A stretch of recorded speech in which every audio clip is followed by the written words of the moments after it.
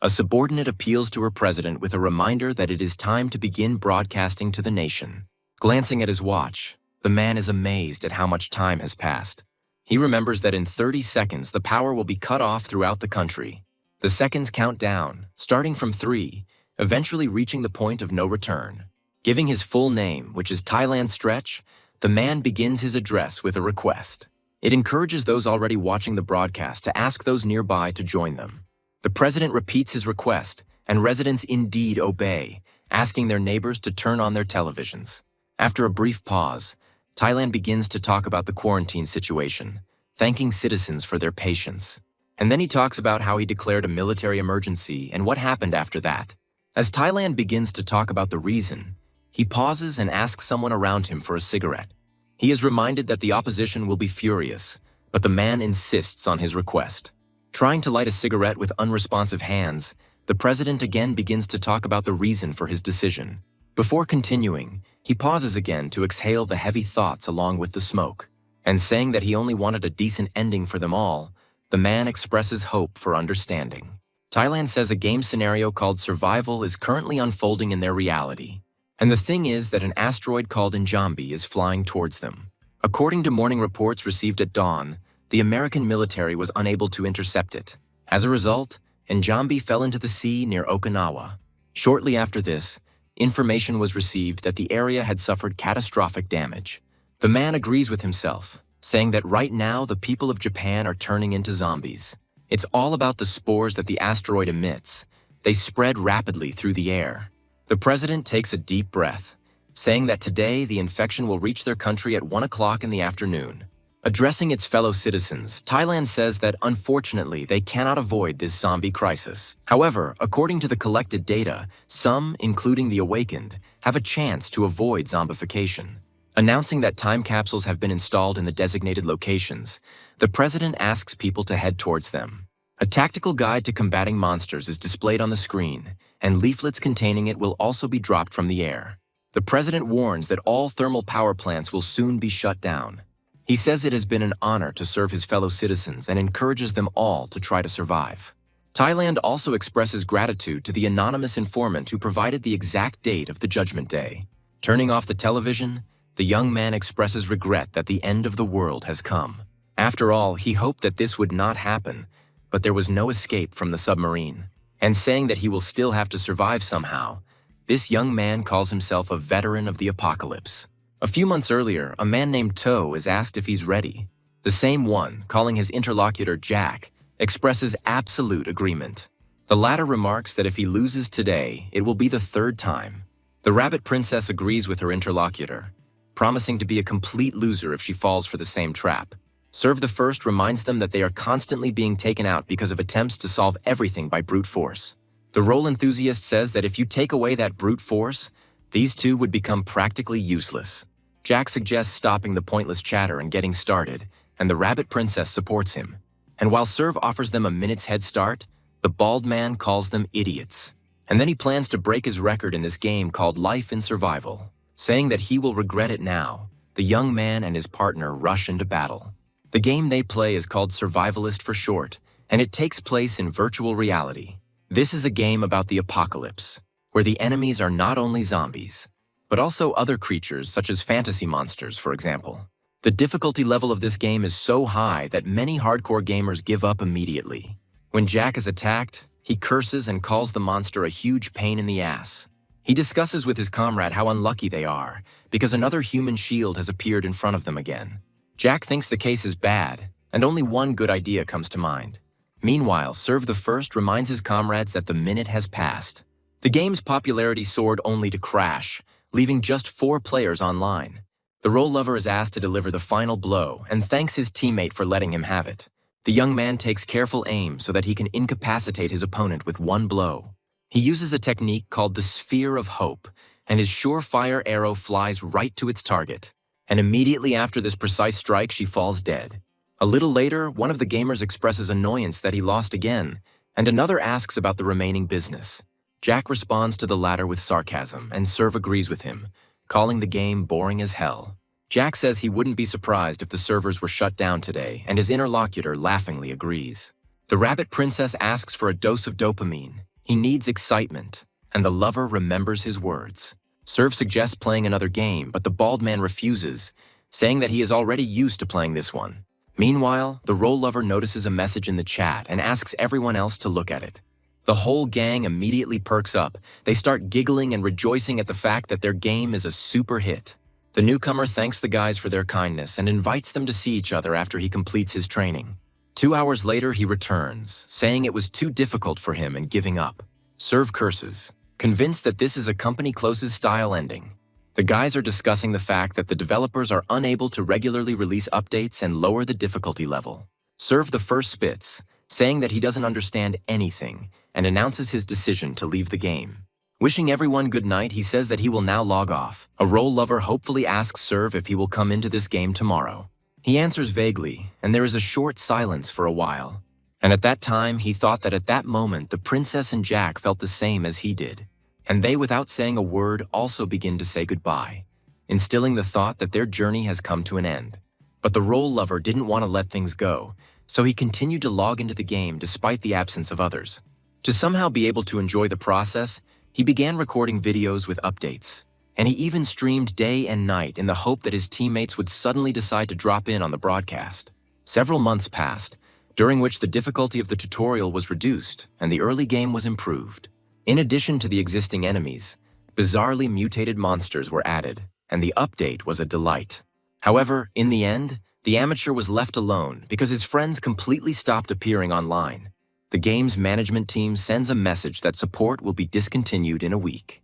The role lover recalls how he wanted to kill the creature along with his friends before his final departure. However, albeit with a hint of regret, he still decided to let go of his lingering feelings and left the game. He deleted his streaming account and channel, and shoved the discs with the recordings into the closet, unable to throw them away. After that, Tiger Strong started living real life, and 3 months have passed since then. Now he talks about the reason why his nickname was Role Lover. It was extremely simple because this man has been running a diner for the last 3 years. Thinking that things are going well for him, Tiger switches to the location of his restaurant. It turns out that he runs it on the first floor of the house that was inherited after the death of his parents. Right now, Tiger is talking to the kids to tell them that their food is ready, but they call him back. This girl's name is Anna, and she giggles as she suggests that the man's business is going well today. He also mentally reasons that this girl is his regular client and a hairdresser in the neighborhood. Anna suddenly remembers something important and asks the man if he saw it, and he asks again. The girl shows a discussion about a new trend that allows you to call up a status window. Anna says that she tried this too, but unfortunately, it didn't work. Tiger laughs condescendingly, saying that such a thing simply cannot be true and that it is naive to believe in such a thing.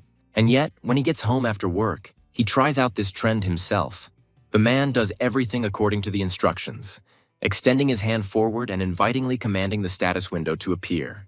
Nothing happens, and Tiger, breathing heavily, is convinced that all these words were a lie. However, this is not the case, as evidenced by the abnormal crackling of static and a bright light from nowhere. Tiger can't believe his eyes, even though he can clearly see the status window. However, a strange thought comes into his head, as if he had already seen something similar in life and survival. But there are also some differences, such as the terms used in the notifications that pop up before your eyes. And yet the man decides to try to follow the clues and open the spatial gate. It doesn't cost him much effort. The energy immediately begins to spin into something completely new. Tiger is amazed by this, remembering that the labyrinth gate from Visuvash looks exactly the same. And then it finally dawns on the man that this is a system of life and survival. But I don't want to believe it, because unenviable news is bound to follow. Namely, those that will report about the asteroid and zombie, but they are not there yet. But this is not so. It turns out that the man simply missed it, not being very interested in the news. He doesn't want to believe it even more, and Tiger tries to calm himself down by saying that it's just a coincidence. And yet, a thought on the edge of his consciousness makes him admit the idea that this is all true. In this case, the state of affairs appears completely different, prompting active action. It occurs to Tiger that there might be some evidence for his theory there. A strong premonition beckons him forward. It seems to him that there might be some evidence inside. The man's hand freezes literally a few centimeters from the gate. The switch clicks, switching to the mind. Tiger clearly understands that going inside without a plan is too risky. Changing his mind about putting himself at risk, he inserts a ladle through the gate instead of his body part.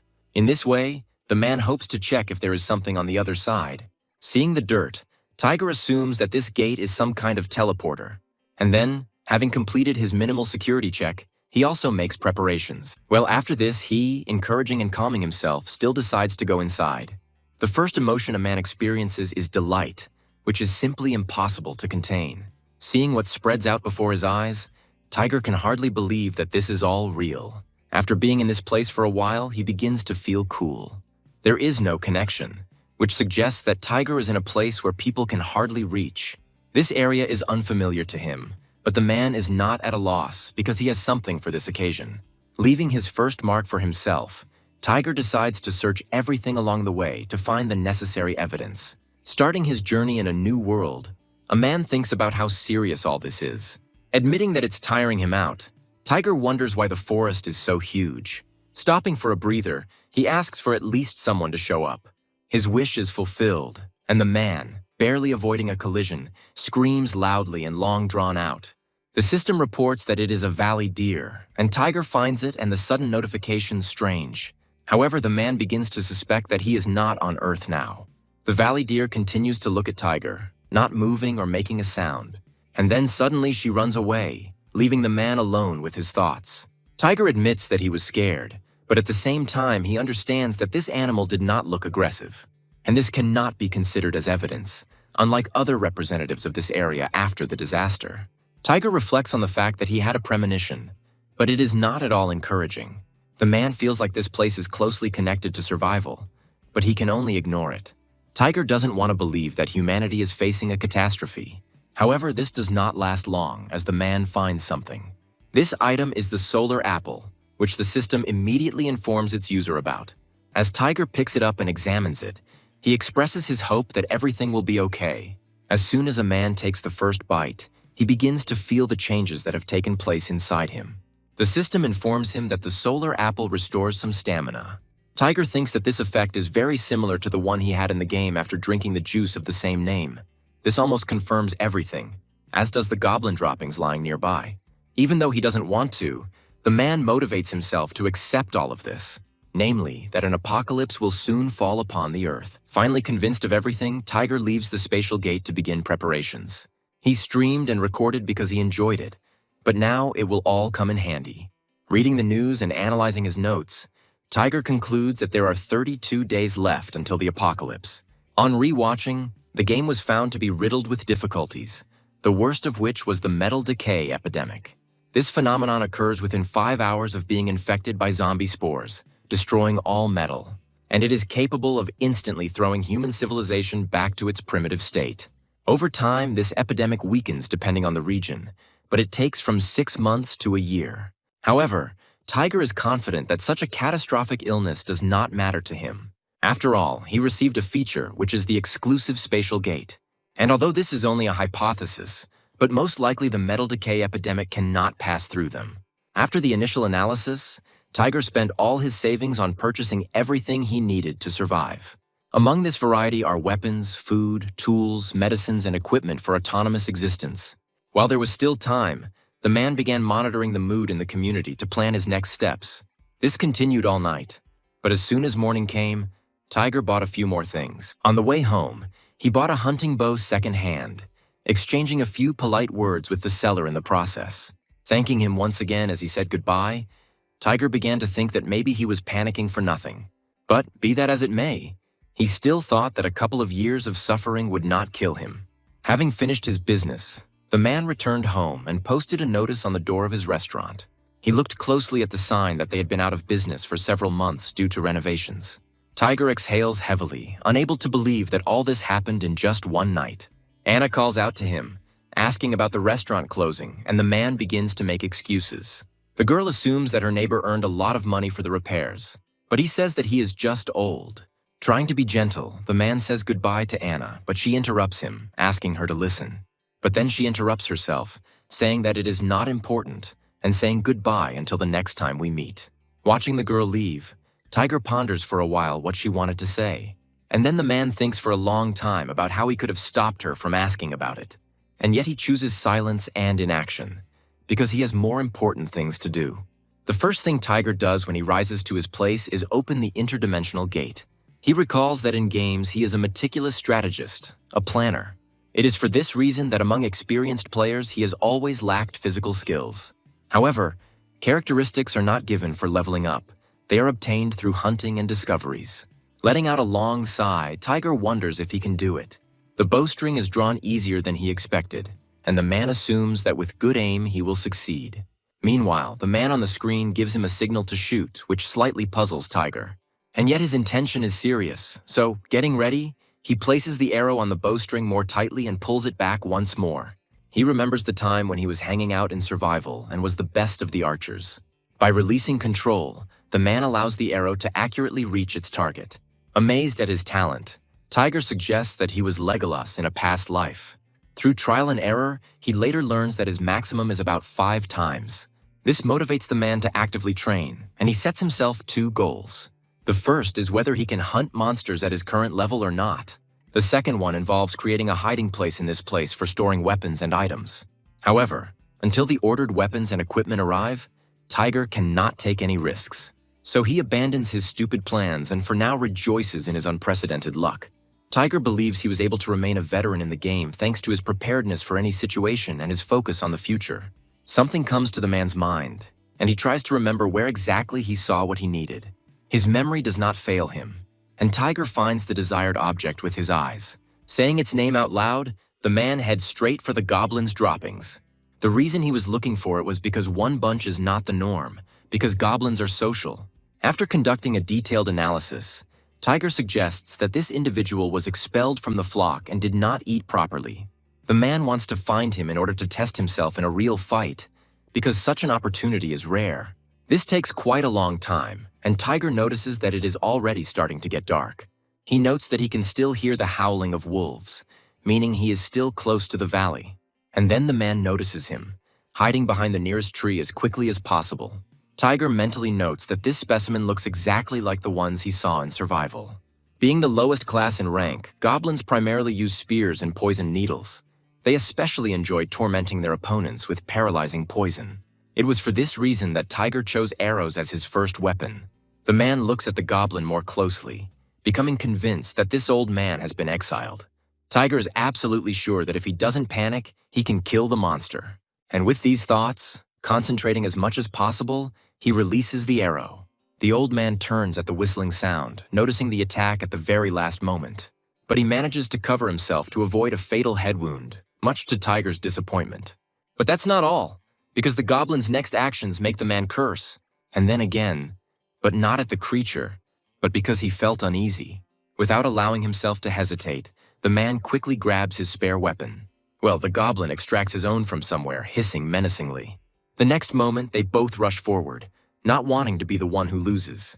As the blades separate, Tiger lunges again, wanting to distract his opponent. However, the goblin turns out to be no slouch, dodging the blow without much effort. And then he himself uses a technique similar to his opponent, striking and making him scream. It turns out to be more painful than Tiger expected, but there is no time to relax and cry. Rushing forward at full speed, the man not only knocks the weapon out of the goblin's clutches, but also knocks the opponent off his feet. Pressing on the creature so that it could not escape, Tiger grips the knife handle more firmly, and he thrusts sharply into the goblin, causing the monster to cough, which turns into a death rattle. The old man gives his killer one last conscious look, after which, along with the last sound, he lets out his last breath. Trying to catch his breath, Tiger is happy with what he has done and laughs with relief. Suddenly, he notices an inconspicuous bag and decides to look what's inside. There is powder and vegetable oil, from the mixture of which an ointment should be made. But the first thing Tiger decides to do is bury the body and do it before the pack notices it. He thinks that if he is simply abandoned, he will turn into a bony monster. The movement causes the man to look up from his activity, and he notices a trout. And then a thought bursts into his head that makes him feel uneasy. After all, this could only mean one thing, that Tiger was about to check it out right now. The first thing that catches the man's attention is the red eye looking straight at him. And then he is convinced that his guess was correct, and an owlbear is now standing in front of him. Barely audible, with only his disobedient lips, Tiger notices that things are bad. Meanwhile, there are 31 days left until the apocalypse. The role lover greets his followers, and some of them even reply. He shares with them that today he has prepared a guide to the monsters that live in the forest. Some viewers say he has few views because the content is boring. Tiger disagrees. However, there are those who provide financial support, and the gamer thanks this person. And he says that it's nothing, he just earned a little extra money to pay for today's stream.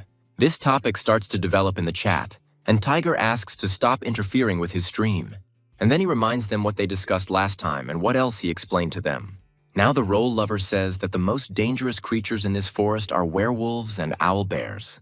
The gamer begins to talk in more detail about the latter, saying how to calculate their territory. And if he has chosen a certain location, it means that balance has been established in the monster ecosystem. The role lover moves on to how to deal with the owlbear. And right now, he is mentally wondering why he is remembering happy moments from the past. The only thing that comes to mind is that his whole life is flashing before his eyes. But the man immediately pulls himself together, forcing himself to believe that this is just a reminder for him. A message from his old friends telling him that he needs to pull himself together immediately. Therefore, the man urges himself to be extremely careful now. If the owlbear stands still, it means he is not hungry. Otherwise, Tiger would be torn to pieces. And what is happening now suggests that this monster is provoked by only one thing. And this is an invasion of his territory, the place where this red trout lives. If this is really the case, then there is only one way out of this situation. By taking a more stable position, the man reminds himself that his mind is the mind of a role lover. But at the same time, he does not forget that the body itself belongs to Tiger Strong. But despite everything, he simply has to carry out his plans in order to survive. And to give himself courage, the man shouts encouragement loudly and out loud. When the owlbear tenses, Tiger remembers that these creatures see well at night. However, at the same time, they are vulnerable to sunlight, so the man knows what to do. As the creature approaches, Tiger reminds himself that he only has one chance to create a powerful flash of light. But to do this, the man will have to resort to radical methods, risking his life. And all this was done in order to shine a flashlight directly into the creature's eyes, creating the appearance of sunlight. It actually works, because at that very moment the creature bursts into a heart-rending roar. While Tiger continues to shine, choosing if he is going to go, then go all the way. The next morning, the man is woken up by his alarm clock, but he has absolutely no desire to get up. Raising himself up on trembling hands, Tiger notes the pain echoing in every cell of his body. He can't believe that he passed out just after leaving the gate and for so long already. And then the man remembers what happened and expresses hope that something like this will never happen again. Tiger's stomach rumbles indignantly, reminding him that he hasn't eaten anything since yesterday. An attempt to get out of bed ends unsuccessfully, and the man swears harshly. He states the fact that his legs can't support him at all. And then somehow he crawls to his goal and decides to eat a couple of fruits. As soon as he starts eating, the system sends a notification about the user's stamina being restored.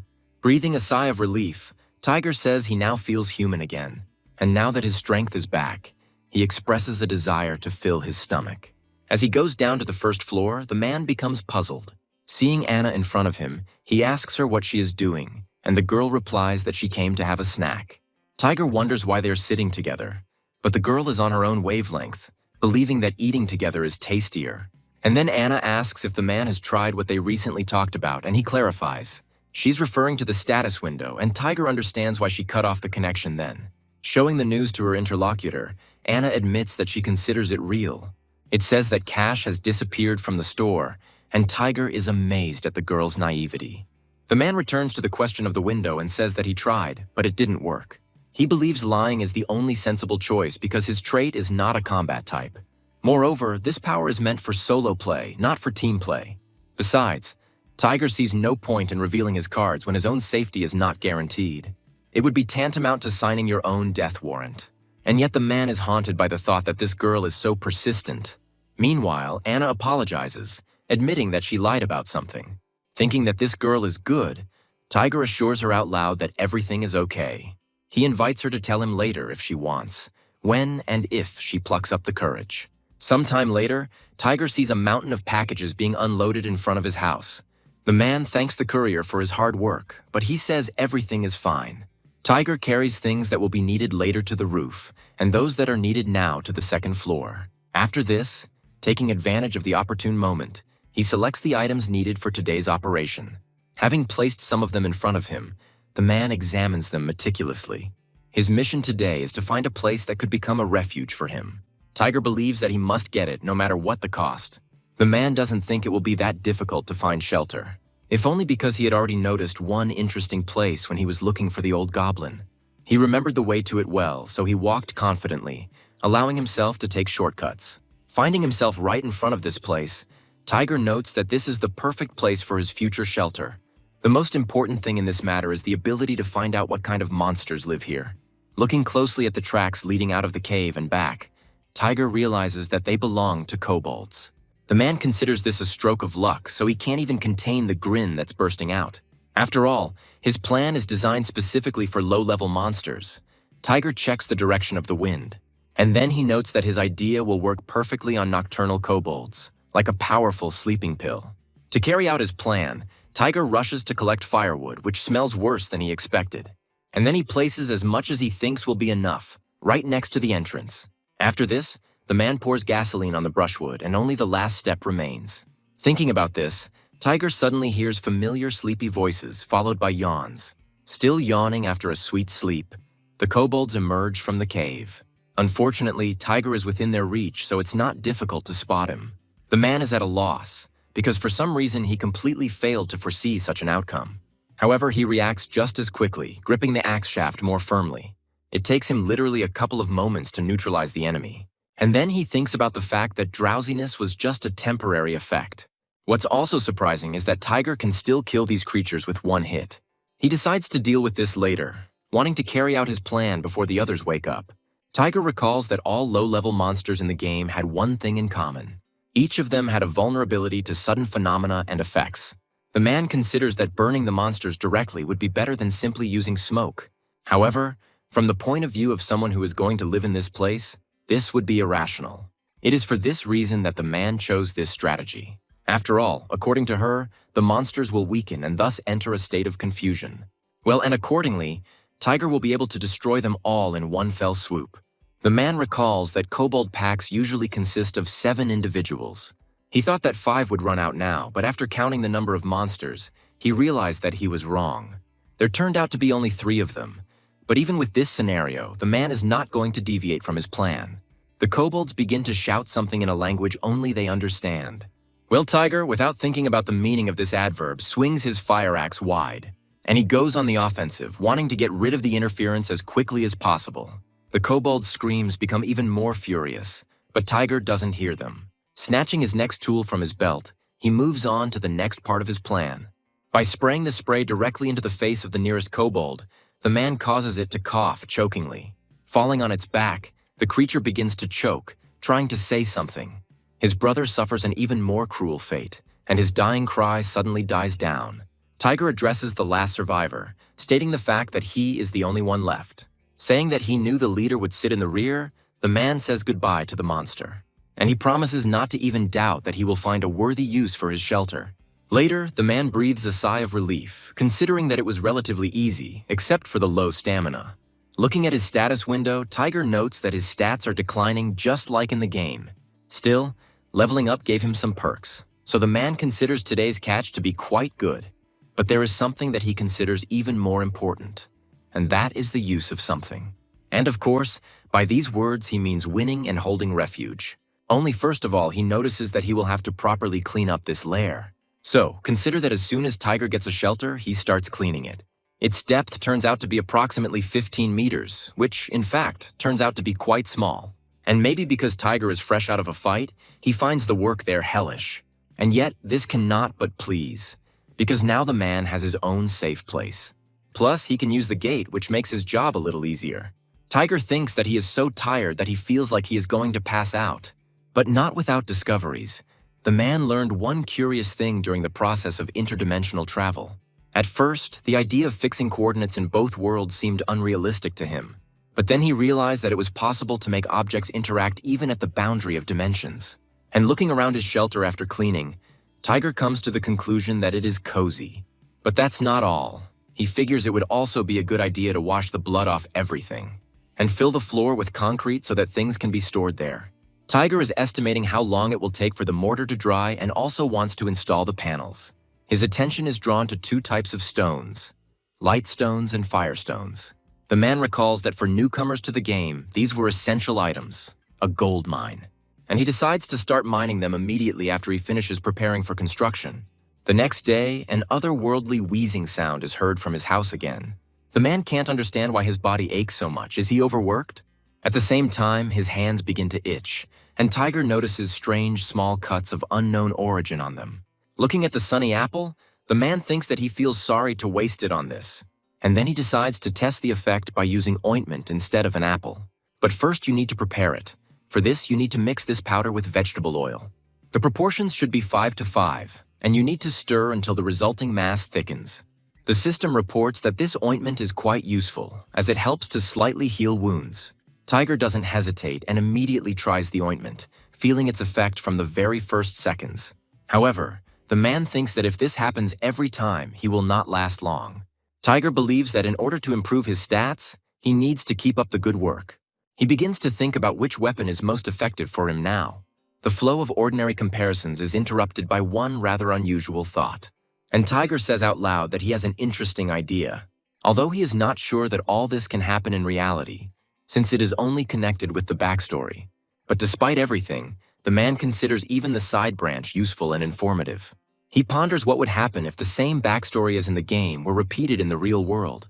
And this will bring him a lot of goodies, so Tiger's going to check everything in advance. As he had planned, the man climbs onto the roof to begin preparing for construction. His work is going like clockwork because the bags of the required solution had already been pre-ordered. After this part of the plan was completed, Tiger went down to the first floor to get the rest. And just as he begins to drag the boxes, suddenly a familiar voice calls out to him.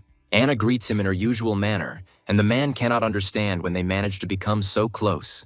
He notes that they have begun to see each other often, and the girl reminds him that she comes to eat every day. Tiger apologizes for his inattention, citing exhaustion, and Anna supports him. And she explains her words by saying that previously the man came to her for a haircut once every 3 months. Tiger agrees to this, and the girl offers him to get a haircut right now. He agrees with the idea that shorter hair is more convenient for outings. A little later, Anna asks her dear client what he would like, and he asks to cut everything off. The girl is puzzled by this answer, and she clarifies the reason. Tiger says that it is a sign of a new beginning. Anna treats these words with understanding, promising to do everything in the best possible way. The girl notices that Tiger has become broader in the shoulders. He says that it's probably because he recently started training. During the process, Anna says that she heard that the status window is somehow connected with the game life is survival. Tiger is surprised by her words that those who have played it at least once become awakened. The man asks the girl where she got this information. The hairdresser begins to hesitate, but the sound of the door opening saves her from the awkward question. Noticing the man who entered, the girl turns to him, asking why he is so late. Silkrane replies that he came to share something with Anna. This man once got into a fight with Tiger because of his loud singing, and the man is surprised by their acquaintance.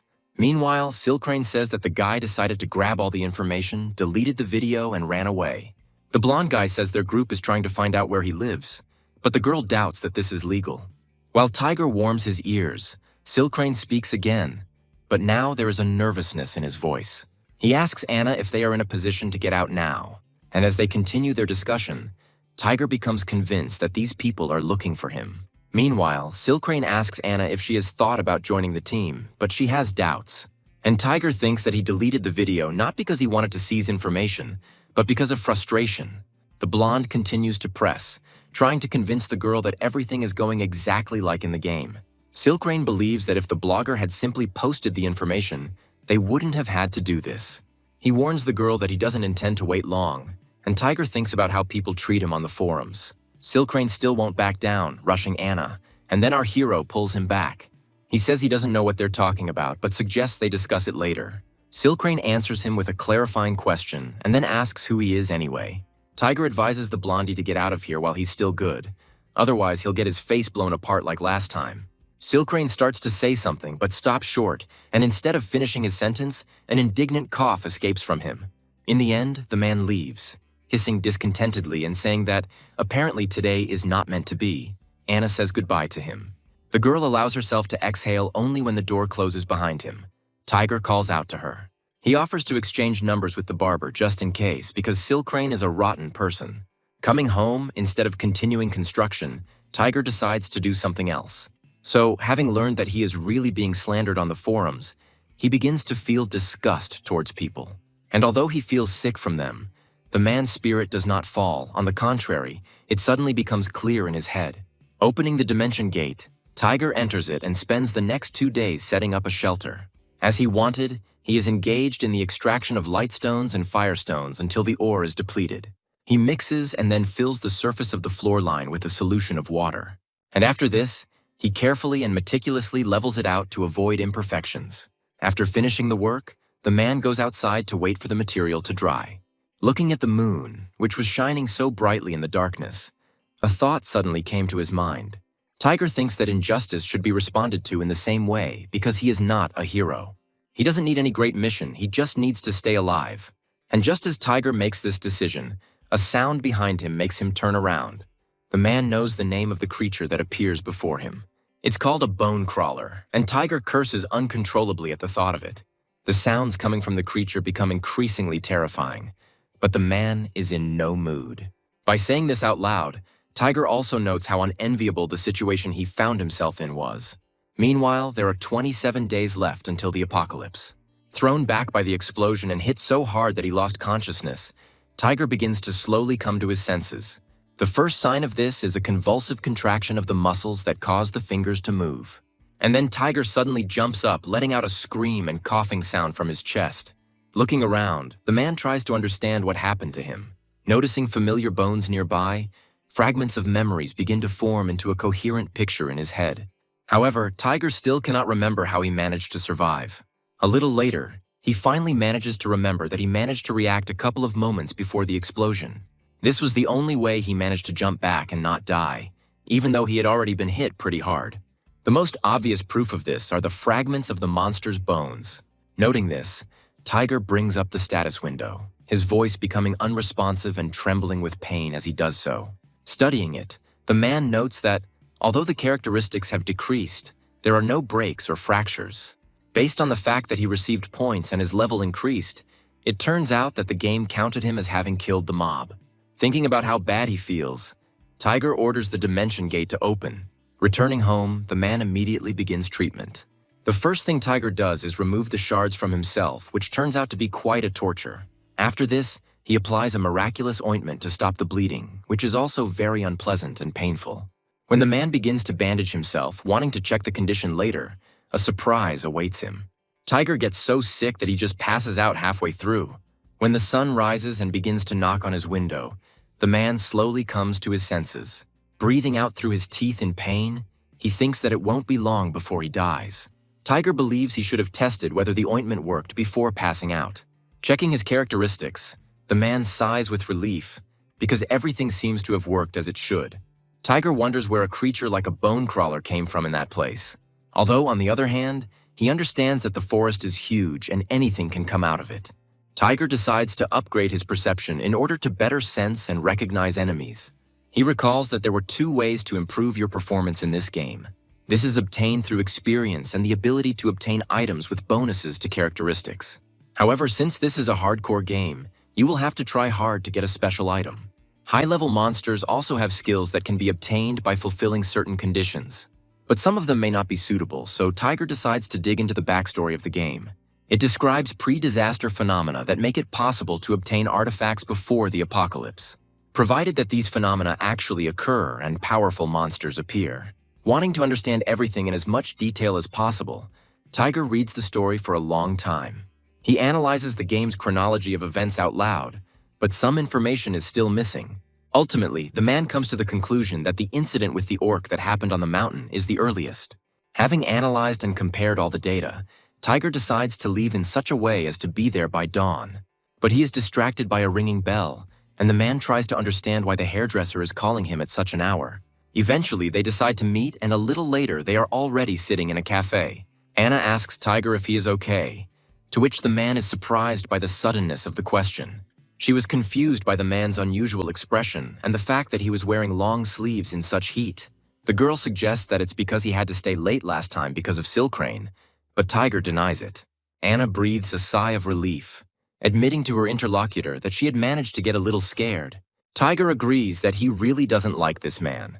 The man tells how last winter Silkrane caused a disturbance and ran over an elderly grandfather. Anna is surprised by this and asks a clarifying question about it. She says that she didn't think the blonde was like that, but Tiger isn't surprised since Silkrane was causing trouble at night. However, the man asks why Anna called him, and the girl says that she wanted to tell him something. The hairdresser confesses to her interlocutor that she is awakened, but he does not understand why she is telling him all this. He decides to play along, pretending to laugh and saying that he himself, unlike her, has not awakened.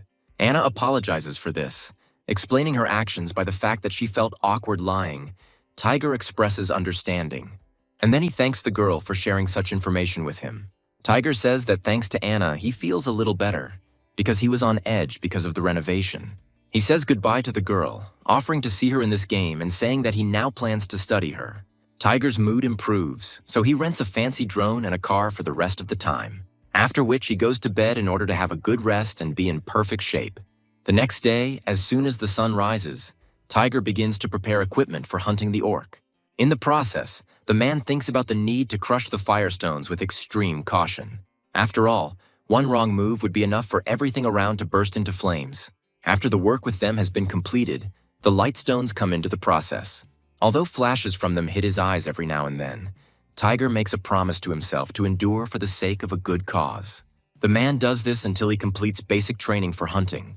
After this, he adds sugar, gasoline, and various organic solvents to the resulting grains of sand, and then mixes them with a hardener to fix the combustible mixture and resin. Having set up a table with fixed coordinates of the gate, Tiger returns to reality. There he approaches the rented car and opens its trunk, wanting to check its contents. And he expresses joy that he didn't spend money on a good car in vain. Having mentally checked everything, the man comes to the conclusion that he has everything he needs. And then he asks himself if he is ready and says, "Let's go." Tiger is eager to get to Mount Chili, where the orc will appear, putting his foot down on the gas pedal. He arrives at the Gorney campsite parking lot shortly before midnight. The man spends the time he has left before the orc appears training, and at the same time, to check the equipment that will be useful to him to confront the monster. As soon as the next day arrives, Tiger sets out on a full-scale search. He doesn't find anything even after 2 hours, but the rain seems to have become even heavier. Tiger reasons that, in addition, because of the fog ahead, he can't see anything. As he moves further and further, the man begins to lose hope, wondering where the orcs could come from. Last time he appeared near the camp, but the problem was that he had already checked everything there. The thought that the game's backstory doesn't play out in reality returns. However, Tiger doesn't even have time to say it out loud completely, because a thunderous roar is heard ahead.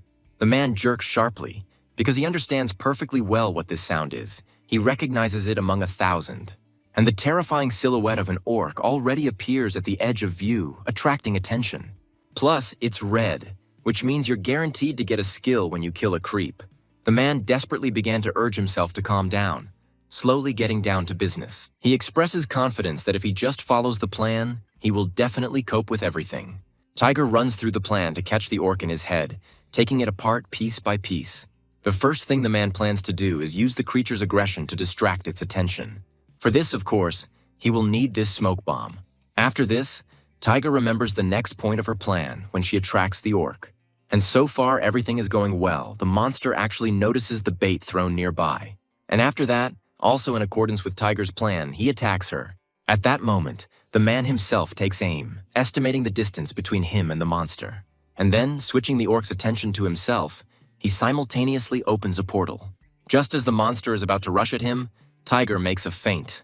And although he is scared, he imagines himself as a strategist in the game, precisely adhering to the intended trajectory. The next point in his plan is to use a flashbang grenade. She distracts the orc's attention for a while so that Tiger can move on to the next point of the plan. While the monster growls angrily and squints, the man partially crosses through the portal. He thinks that he has about 20 to 30 seconds left until the orc's vision returns. And after this, a very difficult stage begins, which is the time trial.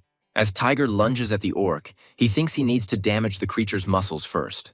He needs this in order to limit the orc's movements, thereby slowing him down. Meanwhile, the monster's vision begins to slowly return, and he screams, noticing his opponent. The orc doesn't hesitate to wait until he can see perfectly, already starting to strike.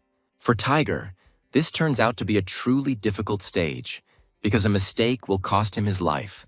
And yet, he's doing well so far, successfully dodging the monster's attacks in the process. Tiger's own blow makes the red orc howl wildly.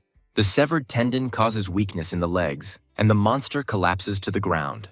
And Tiger gets to the point where the orc's head is level with his own. This is necessary in order to be able to shove a can of fuel down the creature's throat. In fact, this is what Tiger does, overcoming the fear of being maimed by an orc. He doesn't even have time to understand what happened, and the man is thrown back by the force of the explosion. Pleased, he asks how the creatures did this, confident that even for an orc it would be fatal. However, he is unable to finish speaking since the monster, contrary to expectations, is still alive. A loss of vigilance leads to a mistake that costs a man quite a strong blow. This is what Tiger says, trying to catch his breath from his suddenly soaring pulse. When an angry person moves towards him, the man has no choice but to curse. Tiger feels so lousy that he looks like he's about to pass out right now. Closing his eyes in helplessness, he mentally wonders if he is really going to die like this. And yet the system informs him about the level increase, additional points, and the acquisition of a skill. Tiger struggles to get up, sighs heavily, and says that this is simply unbearable. But suddenly he becomes interested in where the item that was supposed to drop from the orc is. The rain made it hard to find him, but Tiger now sees that he has gained perception glasses. However, one question remains open. What should he do with the orc's charred corpse now?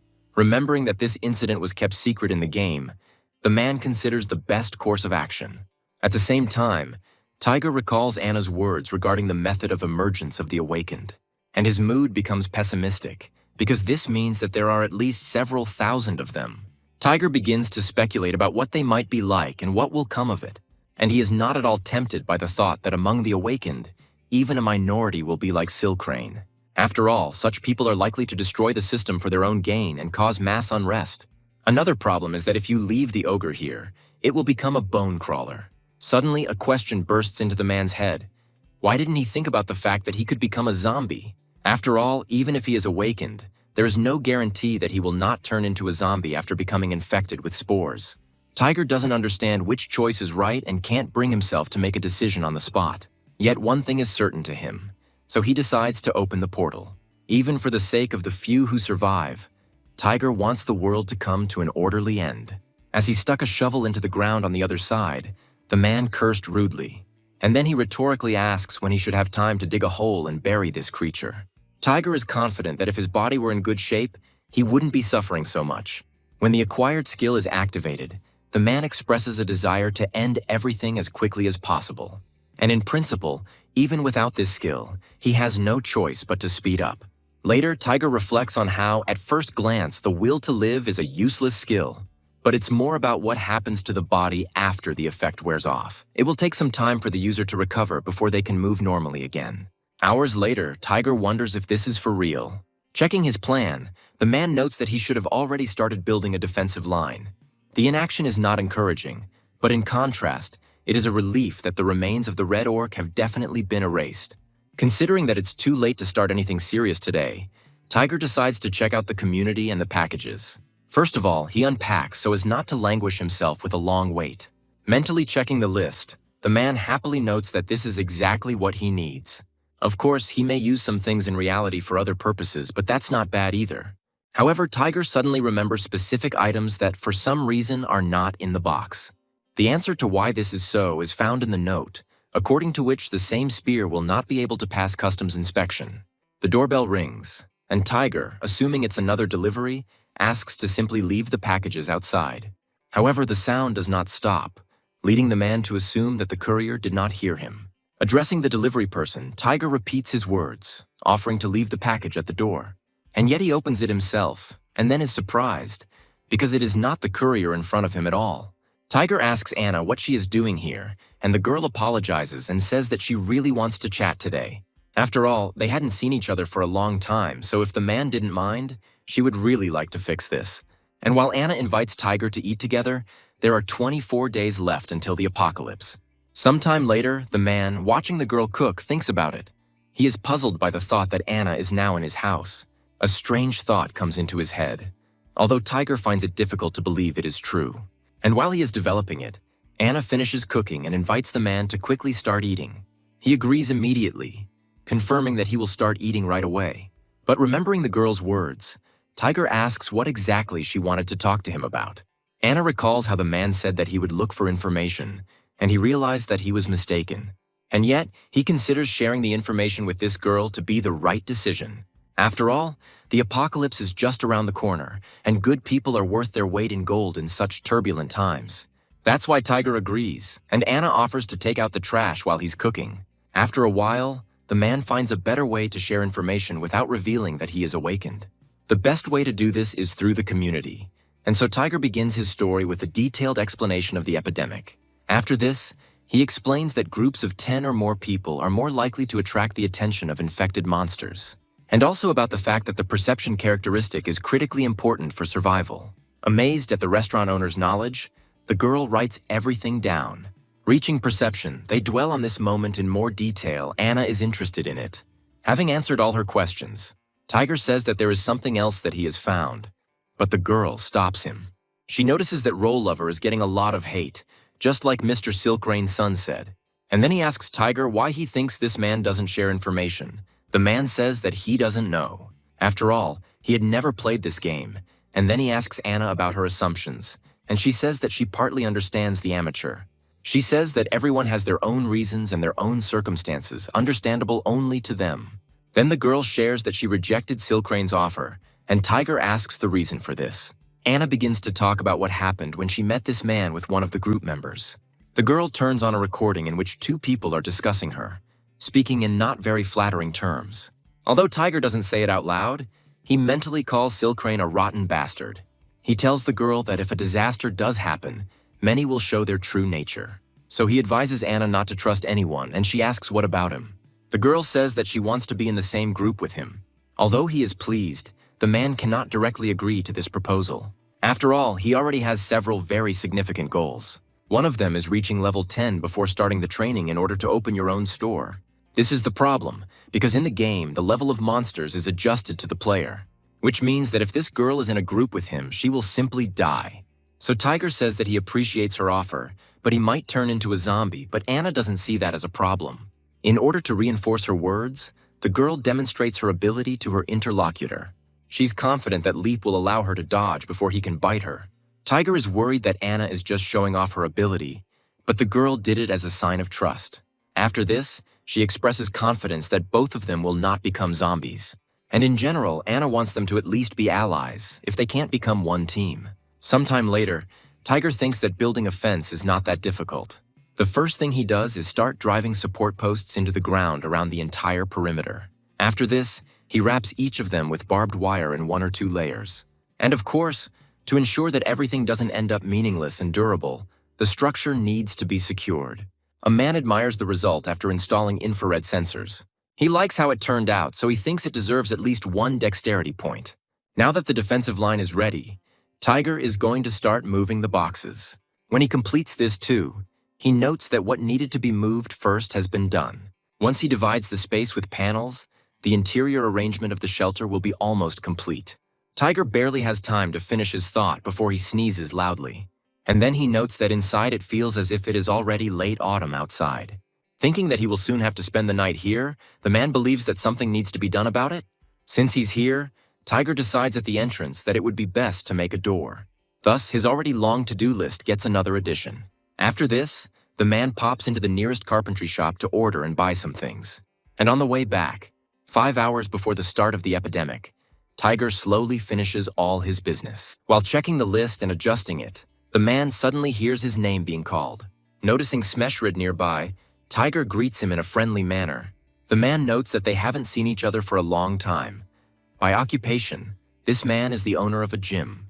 Noticing the changes, Tiger asks his friend what's wrong, and he says that a lot has been happening lately. Smeshrid admires the changes in the man's body, who says he's just doing a little renovation work. Tiger asks the elder how he is doing, and he agrees that the world really is ending. The brunette asks if his interlocutor has heard about this too, and he confirms it. Smeshrid asks if Tiger himself believes this. He starts to hesitate, and then Smeshrid continues. A friend from the gym told him about it, suggesting he watch more carefully, and he took off. Smeshrid says that he saw it with his own eyes, and Tiger says that he himself did not awaken. With obvious annoyance, the gym owner says that he is exactly the same. And that guy said he was heading to the TV station to hit the jackpot. He said back then that he had agreed on everything with the producer and they were supposed to have a meeting. Tiger assumes that the existence of the Awakened will soon become known to everyone. But Smeshrid has his doubts. He says there are worse things, like the shootout in Agenda. This makes Tiger ask again, and his interlocutor is slightly surprised that he hasn't watched the news. The brunette admits that he was busy, and his friend suggests that he go online right now. Reading the news, Tiger considers control of the media to be madness. Smeshrid supports him. The younger one asks about the subsequent reports, and his interlocutor, clearing his throat, tells. He says the news said it was just a shootout carried out by a deserter. And yet, the Agenda area is now cordoned off by the military and police, which gives rise to certain thoughts. Tiger runs away, saying that he has some important things to do. Smeshrid makes fun of him. Sitting at home, the man, analyzing his friend's words, comes to the conclusion that the government knew about the situation. But he just can't understand how this could have happened, because it's unlikely that anyone could have known the exact time. Tiger remembers what he did with the orc's body in order to not let things slide. However, he is very much disturbed by the shootout that occurs at that very moment. The thought comes to mind that someone could have leaked all this information to the government in advance. And most likely, this person, unlike himself, did not have an offensive feature. So he went to the front. And although Tiger is not sure, he has some guesses in his head. However, he cannot know this for sure, he can only guess. But the fact that there is someone behind the government is an unshakable fact. Thinking about who it could be, Tiger narrows the suspect pool to the creator of Life Survival, and also up to 3 veterans of this game because they are no less suspicious figures. But after much deliberation, Tiger excludes the creator from this list. The man is very interested to know how they did it, but so far nothing sensible comes to mind. And yet, the likelihood that the creators of the system are the instigators of the apocalypse is extremely high. Tiger believes that if the government was behind all this, they would not have allowed him to kill the orc. So for now, these 3 are the main suspects in this case. For some reason, Tiger is more inclined to believe that this person will be served the first. And if his theory is correct, he himself won't have to share information with the government. The man sighs resignedly, saying that he himself no longer understands anything and is confused. After all, in the game, most people behave in a way they don't in real life, even he himself. And yet the man finds himself thinking that he misses his veteran friends a little. Ultimately, he decides not to intervene for now, since exchanging information will not be able to prevent a catastrophe anyway. 2 days later, after a difficult, exhausting job, the man breathes a sigh of relief. Looking over the results of his efforts, Tiger is happy that he has finally sorted out his supplies. And so the first phase of his shelter's development is complete, and he now has a food storage facility and a weapons room. In the second phase, Tiger plans to install steel shelving in this area and drill into the wall with a hammer drill. Figuring things out, the man comes to the conclusion that there is less space here than he thought. Tiger glances at the basement's waterproofing and notices that he can't store anything there yet. The man plans to sort out everything else during the second stage. Approaching his desk, Tiger says that he has more important things to do right now. As he studies the size of the island, he is amazed at how big it is, as he had imagined it to be smaller. The man is overjoyed to have this drone. After all, now he doesn't have to worry about ambushes while carrying out reconnaissance. He is also pleased with how easy it is to create maps in real time this way. Tiger is happy that he didn't buy such an expensive model in vain. He sets the shelter as a central point and begins a full-scale reconnaissance of the area. As a result, Tiger finds out that in the northwest there are dangerous snowfields and some kind of monsters. In the south, there is an ocean that is free of any aggressive animals. But there is a lot of prey there, and Tiger is going to go there to set fish traps. Thus, after a fairly decent amount of time, the reconnaissance of the area was completed.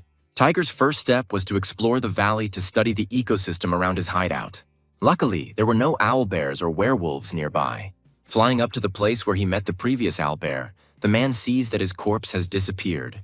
Tiger assumes that he was eaten by a fellow creature, although the creepy skeleton did not look like a goblin's. But he decides not to jump to conclusions, as there are many different tracks nearby. Looking more closely, Tiger realizes that there are traces of goblins among them. Estimating the distance between the shelter and the valley, he notes that it is about 1.5 kilometers. This could mean that his refuge is in greater danger than he initially thought. Deciding that the goblins are somewhere nearby, Tiger presses the button, not wanting to lose his treasure. Even on the way back, the drone transmits data about the forest ecosystem to him while the man is busy with the map. While reflecting on the landscape and wildlife of this place, Tiger makes appropriate notes. And then he says that now he needs to check each zone personally in order to collect the most complete information. Tiger decides to check everything from the nearest swamp to see if it is possible to develop agriculture in this area. Suddenly, his phone bursts into a sound that has never been heard before. This can only mean one thing, that the infrared sensor has been triggered. Putting on his protection and looking around cautiously, Tiger notices that the goblins have no manners at all.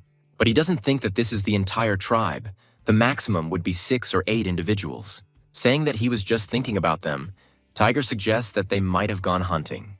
The man grins contentedly, thinking that these creeps came into his hands on their own. He begins to suspect that this is all because his perception parameter has increased. After all, now every rustle and sound seems louder to the man than it was before. At some point, Tiger realizes that these goblins are very close. He begins to observe their squabble, hiding behind a tree and remaining unnoticed. After observing for some time, the man comes to the conclusion that the little green men are fighting over food. Tiger could change the location, but he doesn't want to because it's just perfect for an ambush. A plan immediately appears in the man's head, and he begins to implement it immediately. The tiger releases the arrow in a twisting trajectory, and at its final point, it hits the target exactly.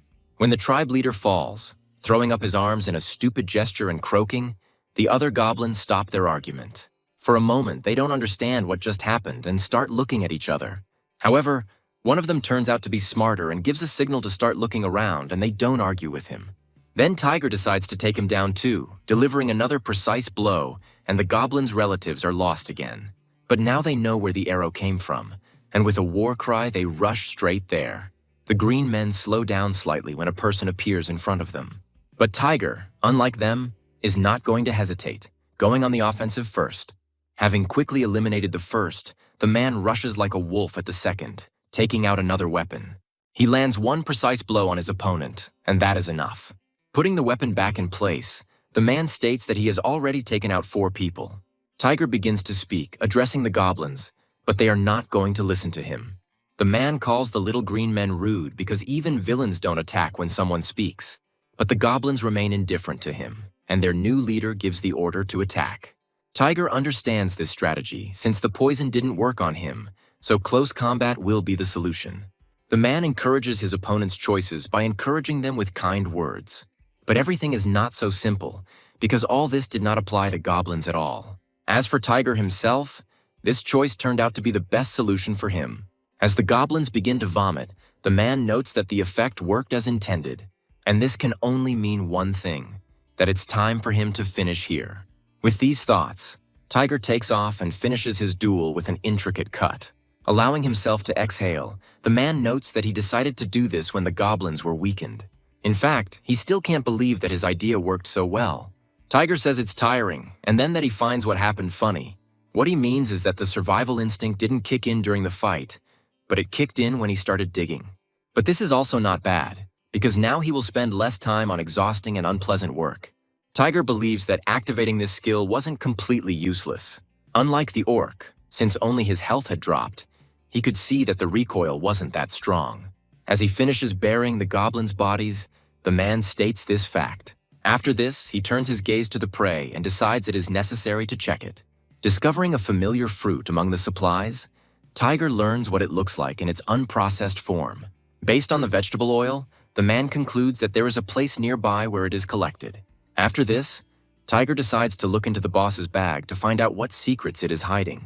The man's gaze catches something strange and he wonders what it is. Seeing a toad-like creature in front of him, Tiger assumes that this is it. Listening to her breathing, he wonders why goblins would carry a living creature around with them. But something catches the man's attention, and he slowly begins to understand everything. The musty smell and that nasty green goo speak for themselves, creating a bad feeling. Tiger realizes too late that this is the same paralyzing poison that the goblins use. The man wants to raise this creature at any cost, and also thinks the toad is cute. The ability to obtain and then use paralyzing poison means several things to Tiger. Firstly, he will subsequently be able to increase his own resistance to poison. And secondly, it means that its paralytic properties will make hunting much easier. Addressing the toad, Tiger tells her that from this day on he will call her Montag. The system's messages that the toad now belongs to him confuse the man. He doesn't remember anything like this in survival, and concludes that it's some kind of hidden feature. There is another version, according to which, while he was away from the game, an update was released. But Tiger thinks this is nonsense, because it would be stupid to release an update right before the servers are shut down. The man pulls himself up, telling himself to stop thinking about it, because now he needs to explore everything. With these thoughts, Tiger opens the interdimensional gates and begins to pass through them again and again. Having completed all the preparations, he immediately begins to inspect all the surroundings. This is how the man manages to find a spring that he couldn't see even from a drone. Tiger is amazed by this and the fact that such a place was so close to his hideout. To be on the safe side, he tests the water's composition, and to his relief, it turns out to be perfectly ordinary. Since this solves the thirst issue, Tiger won't have to go to the swamp for now. Behind him, the man discovers what he was also looking for: the very same fruits and pods with vegetable oil. Without wasting any time, he begins to collect the guaca fruits as quickly as he can. After this, having collected a sufficient number of pods, Tiger decides to leave the rest just in case. In order not to forget the way back, the man places his marks everywhere, and only after this does he calmly note that now he can go back. The next day, Tiger's gentle voice is heard in his house, addressing Montag. Carefully lowering an insect into the toad's terrarium, the man asks the amphibian to open its mouth. Montague needs no special invitation and makes contented noises as he devours the offered treat. Tiger is delighted by the amphibian's good appetite and thinks that for now he has decided to leave him here on the second floor. The man notes that toads live at temperatures ranging from 18 to 25 degrees. So if he had left Montag in the shelter without proper heating, he would have obviously died. However, besides caring for his new pet, Tiger has many other things to do. The most time-consuming of them all is the preparation of the miraculous ointment. But Tiger assumes it's because he made too much of it. The man thinks that he cannot give her to Anna because the girl is also awakened. And while he is thinking about what to do with it, an idea comes to his mind. Tiger thinks that the ointment could be given to Smeshrid for safekeeping. Sometime later they meet, and the elder one happily drinks the protein that he is owed. With a blissful sound, he says that the cocktail Tiger bought is amazing. The younger one suggests that he is a little late, and Smesh agrees with him, saying that he was expecting him earlier. In response to the friendly banter, Tiger pointedly points out that he didn't come empty-handed. In response to this, Smeshrid admits that he did not expect so much protein, but he wonders what kind of ointment it is, and Tiger replies that it seems to be good for wounds. Smeshrid is afraid that his friend is trying to sell him some nonsense, but he says that he's not such a sucker. The man thanks his interlocutor, including for the fact that Tiger sent him information about the game. He reciprocates, because if it weren't for Smeshrid, he wouldn't have found out about that shootout. Tiger asks casually if it's too quiet in the gym. Smeshrid tells him that everyone has gone to make plans, and receives a clarifying question in response to these words. His interlocutor reminds him of the guy who was supposed to go to the TV station. It seems that before leaving, he shared the information with the others, and at the request of the participants, they decided to set up a base here. Tiger is surprised by this news. He asks how many people are there and learns that there are about 20. Our hero reminds us that gatherings of more than 6 people are not recommended, but this doesn't frighten Smeshrid. Saying that they are all theirs, the man does not even allow the thought of leaving them. Smeshrid asks what Tiger himself will do, and he replies that he is going to think about it some more. As the gym owner reminds his friend that he is not awakened, a scream is heard. He switches to this sound cautiously and quickly, and Tiger asks his friend for permission to open the window. Never receiving approval, the man, driven by instinct, does this voluntarily. And when he sees the one who is screaming, he feels uneasy. After all, the one who is now lying at the foot of the gym turns out to be none other than Anna. Shouting her name, Tiger rushes down and runs up to the girl who is opening her eyes. Anna starts asking the man why she is here, and he says that he wanted to ask the same thing. The girl says that she doesn't remember well, but it seems like someone attacked her. Smeshrid curses. The latter asks Tiger to stay with Anna, but he asks the elder not to get excited. Smeshrid interrupts the younger one and, saying that everything is fine, announces his intention to check the entire territory. Tiger's mind is filled with terrifying images, each one worse than the last, but he doesn't mind. Instead, the man asks Anna if she remembers what the attacker looked like. The girl says she doesn't know. It turns out that her vision went dark, but it didn't look like someone had covered it. Everything becomes clear to Tiger. Mentally cursing, he states that they have already begun to act. The man asks Anna if this ever happens again, to immediately use the jump. The The girl tries to object, but Tiger interrupts her, saying that she is obliged to use this skill. Saying that he will also send her self-defense equipment, the man asks Anna to be careful. There's a meme that's been circulating for a long time, according to which 1 in 5 people in a room is a complete scumbag. And this is the pure truth, because trolls exist in absolutely every part of the world, especially in games where there are practically no restrictions. Even though they respond, they do nothing. So trolls have joined teams more than once, pretending to be ordinary players.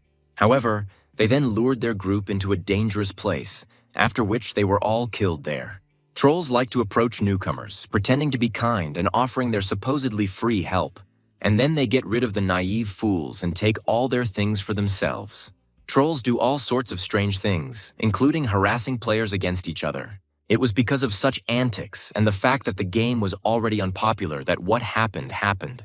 Namely, that in just 1 year, Life for Survival has completely failed. Although the main reason for such a catastrophic online situation was something else. The fact that Tiger harshly taught a lesson to those few who were still left at that time. The man talks about how, after that shootout, the awakened communities united. Tiger is surprised when he finds a section selling his videos. However, catching his eye on the merchant's nickname, he remembers that this man was definitely a troll. He lures customers in with stories of how Roll Lover trained him when he was a newbie. And Tiger, on this side of his monitor, wonders when he ever helped anyone. The man assumes that this person is trying to lure as many people as possible with this cutting. He finds it simply unbelievable, amazed at how this troll even got to this point. Tiger begins to think about what can be done to fight back against such freaks. But at the same time, the conclusion suggests itself that he needs to train more. For the next 13 days, Tiger trains in every free minute he has. He studies not only the use of weapons, but also combat techniques from videos. But so far, everything he sees is mostly about attacking monsters, including clearing out shelters. Moreover, many weapons and tactics do not take into account the possibility of an epidemic developing. So from today on, Tiger is going to choose his main weapon, and do it in such a way that it can be used even if the epidemic returns. This weapon should be suitable for both fighting people and exterminating monsters. Looking at his arsenal, the man comes to the conclusion that almost nothing suits him. Then, choosing one of the weapons, he first intends to try it out. Tiger thinks that the slingshot is a tool that is quite multifunctional. However, there are also costs that the man is about to clearly examine right now. The clay balls themselves are rather weak, so their benefits are rather questionable. It is for this reason that Tiger's choice falls on the Indian War Club. The man thinks that the easiest way to get rid of zombies is to crush the spores. And the first item he is going to buy in the store is just such a weapon. Therefore, the man considers it necessary to improve his skills. But Tiger is tormented by the question of whether such a weapon would be suitable against people. After making several lunges and imaginary attacks, the man finds the idea dubious. In parallel with his training, he thinks about what will happen to him during a clash with the awakened ones. The man believes that in this case, he will not be able to move even a finger. And even though this is true, Tiger cannot just leave it, because his life is at stake. The man recalls that killing a person in Life of Survival awarded 50 points. After that, his thoughts smoothly flowed to the kill system, which required fighting with nearby players, and about what happened if the user was registered as a killer. While this system prevented the abuse of kills, players found loopholes. These were mostly those who killed other players to get extra points. Tiger clearly remembers that at that time, these people weren't even bothered by fines. And with thoughts of these unique individuals, the man destroys his imaginary enemy. He looks at the ruined target, trying to get his ragged breathing back to normal.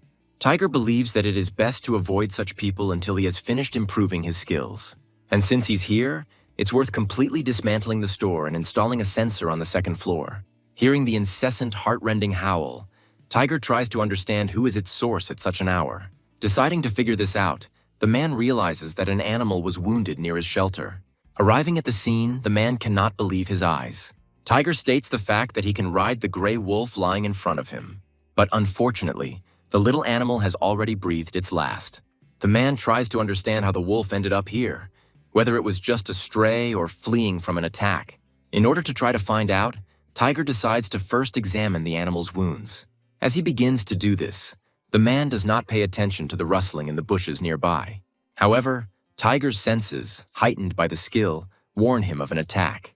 But since this happens at the very last moment, the man is unable to dodge. Seeing the pup, Tiger assumes that the fallen gray wolf is his mother. And while the man watches the young defender motionless, he continues to put on a brave face. Tiger wonders in his mind what he should do with this now. After all, he can't drag the little wolf cub away from the corpse of his parent by force alone. However, there is no time to waste. To avoid adverse consequences, the body must be buried as quickly as possible. After all, if this wolf was a monster, he would certainly turn into a bone crawler. If not, his corpse would attract other creatures, which is why Tiger dug this hole. When the man looks at the wolf cub, he feels sorry for him because the puppy reminds him of himself as a child. Another reason is that Tiger remembers the dog he raised when he was little. Interrupting his nostalgia, the man picks up the puppy, saying that he doesn't care. And then, struggling and snapping, he tells the wolf cub to listen to him first. Turning the puppy towards the hole, Tiger says that his mother will now sleep in this place. The man promises to make a hole in the door of his shelter so that the little one can come to the she-wolf whenever he wants. At the same time, Tiger makes a promise to take care of the wolf cub so that he does not go hungry until he grows up. In return, the man asks him to help him with his excellent sense of smell. And Tiger asks the little one how he feels about such an agreement. Shaking a piece of meat in front of the inquisitive muzzle, the man invites the wolf cub to come with him. When he barks, Tiger interprets this reaction as a gesture of agreement. Then, calling him Dingo, the man says that from now on he is counting on him. Sometime later, when there are 19 days left until the apocalypse, Tiger turns to the puppy. He asks his pet if Dingo is ready for what is about to happen. And then, thinking that his little genius is a genius, he asks him to repeat what he taught him. Tiger's first command is to ask the wolf cub to give him his paw, and he does so without any problems. After this, the man orders the baby to turn around its axis, which is also received positively. During this time, however, Tiger taught Dingo the said command. But that's not all. The next test with the command to lie down also does not meet with resistance from the puppy. But the command to be quiet doesn't really please the young wolf cub. He whines slightly with displeasure. The penultimate command they managed to learn during this time was wait. Well, for dessert, Tiger saves what is probably his favorite of all of this. Throwing a treat into the air, the man gives the wolf cub the command fetch, and he yelps in anticipation. Even though the bone is still too high, the puppy is showing resourcefulness. Pushing off the ground, Dingo helps himself by skillfully using the surrounding environment. Overjoyed at his success, Tiger suggests that it's because the puppy is from another world. The man considers the wolf cub a gift from fate because he can track a wolf even by smell. Calling his pet his good one, Tiger begins to say what will happen at this rate. But he stops short as the phone in his pocket vibrates, notifying him of a new message.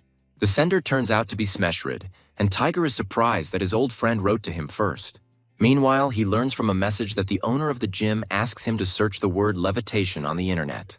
Tiger does just that, and soon, in response to his request, he finds information about the first superhuman, zombies, monsters, and disaster.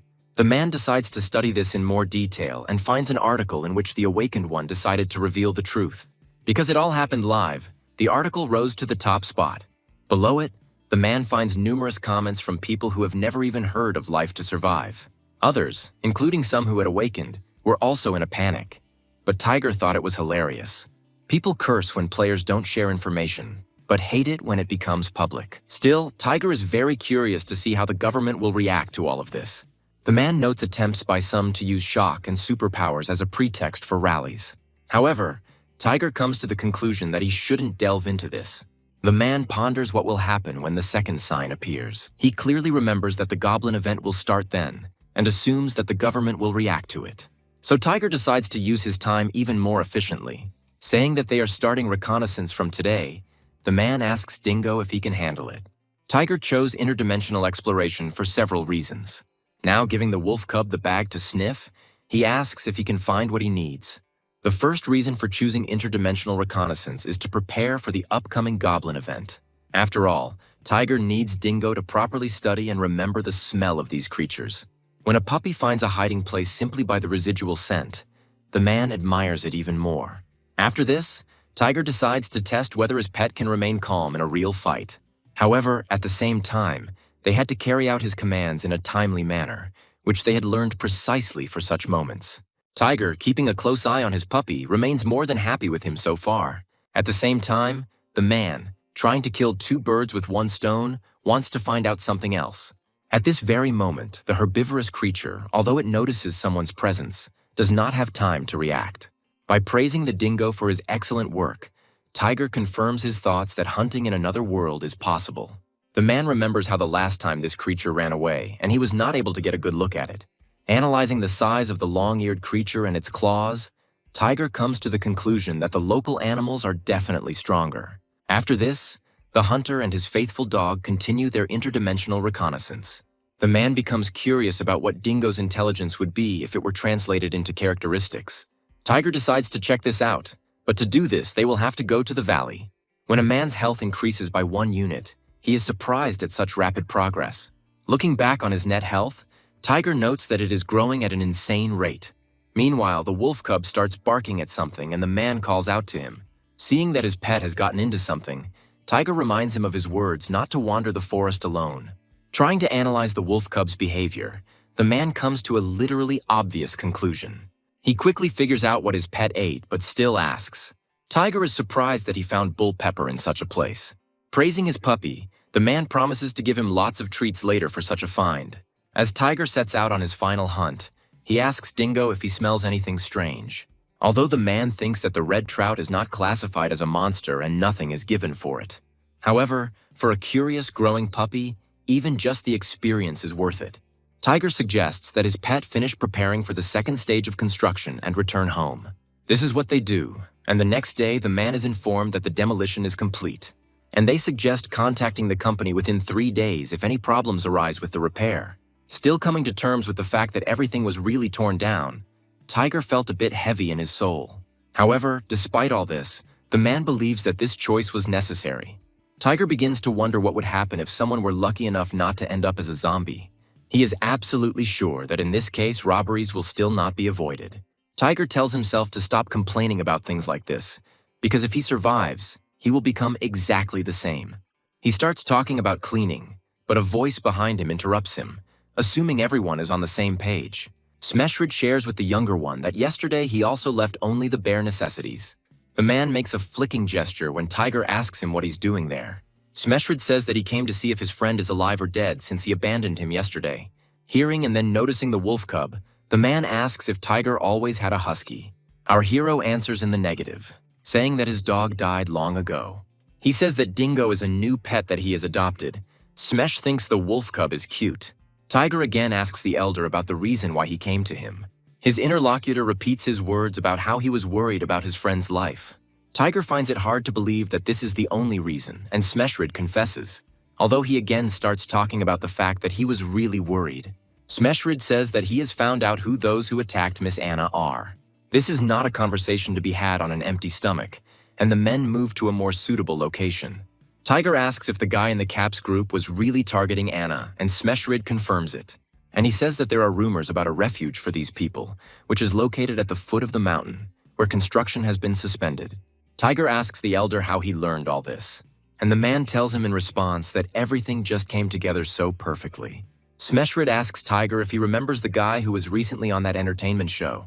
Just in case, the man asked him, and the boy confirmed that he had met with Stillsoul's group. Each of the 3 turned out to be a real bastard, so Kendor refused them.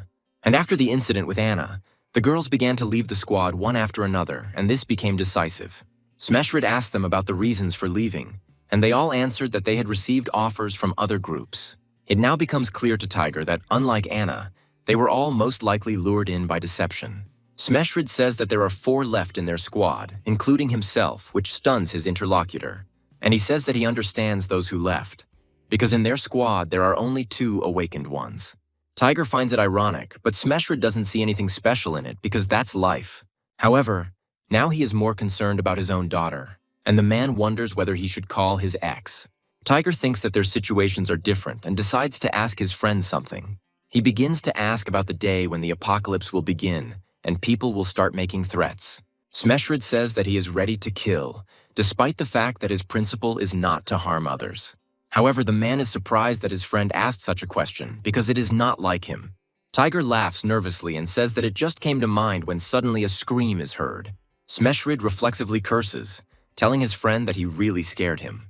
And then he clarifies whether this is really a cry for help, but Tiger gently interrupts the man.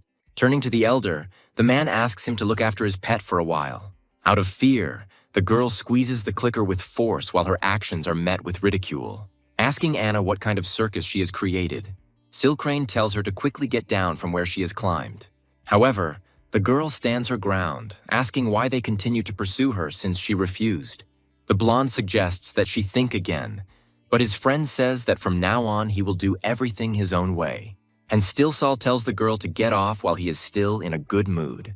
The third one to appear with them is Mr. Boss, who is also called the skinny one on the side. Stillsol suggests that Anna not waste her energy, reminding her that they also have superpowers. And as he announces his intention to count to 3, Tiger moves closer. As Stillsol begins counting down, our hero cautiously peers out from his hiding place. When the gang leader says 2, Tiger places his projectile on the throwing tourniquet. And before Stillsol can say 3, the man makes his gunfire, and the projectile reaches its target just before it finishes its countdown. The pain is so unexpected that Stillsol gasps in amazement. When he suddenly collapses, Silkrane stutters and asks who dared to do such a thing. Meanwhile, Tiger is already nearby, repeating the blonde man's question. And in response, he asks him if he seriously thinks that he will reveal his identity. On Silkrane, Tiger decides to try out his other weapon, just to see if it's suitable against a person or not. Having quickly dealt with his second opponent, the man is already rushing to the next one. He, sensing something is wrong, exhales loudly, but at the same time activates his ability. Noticing the black color, Tiger suggests that it must have been she who blinded Anna back then. And then he successfully dodges and, grabbing the weapon more comfortably, hits Mr. Boss with it. Without giving his opponent time to recover from his surprise, Tiger delivers another blow from above. Despite his success, the man's breathing becomes labored. It's difficult to move so quickly in a motorcycle mask. Tiger turns to Anna, asking if she's okay, but the girl interrupts him, asking him to be careful. It's understandable. Stillsol has already recovered from the pain shock and is now ready for revenge. And not only is he ready, he succeeds, because from a stupid blow, the glass on the helmet breaks. While Tiger notes the destructive power of the blow, although it was not strong, Stillsol addresses him. The man understands that his ability is offensive, and his opponent promises to cripple his new acquaintance. After this, Stillsol turns to his henchmen, ordering them to also take their place in line. The man orders them to attack with full force. Even if Tiger is not awakened, the blonde agrees. He says that Tiger talked a lot, so now he will get what he deserves. A man, thinking about using his abilities, wonders what he should do. If these idiots use them, it would also be advantageous to summon the interdimensional gate. Meanwhile, there is no time to think, as Silkrane is already attacking. However, he is unable to advance far. Something is quickly approaching him. And then our friend makes the man stop and hiss through his teeth from unexpected, unbearable pain. An unfamiliar male voice appears with Dingo, asking if they are serious and if this is normal. Smeshrid, who appeared in the alley, suggests that the trio leave right now if they don't want problems. Demonstrating the seriousness of his intentions, the man asks how they like his proposal. Stillson immediately changes his shoes, ordering his gang to retreat for the day. Smeshrid is amazed at the audacity of those who can be easily taken out with just one blow. The elder asks Tiger if he is okay, and Anna, who is descending, also addresses him. She asks worriedly if he is injured anywhere, which causes the man to become startled. Anna clarifies whether he is all right since his helmet is cracked. Smeshrid offers to carry him. Suddenly, Tiger realizes that these two idiots are superimposed on the images of those two. Anna thinks that he needs to go to the hospital immediately, but the man refuses, saying that he doesn't have time to rest. Tiger approaches the elder with a request to accept a girl into the squad, and he agrees without any problems. This comes as a surprise to Anna herself, but she says she will be happy. Tiger says that he needs to do something. Dingo agrees with his master's words. Looking after them, Smeshrid asks Anna why their mutual friend is behaving like this. Returning home, Tiger decides to organize his thoughts and moves on to the second stage of preparation. He thinks that his hasty departure was inevitable, because when he saw these two, he felt something. Tiger thought that he could trust them with the secret of his ability, but such a choice was impossible. After all, he must level up faster and gain skills to get the most out of the privilege of owning the gate. This was necessary in order to crush these rotten people by force. The man thinks about the gap in levels, which will be 5 or more if he prepares for the apocalypse according to his plan. Because of this, the monsters that spawn near him will become an even bigger problem for his teammates. With these depressing thoughts and a heavy heart, Tiger continues to work until he is distracted for a while. It's already very late, but the man has no regrets because he installed a wood stove in his shelter. This means that now he will be able to sleep peacefully at night even here. It is also pleasing that the pet also appreciated the work of its owner. Now all that remains for Tiger to do is install what will soon arrive, and the initial setup will be almost complete. The thought comes into the man's head to work all night today since his productivity is at its maximum. The news reports fresh data on the location of the asteroid in Jambi. The space agency says it has entered the middle part of the solar system. All this time, close monitoring of its trajectory continues. However, it is also reported that Jupiter's gravitational field broke the meteorite into pieces. The head of the meteorite monitoring department made a statement about the two fragments that formed. They are called Alpha and Beta, and they cannot get close to Earth. Tiger believes that Beta was the first to fall in 5 days, landing near the Russian ship. The tsunami caused by the fall washed the ship ashore in the port of their country, and that's where the first zombies appeared. Tiger remembers how strange this backstory seemed to him, but now everything falls into place. The news outlet goes on to report that the president has not left his residence since the shooting incident. In response, opposition leaders issued a joint statement demanding the truth and announcing their agreement to hold hearings.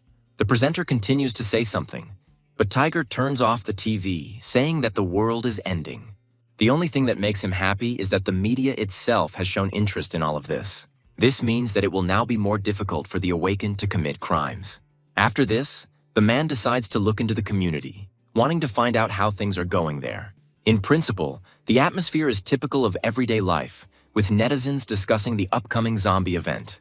Tiger notes a couple of harsh comments, but overall he's not impressed by anything else. But just as he is about to leave the community, something still catches his attention. This article is about Midrim, a fairly well-known player who was known for his kindness to newcomers. Tiger even recalls how they all played together several times. The man learns that Midrim has built a bunker and is inviting 4 life veterans to join him for survival. But since there is no news that his comrades have joined him, Tiger himself will not write to him first. Still, he adds Midrim to his bookmarks, and then wonders if he should finish the second shelter.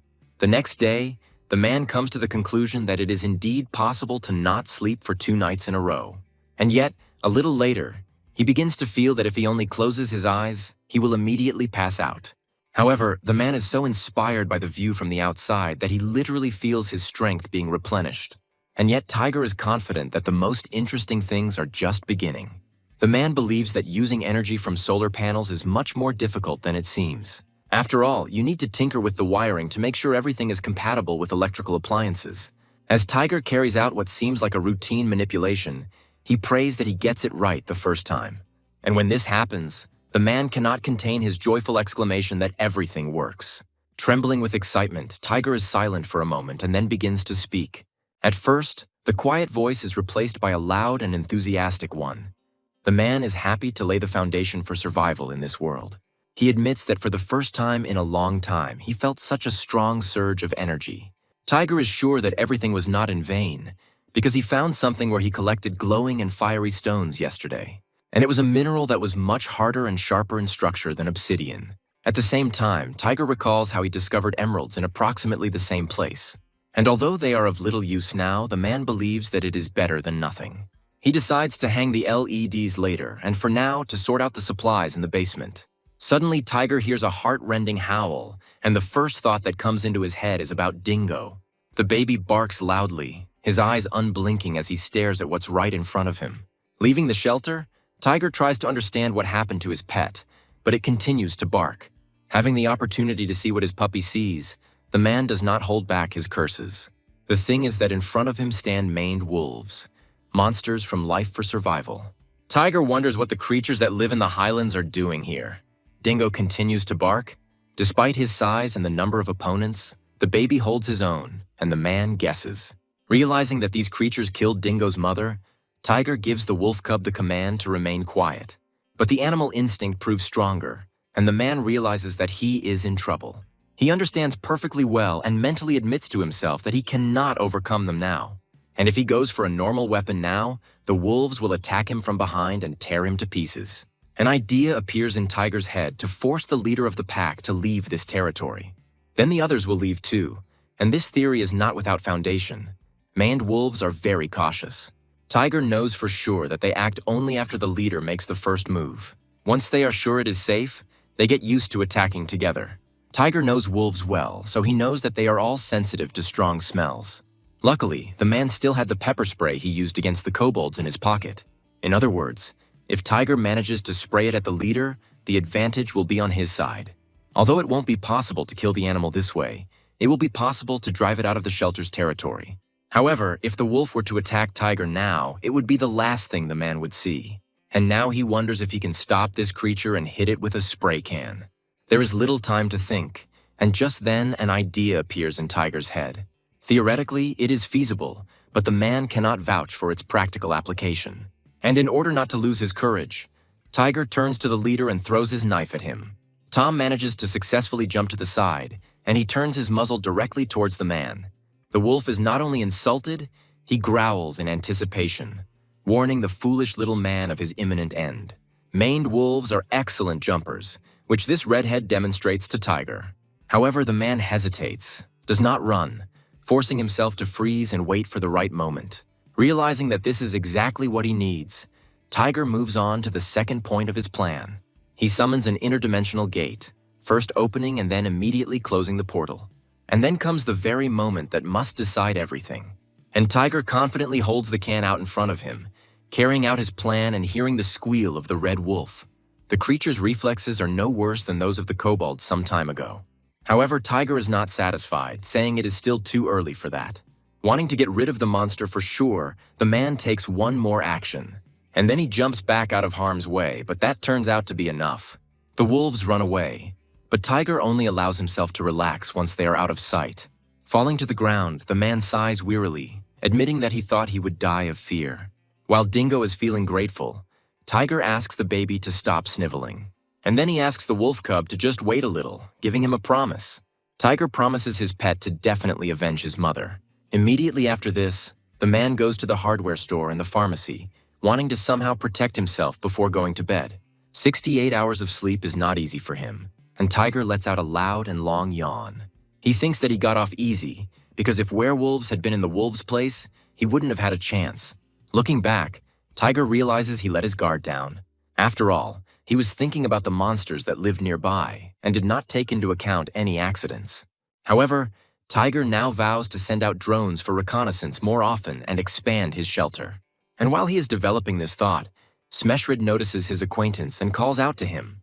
However, Tiger, being deeply immersed in his thoughts, does not hear him at all. The man is thinking about adding receivers, and that's when the elder's voice reaches him. Tiger responds, and Smeshrid asks him what he is doing so far from his home. The younger one answers evasively, to which his interlocutor asks if he also came for weapons. Tiger is surprised by this and asks a question, to which Smeshrid replies that it is not for himself. The man says that one girl asked him to do this. There is no need to even name names. Sometime later, one of them decides to sum it up by recalling what happened at the hardware store. Tiger clarifies the point about how they didn't want to sell the girl a weapon. Smeshrid adds that they didn't believe her. Our hero remarks that he should have simply shown the report, but the senior salesman counters that the salespeople don't believe in the epidemic. There is something about all this that makes Tiger wary, and he cautiously turns to Smeshrid. He asks the man why this girl is just standing there silently, and then she speaks up. The new acquaintance says that she recognized Tiger as the owner of the diner and notices changes in the man's appearance. However, she quickly apologizes for her rudeness, assuming that she is meddling in something that is none of her business. The girl introduces herself as Amelia Pear, and Tiger responds by giving his own name. Having glanced at the business card handed to him, the man is surprised by the profession of his new acquaintance. It turns out that Amelia is a doctor, and this changes Tiger's attitude towards her. This forces the man to bring the girl up to speed on survival issues, just as he did to Smeshrita and Anna before. But Amelia admits that she doesn't really believe in all of this. After all, if you try to explain this game from a scientific point of view, then winning it is impossible. But the girl still has a question, and she warns Tiger about it, and he allows her to ask it. Amelia asks the man if he is truly awakened, and he becomes confused. In response to Tiger's denials, the girl replies that he is very well informed about everything, and this is what made her think about it. Amelia thanks the men for their help, considering the main thing that they can be trusted. In response to Smesh's comment that they are different, the girl says that they are simply at different levels. And then, Turning to Tiger again, Amelia invites him to become friends. The next day, the man chuckles, saying it's just a blade on a stick. Still, Tiger thinks the spear looks quite presentable. Noting that the main equipment is ready, the man turns to Dingo, who responds. Tiger tells his pet that today they will avenge his mother, and he responds as if he really understands everything.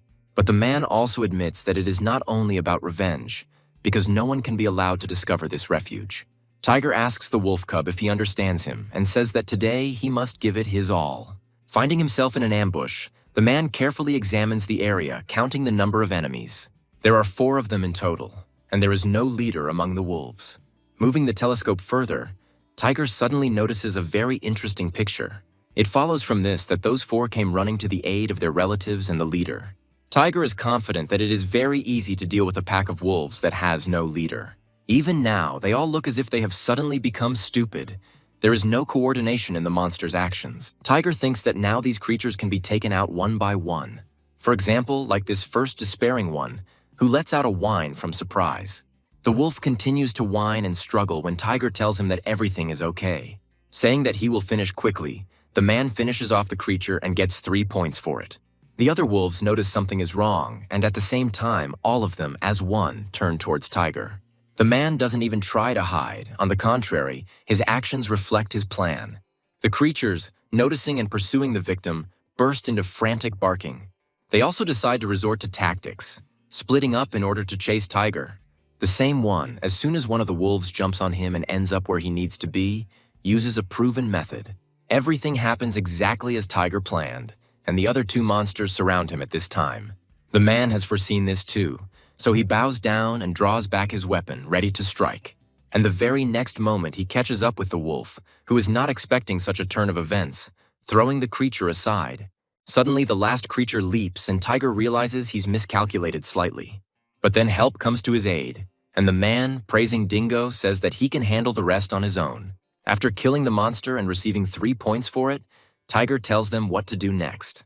And then all they have to do is kill everyone else, which helps increase the user's level. When the system informs Tiger that his ability has gained new effects, the man is surprised. Looking into this further, he realizes that these are new effects for his ability, such as invisibility and projection. Tiger is amazed that now his gate is hidden from outsiders and he can now know what is happening on the other side. For example, while in this world, a man can see what is happening in his home. Tiger suggests that the invisibility effect is also at work. The man recalls how he was afraid that his gate would look like the entrance to a dungeon, but this solves old problems. He assumes that as the level increases, there will only be more new effects, since they are already present at level 5. Tiger never considered the level so important. This is another reason not to miss the coming signs. And yet, despite everything, he still has a lot of work to do. However, first of all, it is necessary to bury all these carcasses so that they do not turn into bone crawlers. 2 days pass after the wolf cleanup, during which Tiger manages to get a lot of things done. The first thing the man decided to do was to re-examine the ecosystem of another world. From this he learned that within a radius of a kilometer there were only animals. The area was clear of monsters. Tiger allowed himself to make sure of this even twice. But about 3 kilometers from his shelter, the man discovered a goblin nest. After he had done all this, he decided that it was time to get to work. Dingo agreed with him. In order to transform this place into a proper shelter, Tiger clears the area and levels the land. Dingo helps him with this, and then a circle with a diameter of 30 meters is formed around the territory. After building a barbed wire fence, Tiger decided it would be a good idea to dig a ditch outside. All this time, he was monitoring everything in real time using the new effect of his gate. In the real world, Tiger buys building materials at a store far from his home. A man buys a set of tools at a hardware store. On his way home, Tiger drops by Stillrissel's hideout to gather dirt on him. To make it before the Iron Death, a man rents a motorcycle with a mini excavator. And every day he injects his pet with a dose of poison to develop resistance and a paralytic substance. However, Tiger is now completely confused, wondering if this is a prank. The thing is that he saw the news that someone had recruited Serve the First. This leads to certain thoughts about that shootout and government censorship. Tiger wonders if all of this is just a coincidence, just like the president who has locked himself in his residence. After all, the man assumed that Serve was with the president not only because of his knowledge of omens. Tiger recalls that the man was a collector who traded items for information. He believed that Serv would contact the president and trade him a huge hideout in exchange for information. The news seems like nonsense to Tiger. He doesn't understand why a good guy like Midrim would do this. And although all this is confusing, the man knows for sure that delay will not give him anything. And if Serv the First really did join Midrim, Tiger would have to change his plan. The man immediately begins to think it through and is soon already working on its implementation. Before proceeding with the main part of the plan, Tiger checks everything thoroughly. He writes to Midrim from a new account, but plans to delete the message if he doesn't receive a response for too long. Tiger invites a friend to a virtual meeting, intending to find out if the information is true. Before entering the White Room, the man exhales slowly. Midrim thanks the stranger for the invitation, and Tiger welcomes him. Although his interlocutor considers their meeting to be unpleasant, our hero is interested in the reason. Midrim doesn't like Tiger's secretiveness, but the latter points out that it's not in his interests to anger him. Midrim is surprised, clarifying with his interlocutor that he is a veteran of life for survival. Tiger answers this question evasively, and Midrim agrees to these conditions. However, he puts his own, saying that he will recognize the unknown person if he answers 3 questions correctly. The first of these is the question of the maximum height a werewolf can jump. Tiger answers without delay. The second question is the owlbear's weakness, which is also very easy. In the finale, Midrim asks about the stages and types of zombie evolution, and his interlocutor also knows the answer to this question. But it turns out that this is not all, and Midrim asks about omens, but this is a tricky question. But despite everything, Tiger's answer satisfies his interlocutor, and he is convinced that he is one of the old men. Tiger, saying that since there is enough evidence, asks to call Serv the First. However, Midrim says that he cannot call this person right now, which makes Tiger wary.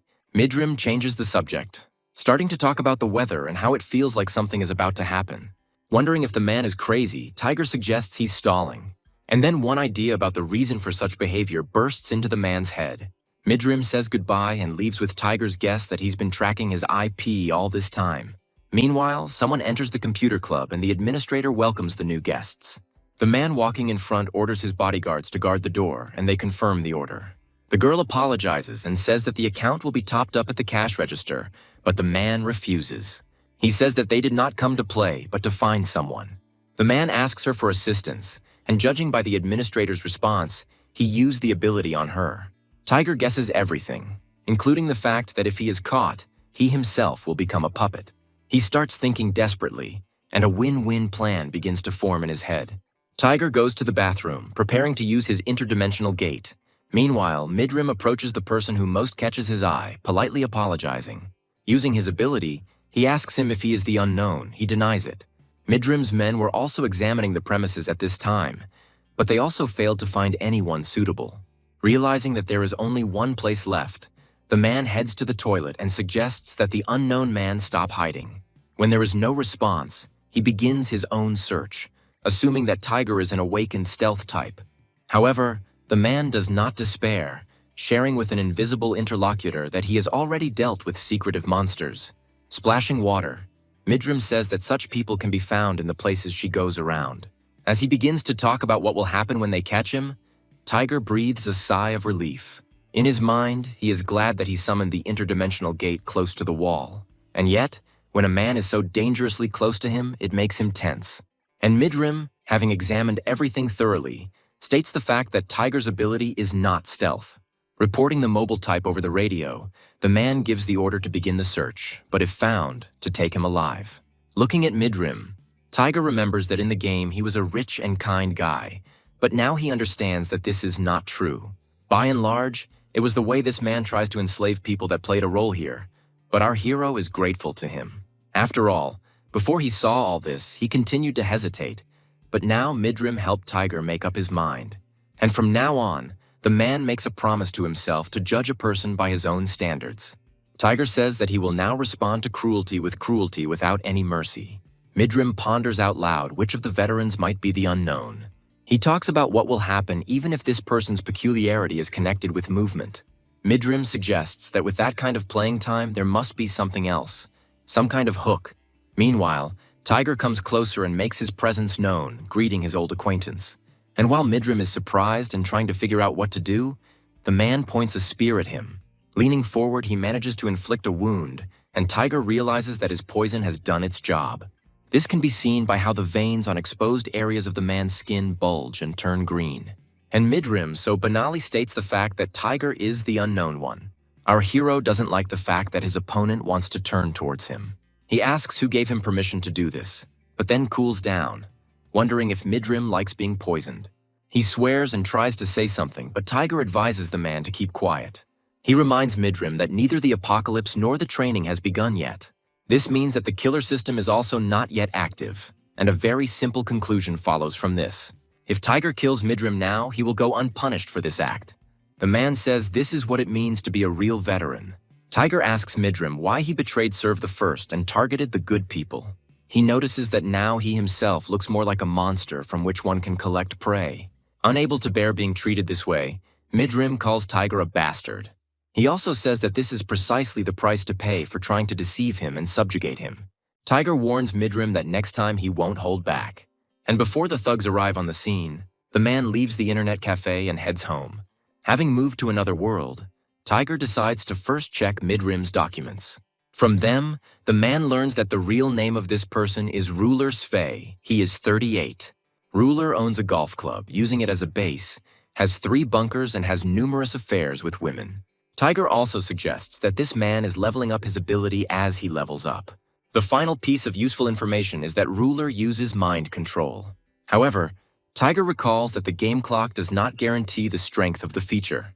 The man reflects on the fact that, if you think about the main goal of the game, his gait looks almost like a cheat. He decides to leave it at that until he sees more of the veteran's characteristics. The man thinks that as the apocalypse approaches, he has only one certainty.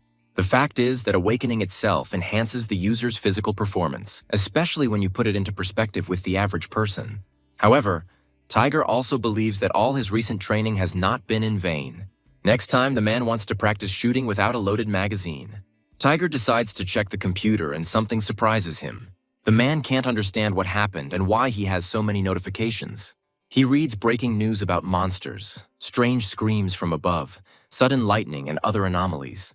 And all these messages can only mean that the second sign has just begun.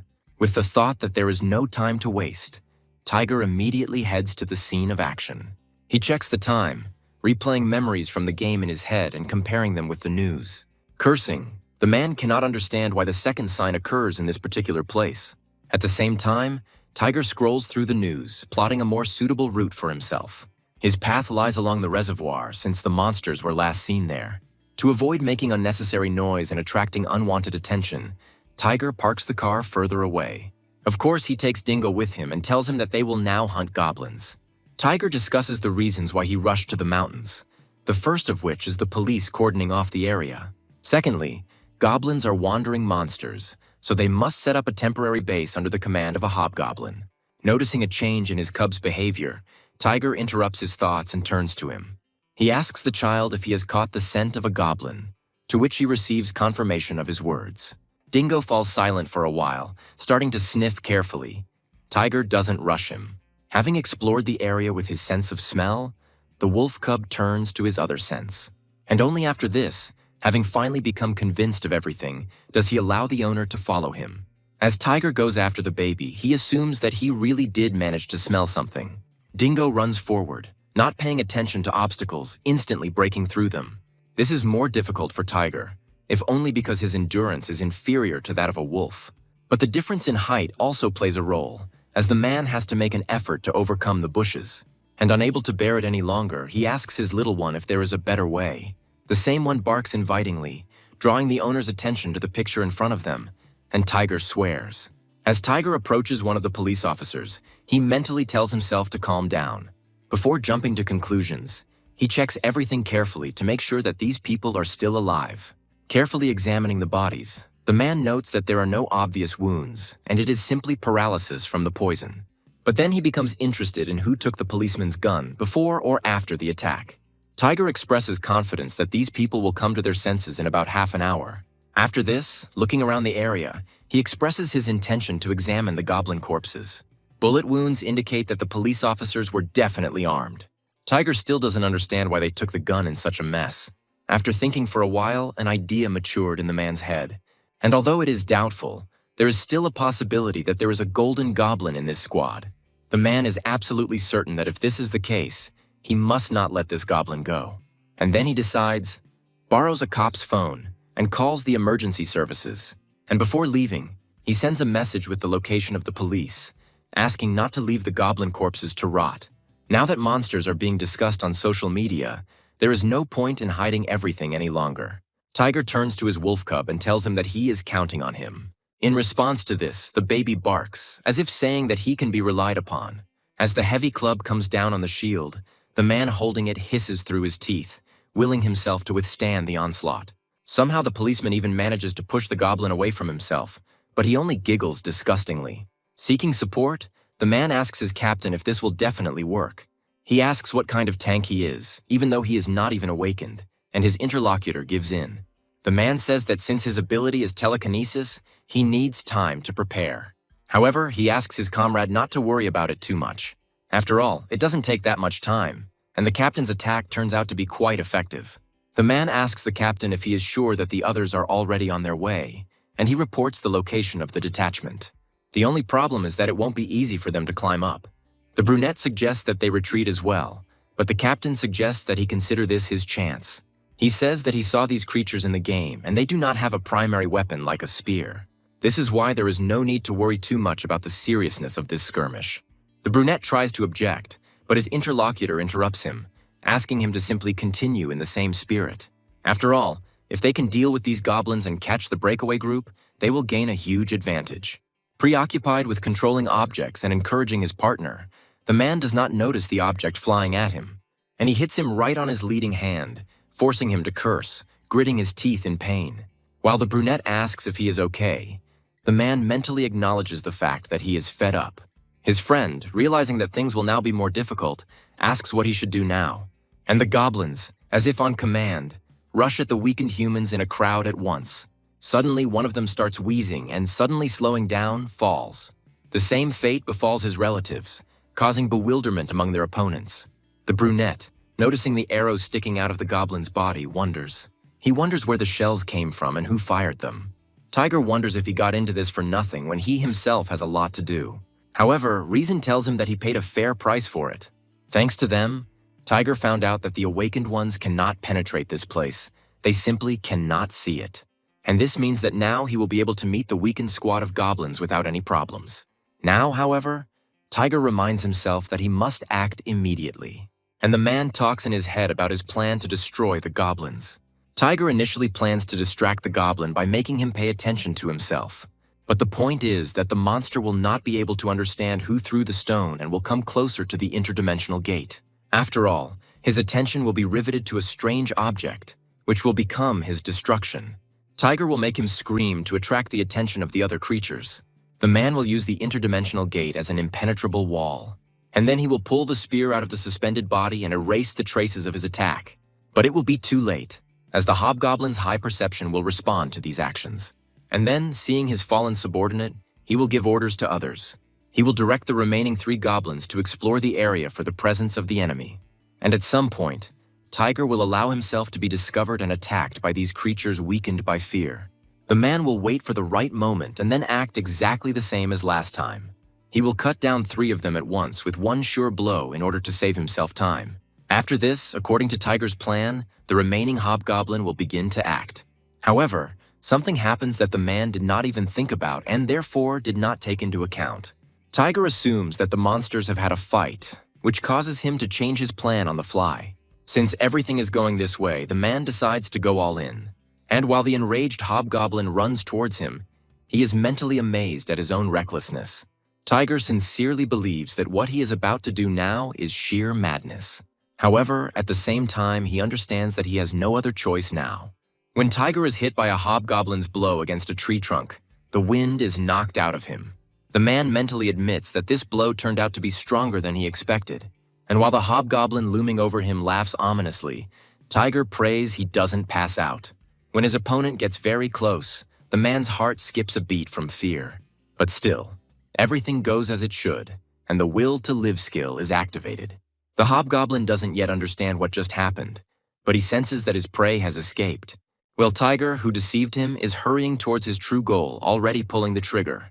Without a moment's hesitation, the man fires a bullet at the golden goblin, who is taken aback by the surprise. While he drowns in the echo of his own death scream, Tiger opens an interdimensional gate. Sending his catch to a safe place, the man says that's all for now. But the hobgoblin doesn't like this arrangement. He runs at the enemy, growling wildly. Well, Tiger, taking advantage of his advantage, quickly weakens the monster. The man asks him if the goblin seriously thought he could defeat him.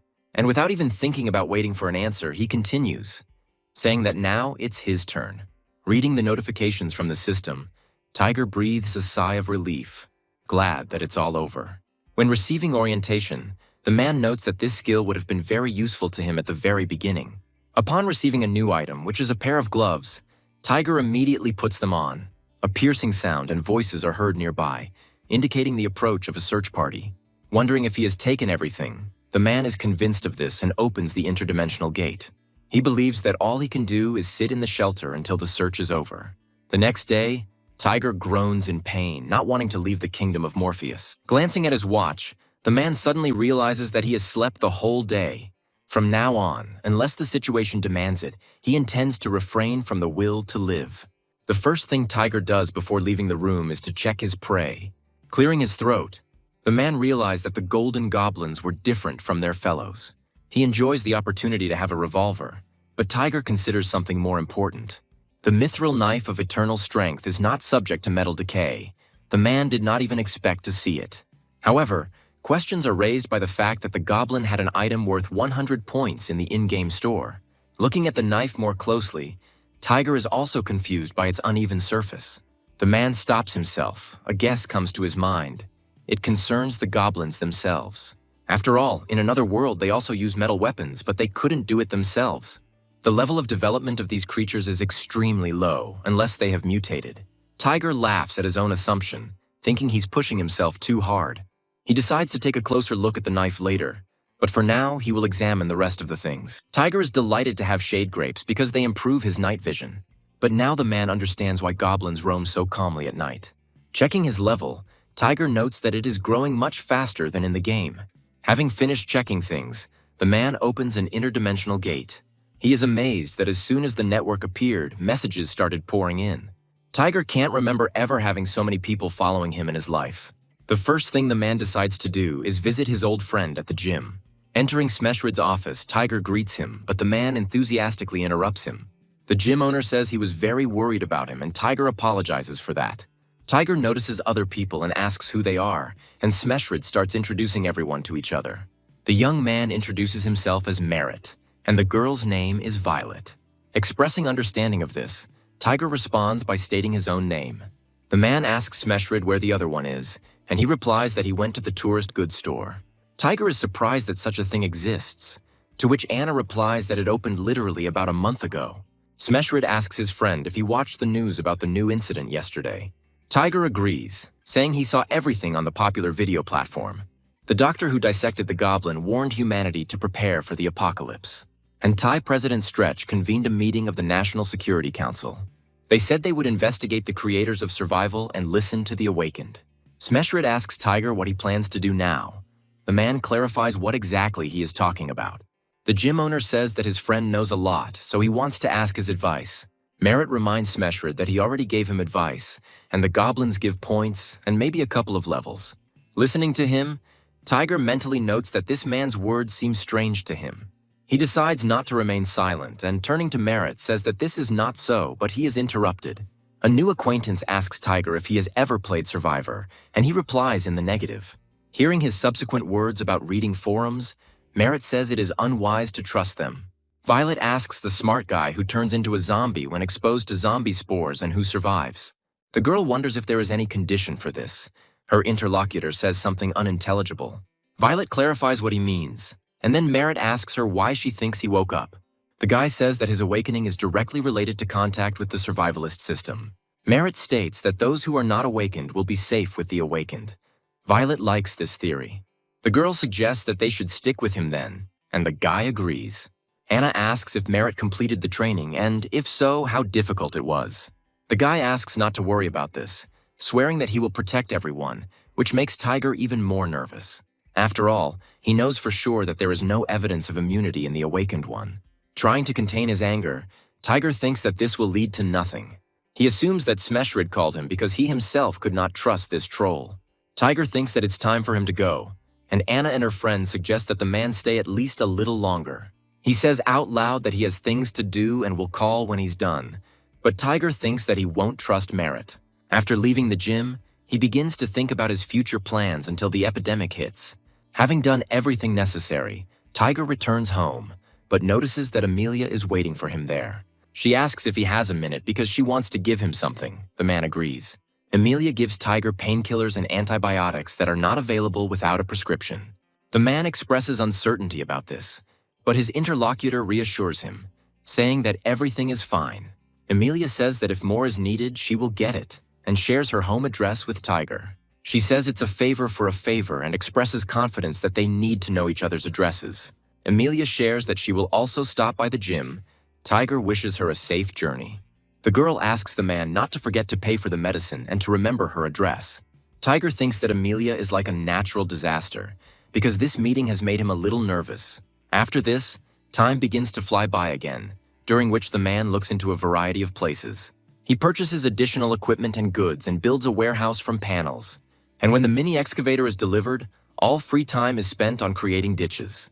Keeping up with the news, Tiger notes that the world is becoming even more chaotic. On television, almost every channel broadcasts discussions between alarmists and skeptics. The UN is calling an emergency meeting, and headlines are literally teeming with news about the president's intention to meet. And at the same time, strange press releases about mysterious ships appear.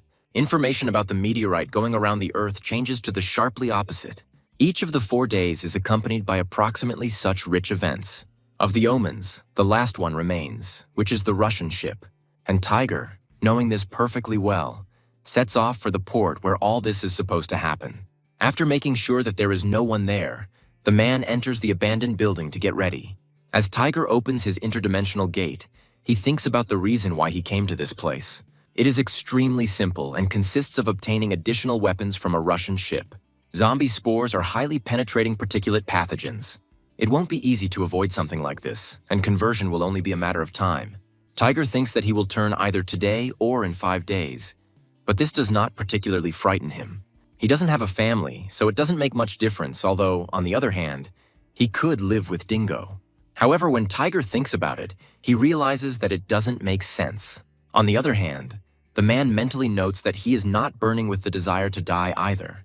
He simply made a different choice than most, because the higher the risk, the higher the reward. Reviewing the list of changes he had compiled, the man says that such is life. Tiger gets the feeling that the developers are reacting to the end of the world even in real life.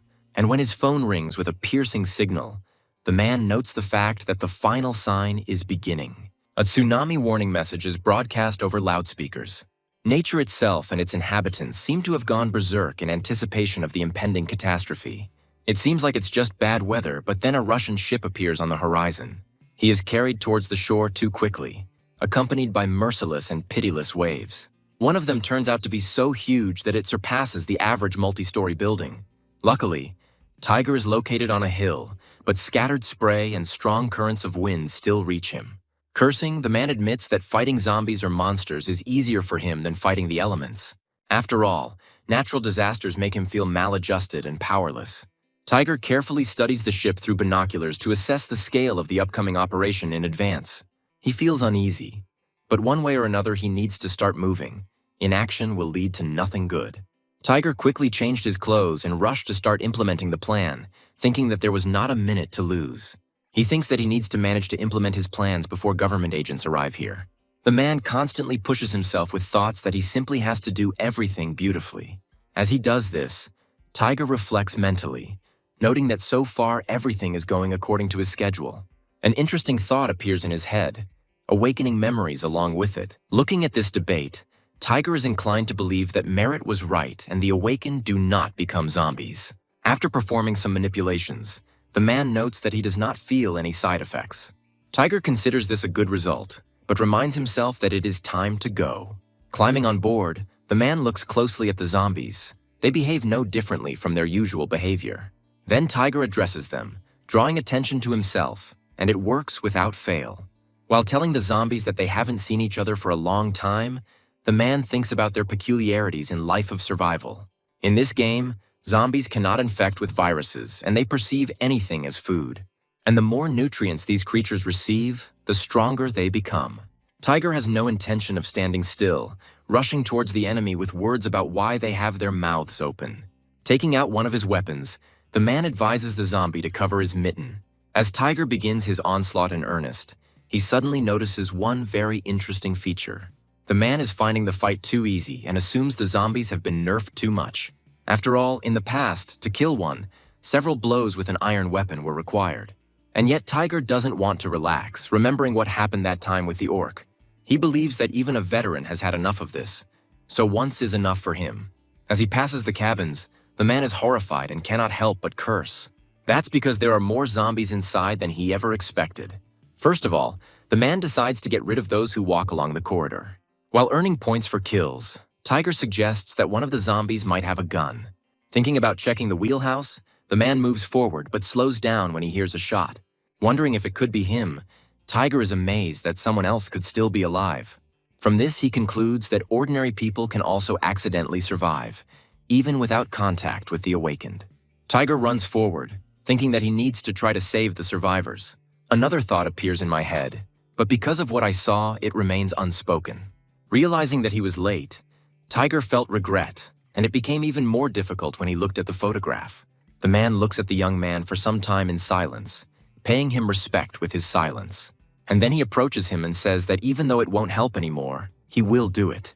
After fussing over the deceased for a while, Tiger thanks him for his efforts. As he leaves the cabin, the man takes one last look at the young man's body. And then, looking up, he allows the inevitable thought to enter his head. Tiger believes that this will happen often once the apocalypse begins. He thinks that perhaps he too will sometimes have to kill for his own survival. Noticing a figure in the sea, Tiger assumes that someone else is also obsessed with finding loot. However, when they get close, neither one reacts to the other, as if no one is around. Even when they pass each other, no one turns their heads, as if what is happening is self-evident, and they are just random passers-by. But Tiger doesn't see anything wrong with this. On the contrary, he likes it. The man sees no point in pretending that he himself is not a hypocrite. The next day, when it gets light, Tiger thinks that he should still contact the response headquarters. He began to lean towards this after the president's decisive actions in response to evidence of the existence of zombies. Tiger assumes that these people really do think exactly the same way as he does. The man wants to provide them with the final proof and at the same time all the information he has. When a man from the task force answers him, Tiger tells him that he knows the exact time. His interlocutor asks permission to identify his number, and the man reminds him of the hobgoblin's bullet wound. This dramatically changes the operative's attitude towards Tiger. He begins to speak, but is interrupted. The man warns that any words here will be superfluous. And then, without further ado, he names the exact date and time, adding that they will receive a package today. Tiger hopes they can put her to good use. At the end of the conversation, the man wishes his interlocutor good luck. Tiger later notes that the president's determination was impressive. He checks information through social networks and sees a great response to it. However, since this happens through forums, Tiger is not sure about the veracity of the data. The military urges citizens to stock up on provisions and immediately return to their families. They repeat their message about stopping all activity and returning residents home. Tiger considers this reaction ideal, almost regretting that he did not warn the government earlier. It's depressing and makes you swear, because otherwise the man would have taken a risk and done everything differently. But at the same time, he understands that even this would not have prevented the disaster. Tiger tells himself not to forget the promise he made that day.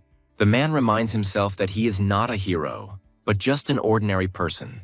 Since the real world now had limitations, Tiger decided to stay in another one.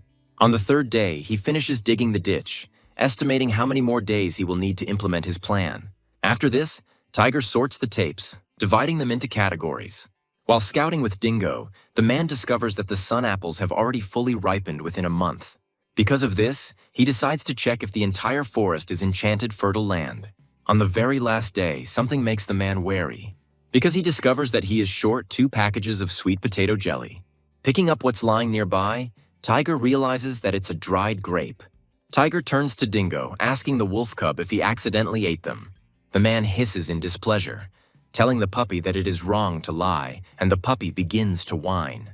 Judging by this reaction, Tiger comes to the conclusion that the thief was not the top. The dingo barks, and the man takes this as a reproach and an instruction to better check the cameras. This idea seems rational to him, and Tiger immediately gets down to business. The idea proves effective, as the man actually finds someone involved. Or rather, those involved, since several beetles pass through the dog door at once. Tiger suggests that the grape was left as payment for the marmalade. The man becomes increasingly amazed by what he sees, becoming convinced that this beetle has intelligence.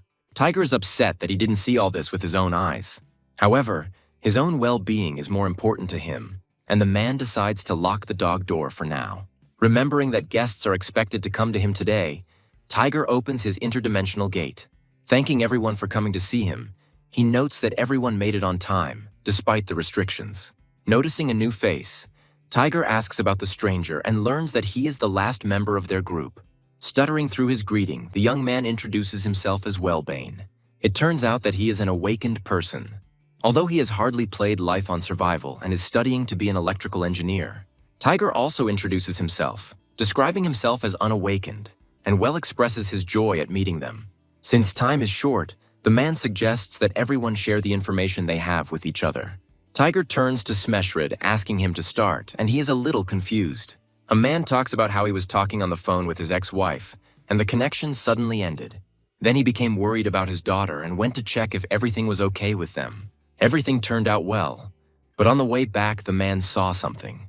On the highway he was driving on, soldiers were setting up barricades. From them he heard about the evacuation of those who lived near the petrochemical complex. Then it's Amelia's turn, and the girl says that she has only one piece of news. She learned that a shelter had been built in the civilian park, but otherwise the doctor was with her group. Smeshrid says he can't believe it, but Amelia says she saw it all with her own eyes. Anna says that she and Wellbane went to the store and heard something there. People were talking about high-ranking officials who spoke out against the president being detained. By expressing understanding out loud, Tiger thinks that the information was better than expected. The man begins to discuss why he should question each of those present individually. In order for a person to understand something, he needs appropriate arguments and information. If Tiger had admitted that he was a veteran, it would have been easier to convince everyone. But everything has its risks. Asking the boys to take his words calmly, he suggests that the president is striving for a controlled apocalypse. No one understands what this means, and Tiger begins to explain it to them, starting from the beginning of the inexplicable restrictions. Speaking about the downtime of government institutions, the man asks why the government needs it.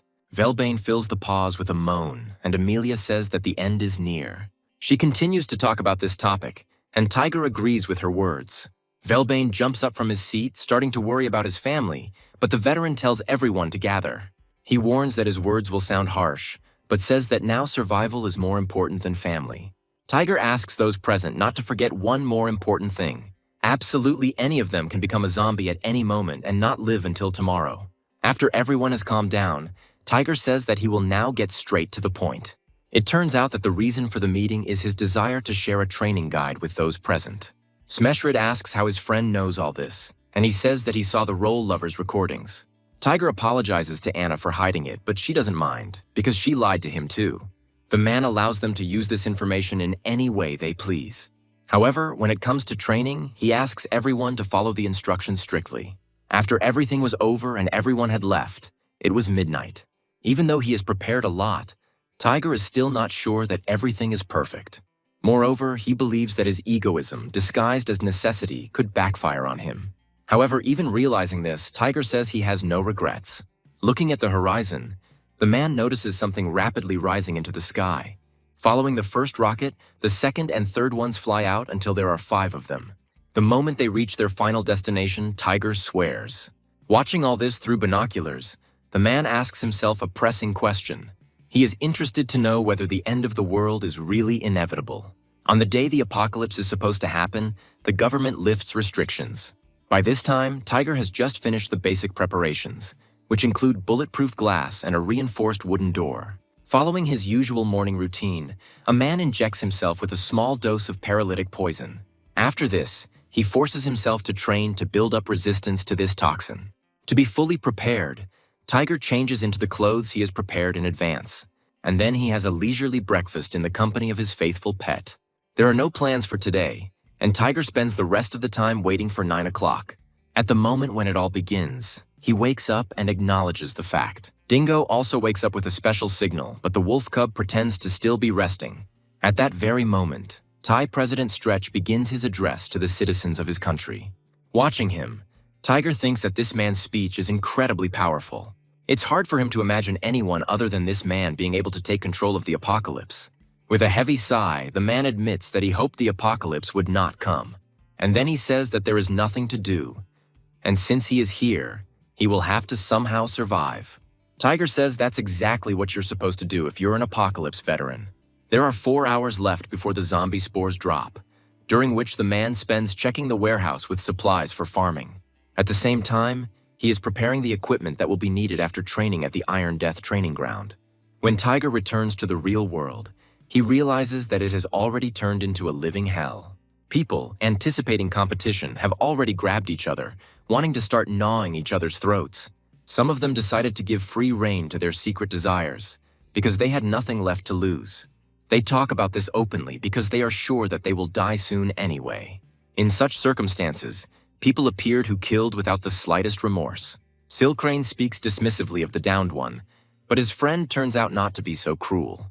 Stillsoul doesn't see a problem with what happened, believing that such a person wouldn't have been of any use anyway. Noticing someone's gaze on him, the man addresses the person looking at him, comparing him to a maniac. Stillsoul says he's doing Tiger a favor by giving him some fame points. The veteran asks the man why this declaration of war was made. Noticing the leaflet, Tiger looks at the others, amazed at the government's concern for the well-being of its citizens. Catching one of the flyers, he reads about the location of the shelter and says that it doesn't apply to him at all. Tiger believes that if such people were common, even the apocalypse would be quite bearable. However, he says that nothing can be done about it because all people are different. And the man leaves, saying that it's time for him to return to preparation. With only minutes left before the zombie spores drop, Tiger completes his final check. Looking at his equipment, he wonders if it will last until the epidemic. Reproducing the map in his head, Tiger says he has memorized all the routes. The man believes that after the epidemic, it will be too late if he forgets to change his watch to a magical metal one. Tiger reassures himself that this is not paranoia, but a thorough approach. At the same time, thoughts appear in his head that he did everything he could. Since it is now 1 o'clock in the afternoon, according to the plan, 4 hours have passed since the spores fell. From this, Tiger concludes that zombie spores have reached his country. With voices trembling with fear and exhaustion, people ask to be saved. Those who do not believe are soon convinced that everything they said about zombies and the epidemic turned out to be true. Living dead people begin to wander the streets, making ominous sounds. While Tiger, racing past them on a motorcycle, is slightly surprised. The man mentally notes that there were far fewer zombies on the streets than he expected. This means only one thing, that Tiger checks right away. Most of the people in his town spent their last hours with their loved ones. Although Tiger suggests that at the same time there might simply not be those left who did not convert. In fact, he thinks that for now it's even good for him. After all, for the pharma, this situation is much more profitable than he expected. Tiger thinks so because he's sure that the survivors would only get in the way. The next thing also makes the man happy, because the shutters are not down, and he won't have to bother with them. Breaking the glass with one sure move, Tiger enters without wasting any time. By throwing his instrument on the floor, the man opens an interdimensional gate.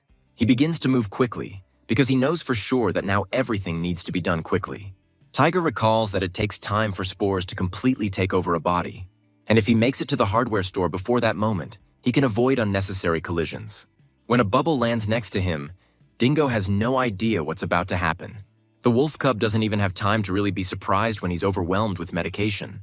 And Tiger on the other side notes that the pharmacy cleanup is over and everything is going very smoothly.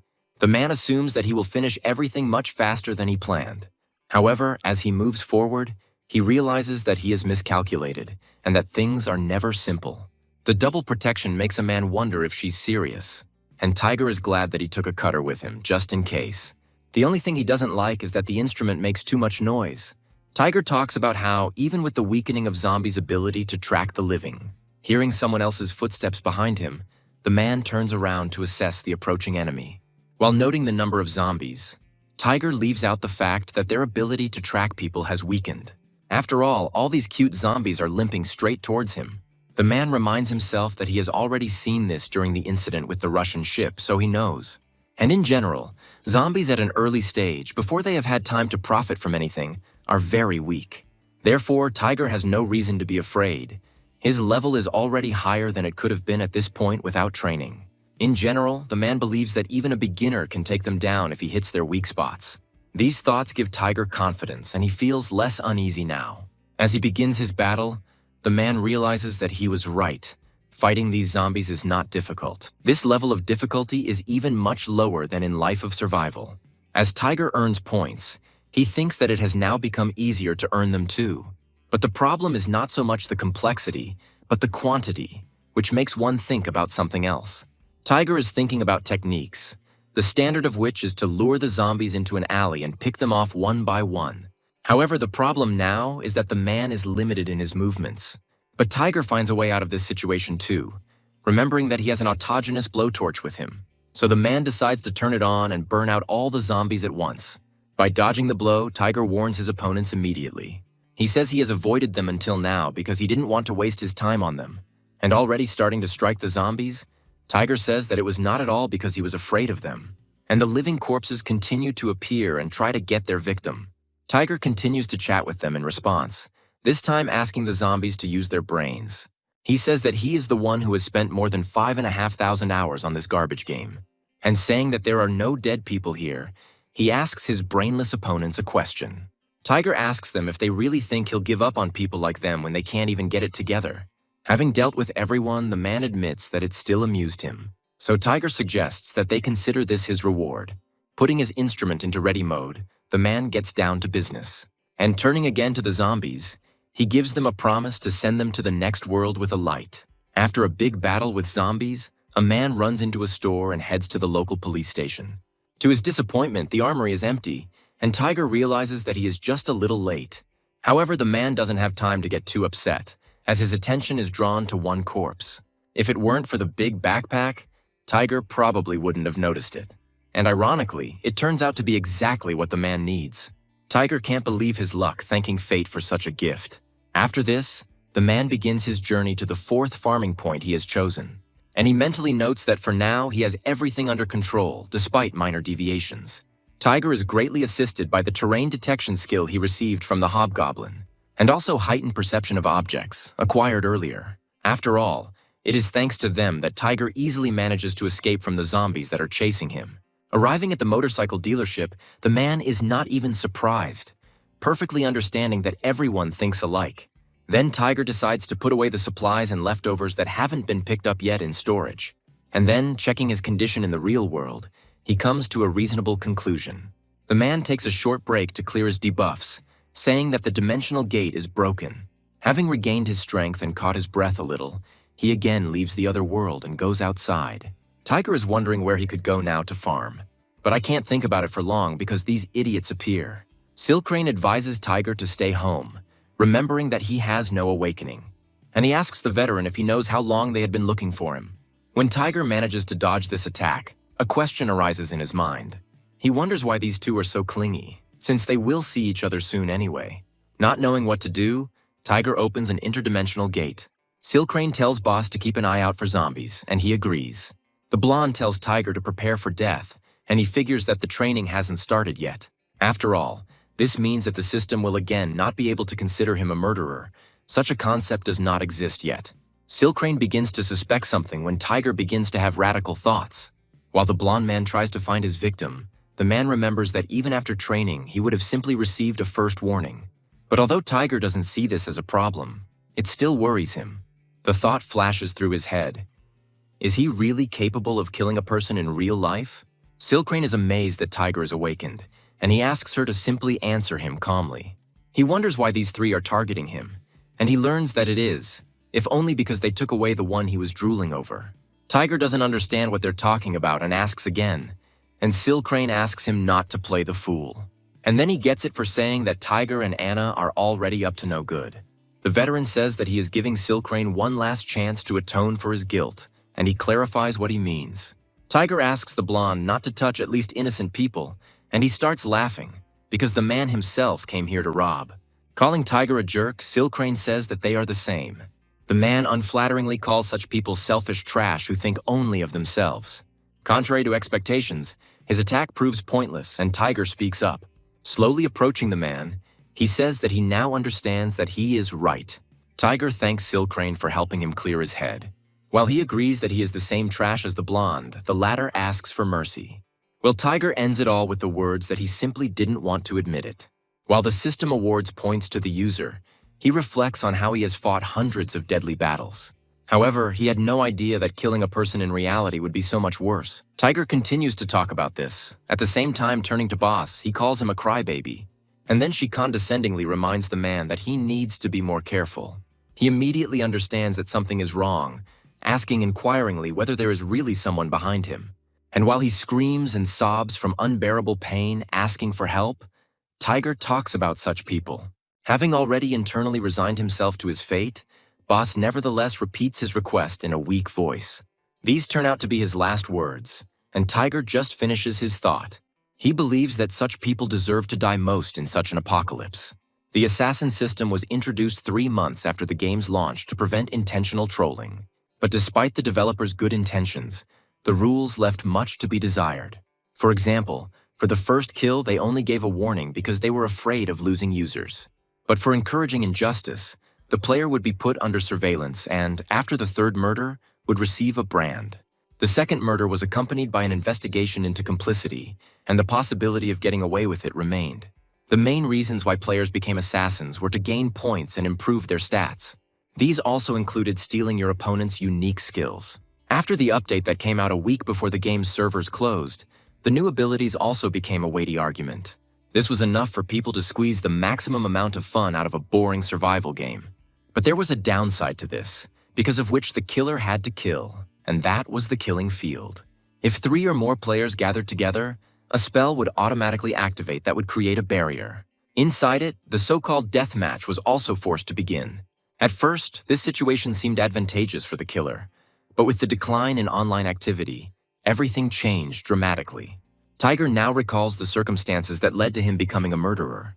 At the very least, a characteristic pulse should appear, but the man does not feel anything like that. This confirms that the system is not yet operational, as training has not yet begun. In other words, Tiger will be able to kill people with impunity for a few more hours for sure. The man pulls himself up, reminding himself that he is not in the game and assuming that he too has gone crazy. He tells himself to stop thinking about nonsense and to continue living, sticking to his plans. At the same time, the man thinks that his iron rule has remained unchanged, and they must respond to injustice in exactly the same way. Tiger thinks about what he will do now if he gets the chance to kill a person again. By making the transition and cleaning up his tracks, he sets himself the task of strictly adhering to his rule. Tiger still thinks stopping by the heavy equipment and pesticide store was a good idea. However, he is not particularly pleased that these zombies are staging a sit-in here. Tiger wonders how long all these people are going to hang around there. He's wondering where this will all lead over time, when someone breaks down. The left group asks its opponents to leave peacefully, and they remind it about the zombies at the entrance. This man asks his opponent if he is an idiot for not understanding obvious things, and he asks him to choose his words before he shoots the brunette in the head. The latter responds with a provocation. The man with the crossbow grins, saying that he decided to take on the wrong person. He says that in the country's capital, he specialized in shooting this little one. When an arrow hits his shoulder, the man first cries out in pain and then asks a question. He rhetorically asks if this bastard is really crazy, and his colleagues react accordingly. A man with a crossbow believes that the apocalypse is an era for the survival of the fittest, and he tells the opposing side to get lost unless they want to get an arrow in the forehead. Watching the trio leave, the 4 begin to discuss them, speaking unflatteringly. The man with the crossbow expresses joy that the people have left, but his group is called out. The brunette reminds him of his warning that there were zombies outside and they were driven out. And he announces his intention to leave these guys a parting gift, backing up his words with actions. Witnessing loud sounds and screams, the man with the crossbow exposes his opponent's plan. Meanwhile, he encourages his guys, telling them to run faster. But the zombies turn out to be on a completely different side from where they expected to meet them. And Tiger, watching all this, admires what a rare spectacle they have arranged for him. The man thinks that if they ever meet alive, he will owe him a gift. Later, he wonders if he has collected everything, except for the infantry battalion and the apartment area. Tiger notes that there is just over an hour left, which means that in this situation it is better to abandon the idea of the battalion. However, he doesn't want to go straight to the apartment. His thoughts are getting stronger, and the man turns to Dingo. Thinking about changing the order, Tiger tells the wolf cub that it's his turn now. A tricky question is, where do the most zombies congregate at the beginning of the game? Tiger himself answers this question, because such places are those where there is a lot of so-called food. And these are the large supermarkets that should always be avoided in such a situation. Tiger also thinks that those with over 1,000 hours of playing time behind them think differently. This is what distinguishes them from newcomers who suffer from a lack of resources. The man believes that if you are well prepared in reality, you will see this as a chance to quickly improve.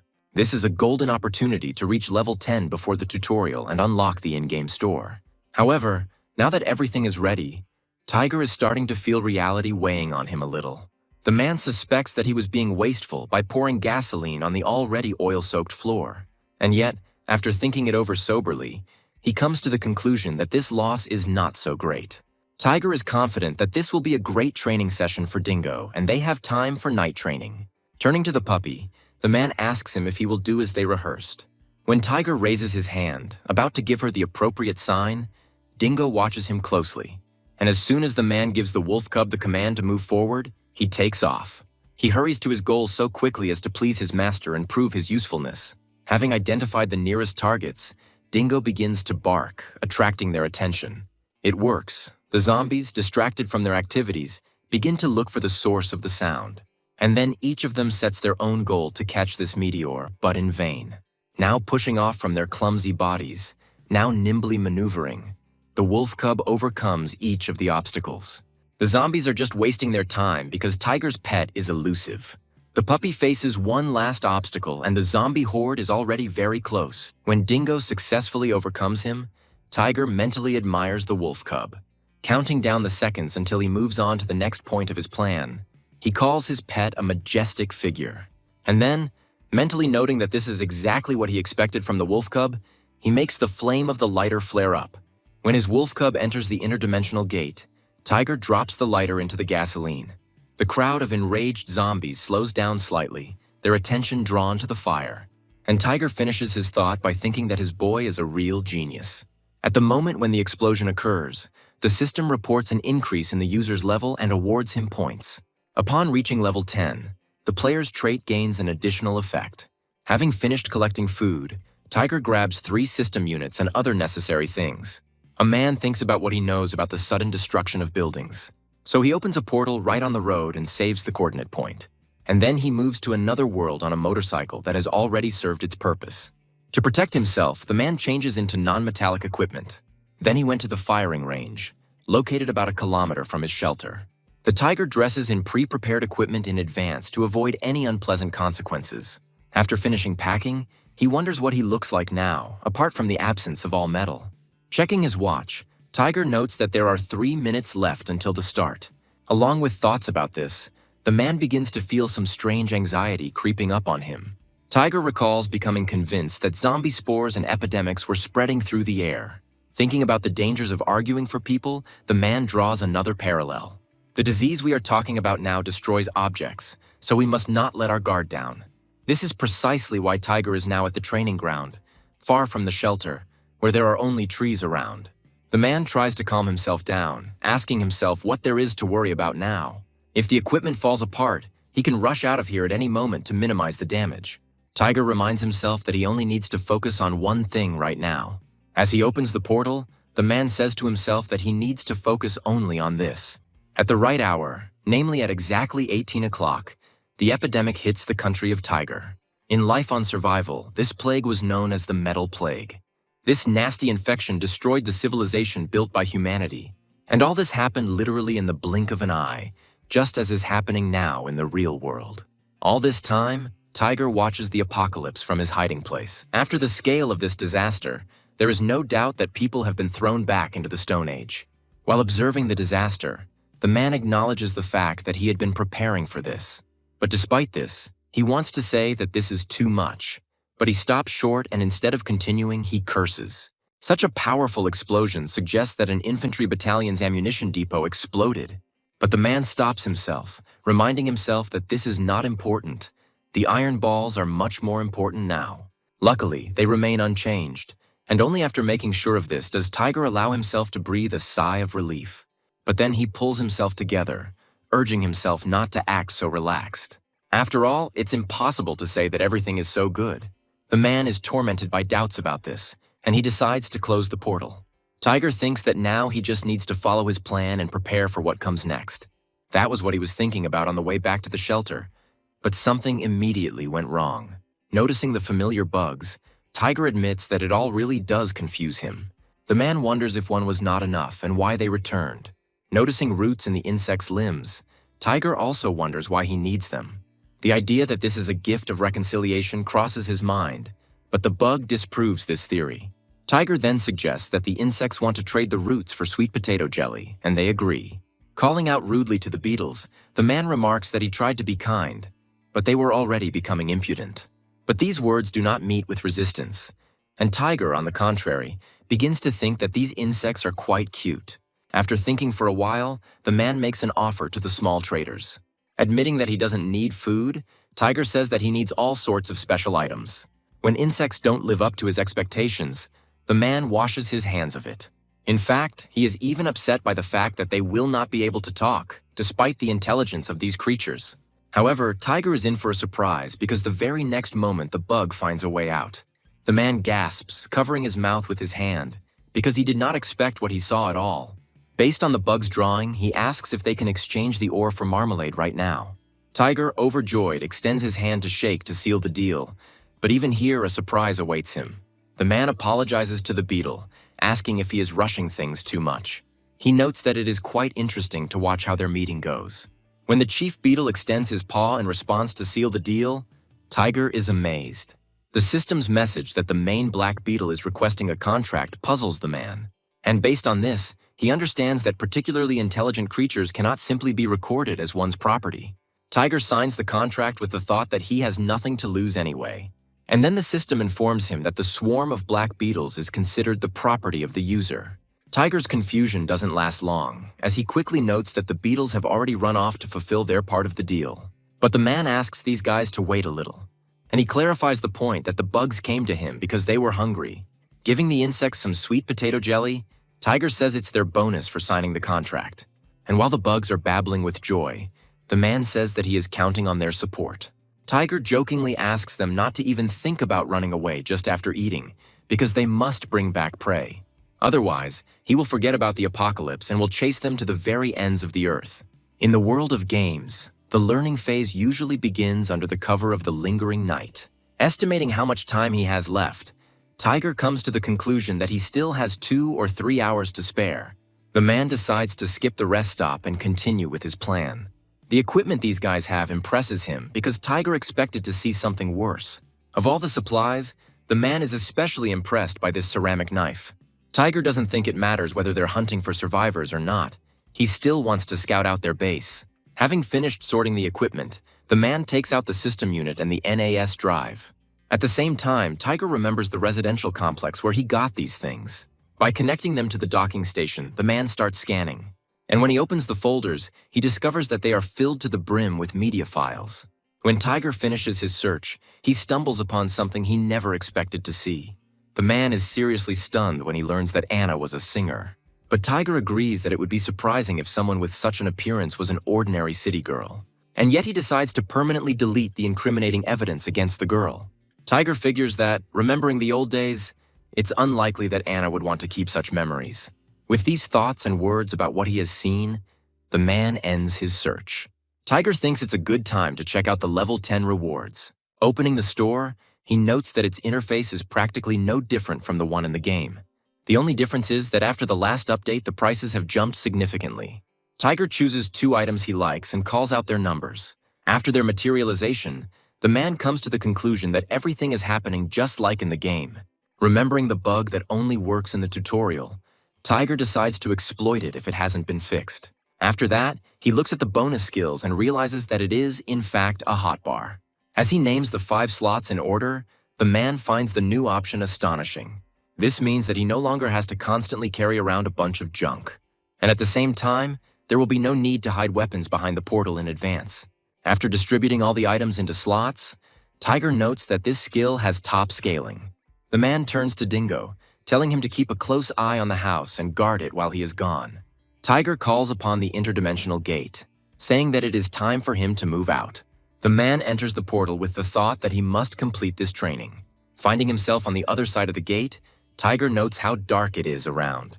He remembers hoping that the moonlight and his skill and insight would be enough for him. But his expectations are not met, so Tiger calls upon one of his slots.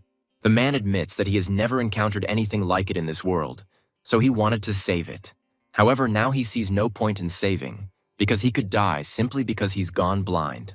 While eating shadow grapes, Tiger is reminded of their ability to temporarily improve night vision. The system reports on its users' actions and the effects achieved when he himself already feels it. Tiger says he can see everything perfectly now. By putting the helmet on his head, the man voices his intention to find a safe place for a while. Tiger recalls that one of the Survivalist's trademarks is a wild and unintentional hostility towards the player. It manifests itself in the fact that the game almost never warns its user about the beginning of events. And yet, the tutorial is an exception, because the appearance of the moving wall of zombies is the official start. Tiger mentally thinks about the conditions under which zombies are triggered. The first one is getting into the undead's line of sight. That's when they notice you. The second trigger occurs when the player picks up a special training item.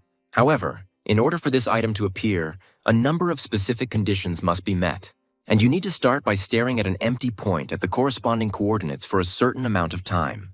When this happens, a bug that only exists in the tutorial comes into play, but only if you grab the weapon a moment before the spawn ends. Tiger finishes his thoughts with a satisfied grin, saying that it's so easy to copy an object. The man thinks about an item different from the game, which turns out to be a premium ebony club from the store. He recalls that most other patch notes were too vague to be trusted. Hearing a commotion outside, Tiger turns around to see the goiters stirring. However, he asks them not to rush, because even if he wanted to, he would not be able to escape from them, and instead, he will have to admire their scary faces until he throws up.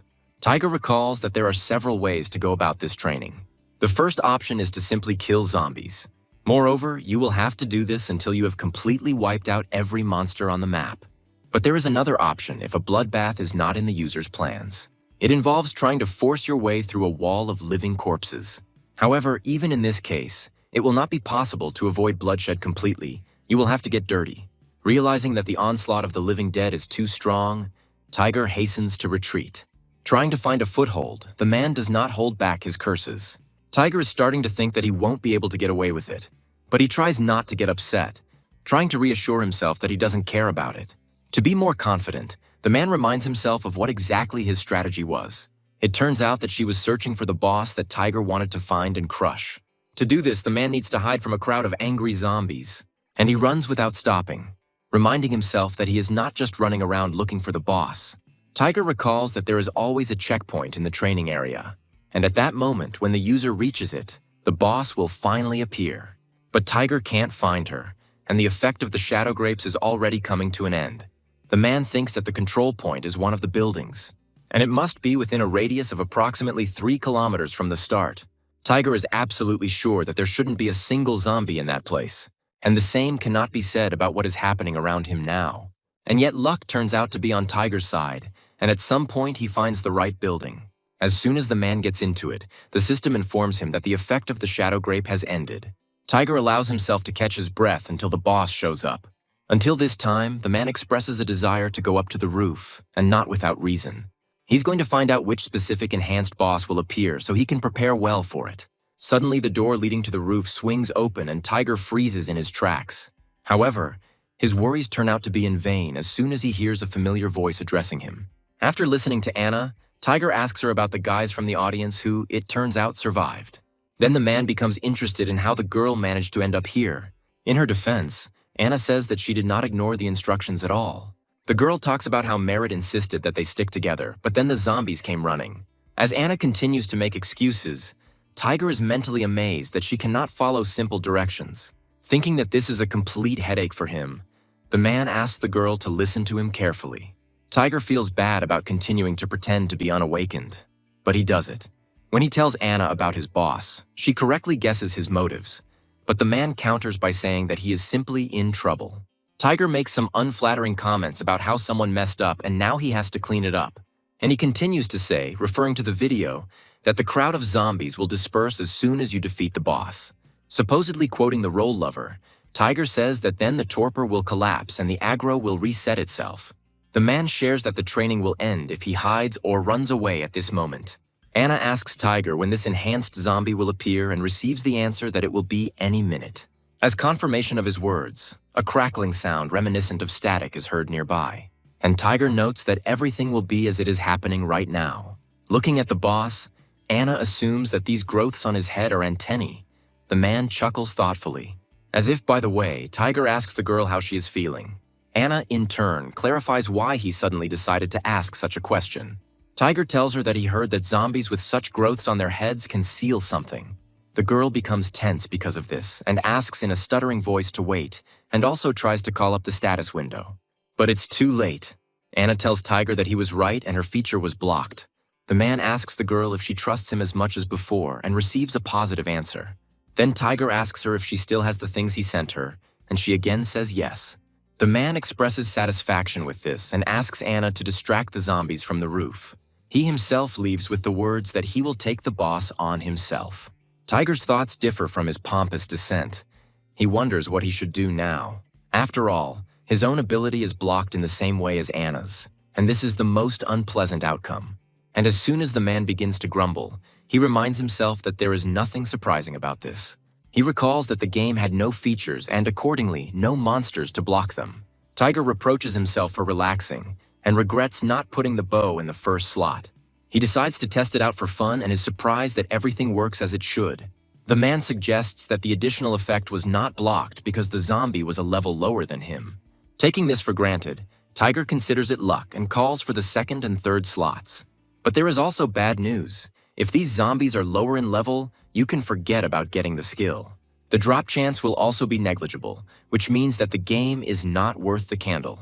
Tiger thinks that there is nothing to do, because he remembers that he is not alone here. And while the man decides to wait for the next chance, a piercing screech is heard from the roof. Anna copes with the task assigned to her quite well. Observing her behavior, Tiger notes that the girl is holding herself quite decently. But at the same time, the man believes that he too has no reason to complain about his fate. When the system reports that his strength has increased by 1, Tiger says that he still reached 0. Thanks to the zombie for this generous gesture, the man is going to finish him off with a blow as a reward. Tiger's arrow turns out to be so lightning fast that the boss doesn't even have time to track it, and she pierces the zombie's shoulder, knocking a desperate half-scream, half-wheeze out of its mouth. However, Tiger is not happy about this, and he, hissing in displeasure, laments the fact that the darkness did not allow him to get there the way he wanted. But on the other hand, the man doesn't mind doing the zombie boss a favor since he's his first in the real world. And in connection with this, Tiger decides to finish off the monster with his own hands. Raising his new weapon over the living dead, the man says goodbye to the creature. And as soon as he mercilessly brings the club down on his head, the effect of the feature blocking is removed. Tiger only gets 10 points for the kill, and as he thought, he doesn't get any skill. But the man doesn't waste his last chance, wondering what about the drop. It is found soon. It turns out to be a Louboutin bracelet, which gives a 2-unit increase in perception. But for some reason there are 2 objects, and this raises questions for Tiger. Hearing Anna's words, the man realizes that the drop didn't come from the boss, but rather was a reward for completing the training. And he believes that random points could be the result of changes in the reward system after the patch. Tiger hands Anna a bracelet, saying, "Here you go," and the girl is surprised. The hairdresser says she feels awkward accepting it because she has done almost nothing. But Tiger insists, saying that they only managed it thanks to Anna. After this, the man invites the girl to go to the gym together. Later, Anna asks Tiger's opinion about the building being slightly tilted. The man agrees with this, recalling that usually buildings up to 5 to 8 stories high stood normally. He thinks it's better to move, even if the building doesn't collapse right now.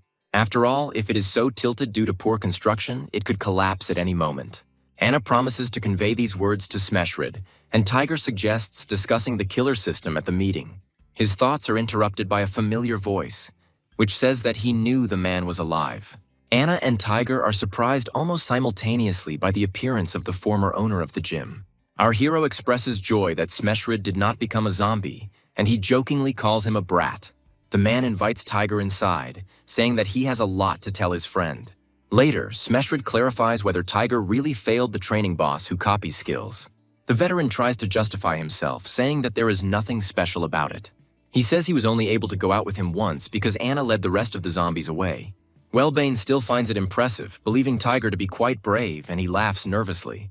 Tiger then asks the men if they got any credit for their training, and the answer is no. Smeshrid adds that there were no checkpoints that Tiger spoke about. The man asks if his interlocutor received points for anything other than killing monsters. Smeshrid says he got points for helping Wellbane, and Wellbane confirms this. Analyzing this information, Tiger comes to the conclusion that in reality, points are given for escaping from encirclement or for helping others. Anna sums it all up for him, guessing that it has become easier for peaceful awakened ones to earn points. Tiger confirms this, and his friend immediately turns to him. Smeshrid asks him about his skill and asks him not to pretend to answer his stupid question. The man says that Tiger himself said that the system turned on at the beginning of the training and gave him the skill. Our hero reflects on this matter and comes to the conclusion that all the survivors have become awakened. Exhaling heavily, he thinks that this all looks like complete nonsense. After all, if the rules change so easily, then Tiger's knowledge is not the ultimate truth. He becomes interested in what Anna is thinking about now because, unlike the men, she got the item. Smeshrid is the first to open up, revealing that he has a physical enhancement that increases strength and agility. Wellbane turns out to be a puppeteer, and by closing his eyes, he gains the ability to see, hear, and move through the puppets. Tiger already knows Anna's ability and also understands that, judging by the conversation, he will also have to confess. However, he is unsure whether he should reveal his true skill. On the one hand, if he does this, he will no longer need to lie to these people. But it's a completely different question how they will all react to these words. While he continues to be tormented by his thoughts, Anna quietly addresses the coach. Because of this, Tiger pays almost no attention to the girl's behavior. He thinks that he is ready to reveal his true skill only to those whom he will trust unconditionally. Continuing the thread of these thoughts, Tiger confesses that he too has awakened. However, he lies when he says his skill is attack prediction. Wellbane states the fact that with such a feature, it is impossible to catch him off guard.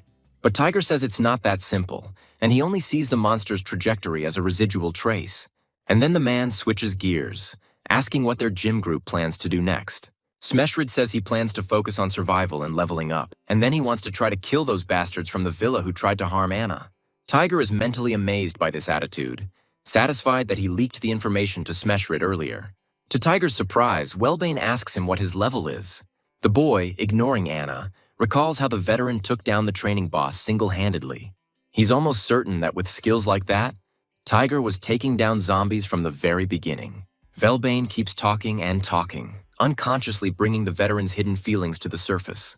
But Smeshrid calms him down, taking Tiger's side and suggesting that he is at most level 4. He turns to Anna, asking her opinion, and the girl agrees, saying that she herself is only at level 2. They ask Tiger about this, and he confirms it, and mentally understands what this whole performance is about. It's not hard to understand that these two are covering for him so that he doesn't feel awkward. They even strangled the boy for this. Tiger says goodbye to everyone, saying that it's late and he has to go. As he turns to do so, he hears Smeshrid calling out to him. The man offers his friend a pair of plastic binoculars that Wellbane made and some food. Tiger asks if Smeshrid is sure he wants to give it all to him, and he expresses confidence. A man asks his friend if he told him about the reason why he and his wife separated, and the friend is surprised by the suddenness of the topic. And he remembers that Smeshrid didn't want to tell this because he was ashamed, and he also confirms this. A former gym owner says he was afraid of losing muscle mass. He talks about how, when sitting down at the table, Smeshrid was afraid that his muscles would deflate, so he only pretended to eat. The man is exhausted by this comparison, so he decides to tell his friend everything straight to the point. And he, saying that everyone has their own secrets, offers, if only Tiger wants, to share his with him. The veteran begins to think about this, assuming that Smeshrid and Anna have guessed that he is lying. Keeping his tone casual, the coach begins to say goodbye to his friend, but he is stopped. He says that the difference in levels will even out over time, and Smeshrid will become stronger once he gains experience. Tiger asks his old friend to live until the day they meet again, And then, without waiting for an answer, he leaves, ending everything with the words that he will drop in to see them from time to time. Sometime later, Tiger expresses his disapproval of what is happening. He can hardly believe that in reality the heat is unbearable, and in this world there is suddenly snow. The man can't get used to this idea, so he continues to protest. However, he expresses joy that he managed to transfer all the supplies to the warehouse, otherwise things would have been tight. But then a thought occurs to him about whether everything is really that bad. Even though it was an accident, his line of defense was strengthened, and he definitely wouldn't have to worry about a goblin invasion for a few days. The only unpleasant thing is that due to the frozen ground, it will not be possible to dig a ditch for now.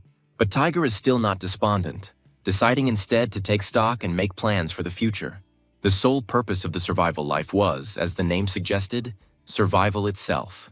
This basically involved killing hordes of monsters to survive. Players could equip up to 5 items and have a maximum of 10 skills. If the limit was exceeded, the oldest skill was replaced by the newest one. To avoid this, players had to select optimal combinations. Looking back, Tiger thinks it was only like that in the game. He is almost certain that in reality, everything will now be different.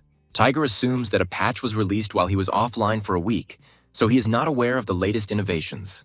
Thinking about this, the man tries to understand what he should do now. But Tiger believes that in reality, little has changed for him.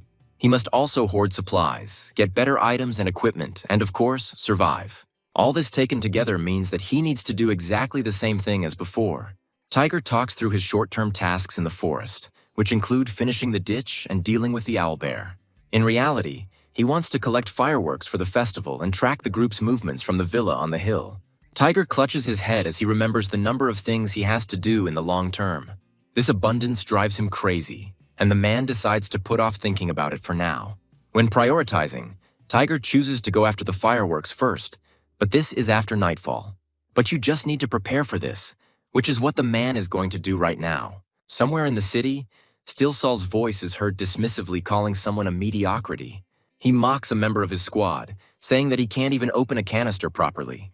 He tries to justify himself, for which he almost gets it. Fortunately, the girl stops the scumbag. She suggests that Stillsol cool down and have a drink instead, but he says that won't do. He has other plans. The man wants to kill Tiger as soon as possible if he has also become awakened. He doesn't even realize that the person he mentioned is nearby and hears all of this. Noticing the bottle in the hand of the awakened woman, Tiger assumes that these people want to burn down the house. Considering possible problems in the future, the man is not going to give him mercy. Stillsol tells his subordinate to finish quickly, but he is interrupted. He asks Tiger why he is outside, and Tiger replies that he went out the back door. Hearing the mention of fireworks, Stillsol becomes puzzled and asks why they were needed at such an hour. Tiger says the reason is that zombies are active during the day and fall asleep at midnight. And he adds that if you avoid the monsters that appear at dawn, you can walk freely. Stillsol reminds him of one more condition, and that is the player's level, which must be higher than 7th. He's level 5, so he's not worried, and Tiger feigns admiration, assuming his interlocutor is well prepared. However, the man asks if Stillsol thought that the information from Silkrane might be unreliable. He clarifies what Tiger is hinting at, but Tiger says that it does not concern his interlocutor. And then he says that, thanks to him, his plans have changed, and now he has decided to first clean out Stillsol's hideout. He becomes furious, asking if Tiger has really gone completely crazy, and he orders his henchmen to immediately deal with this crazy person. At that very moment, the earth begins to tremble, and terrible sounds are heard behind. The girl squeals as soon as she sees the monster and asks what it is. Stillson notices that Tiger is running away and angrily calls him a son of a bitch. He orders the veteran to be seized immediately, and his henchman, wanting to curry favor, says that he is the first. He thinks about how he was always picked on because his skill wasn't the best. And the guy thinks that if he catches Tiger now, Stillsol will recognize him. Trying to finish this sentence out loud, he is forced to interrupt due to a blow. The guy's friends, seeing him fall, don't understand what's going on because there's nothing in front of him. Stillson swears as he runs past, and the girl stops to check on her friend.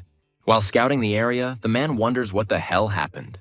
Remembering that a monster is chasing them, the girl abandons her plan and runs after it. They decide to split up, but the awakened one runs into a crawler and, frightened, asks Stillsol to save her. However, it is too late. The monster explodes in the manner typical of its species. When Stillsol is thrown back, he curses again, then rhetorically asks what the hell this is. The terrifying creature appears next to him in one leap, and the man tries to understand where he went wrong. As he strikes, Stillsol asks her if she seriously thinks he'll just die that easily. However, the monster turns out to be not so simple. It easily evades the attack. As the terrifying teeth flash before his eyes, Stillsol gives up, saying it's useless. And these turn out to be the last words that the awakened one speaks. And Tiger mentally thanks Stillsol for letting him give him one last punch, and he expresses his intention to finish everything with the final blow. However, it doesn't end there. The creature only flinches after the attack. Tiger fires a few more bullets at him, thinking that they are disintegrating faster than expected. However, the damage still occurs, so the man plans to shoot until the monster dies. He succeeds, but Tiger thinks that there is little pleasant in this spectacle. After all, whether you decided to do it yourself or had someone else do it, murder is still murder. While taking Stillsol's backpack, Tiger asks its former owner not to hold a grudge against him. The man argues that the trash was attracted to the trash, and that's why he died. After this event, the morning farm goes like clockwork, and Tiger looks into Stillsol's hideout. What's inside isn't quite what the man expected, but there are things that could be sold profitably at auction. After the cleanup in this place is finished, Tiger goes for fireworks.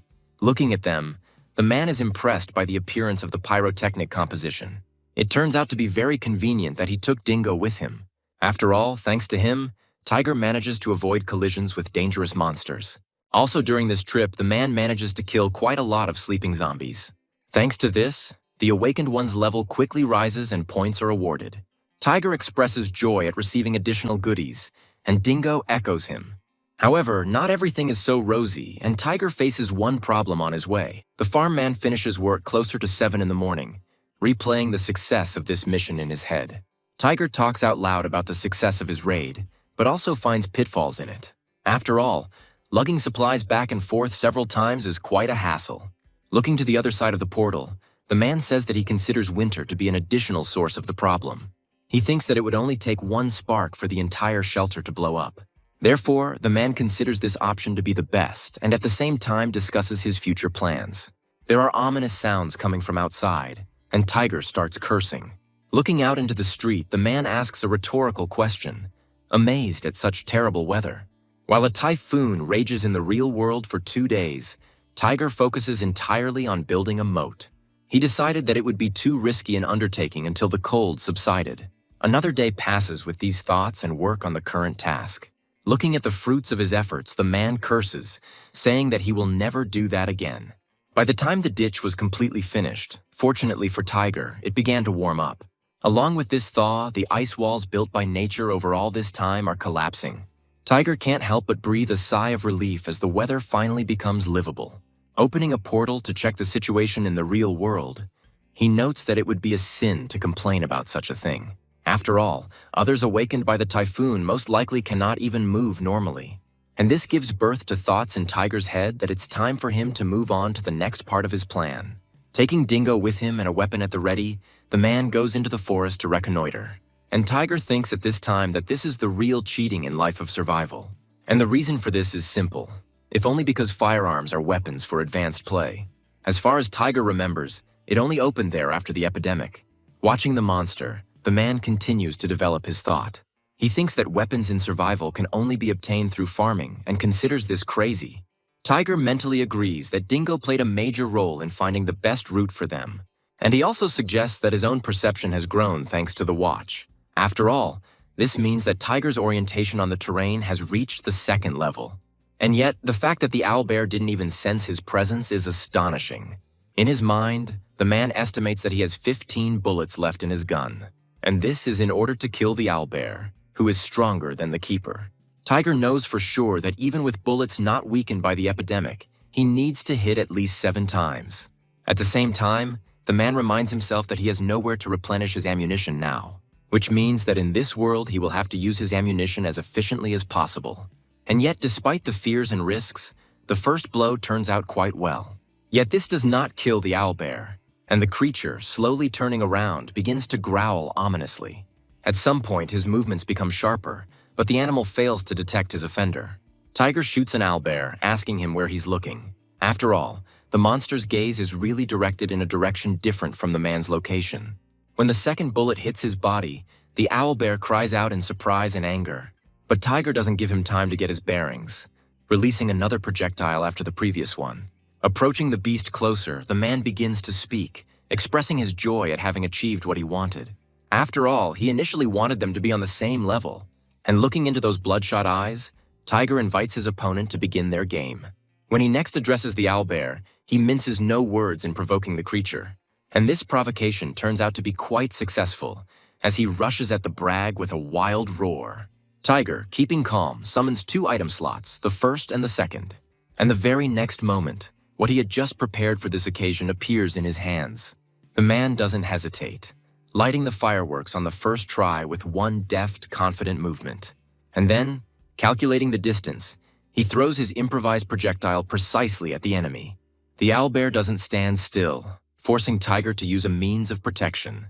But the blow never happens because his opponent is distracted by the fireworks that are already going off. At this point, Tiger jumps back to avoid being caught if the owlbear starts waving its claws. Seeing that his plan worked perfectly, the man expresses joy about it and mocks the monster. And then, jumping almost immediately so as not to waste time, Tiger opens the 4th slot. And grabbing his weapon more comfortably, he says that it is time to end their game. Tiger adds to his words that the owlbear should get out of the valley. The creature's furious, pain-filled scream continues until it abruptly ends. After reading all the reward notifications the system sent him, Tiger calls the 4th slot. And then he reads the description of the new skill Silent Movement, which has abilities that are consonant with the name. Tiger is unimpressed by this skill and effect, considering both of them to be weak. The man estimates that owlbear claws should be in demand as weapons. And then, since he's here anyway, Tiger decides to make the best of the situation. Later, while eating a delicious meal, the man chuckles contentedly, considering such a life luxurious.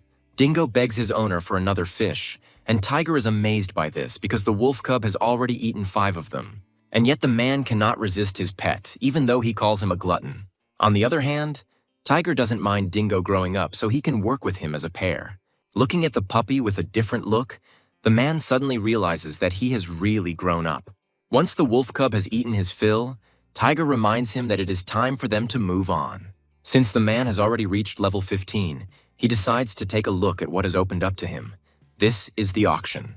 Seeing the information about the 10% commission, Tiger is amazed by this because in the game it was half as much. The man says that he considers this to be outright robbery and takes the lot. Deciding to look through the list of goods, Tiger notices that someone has already listed the lot. The man urges himself to calm down, remembering that players could change not only their gender but also their voice, and also the fact that users' nicknames were only visible in the general chat. It followed that it was impossible to find out anything about a player unless he himself told them. Tiger believes that the problem is that the more experienced players are, the less they follow the developer's plans. While reading messages in the chat, the man comes up with an interesting idea. Tiger first says hello and is asked who he is, introducing himself as the Rabbit Princess. Because of this, the man mentally assumes that this person has the same character in reality. Then Tiger introduces himself as the Roll Lover, but the person on the other side of the screen takes a long time to respond. The man mentally notes this fact and suggests that the Rabbit Princess might suspect something. And then Tiger's interlocutor bursts out laughing, saying that he believed in him and waited a long time. The princess assumes that the lover is with the president, but he denies it, saying that he is on his own. After this, they talk about who leaked the information to the government, and a mutual understanding arises between them. They talk about peculiarities, and the princess suggests revealing them to her interlocutor, who is surprised. The princess gently retorts, saying that he is ready to do this because they will still act together. Tiger is puzzled. The interlocutor tells the man that his trait is resurrection as long as he has points. The princess is currently level 17, and her trait grants resistance to physical damage, elements, and a bunch of special attacks. The man asks Tiger to tell him about himself now, but he still doesn't feel at ease. The princess says that he searched the entire area to get the item he put out, and allows him to take it for only 10 points. Tiger is even more confused by this.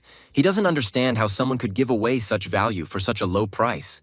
But the princess suggests simply taking it, since he decided to show sincerity so that they would believe him.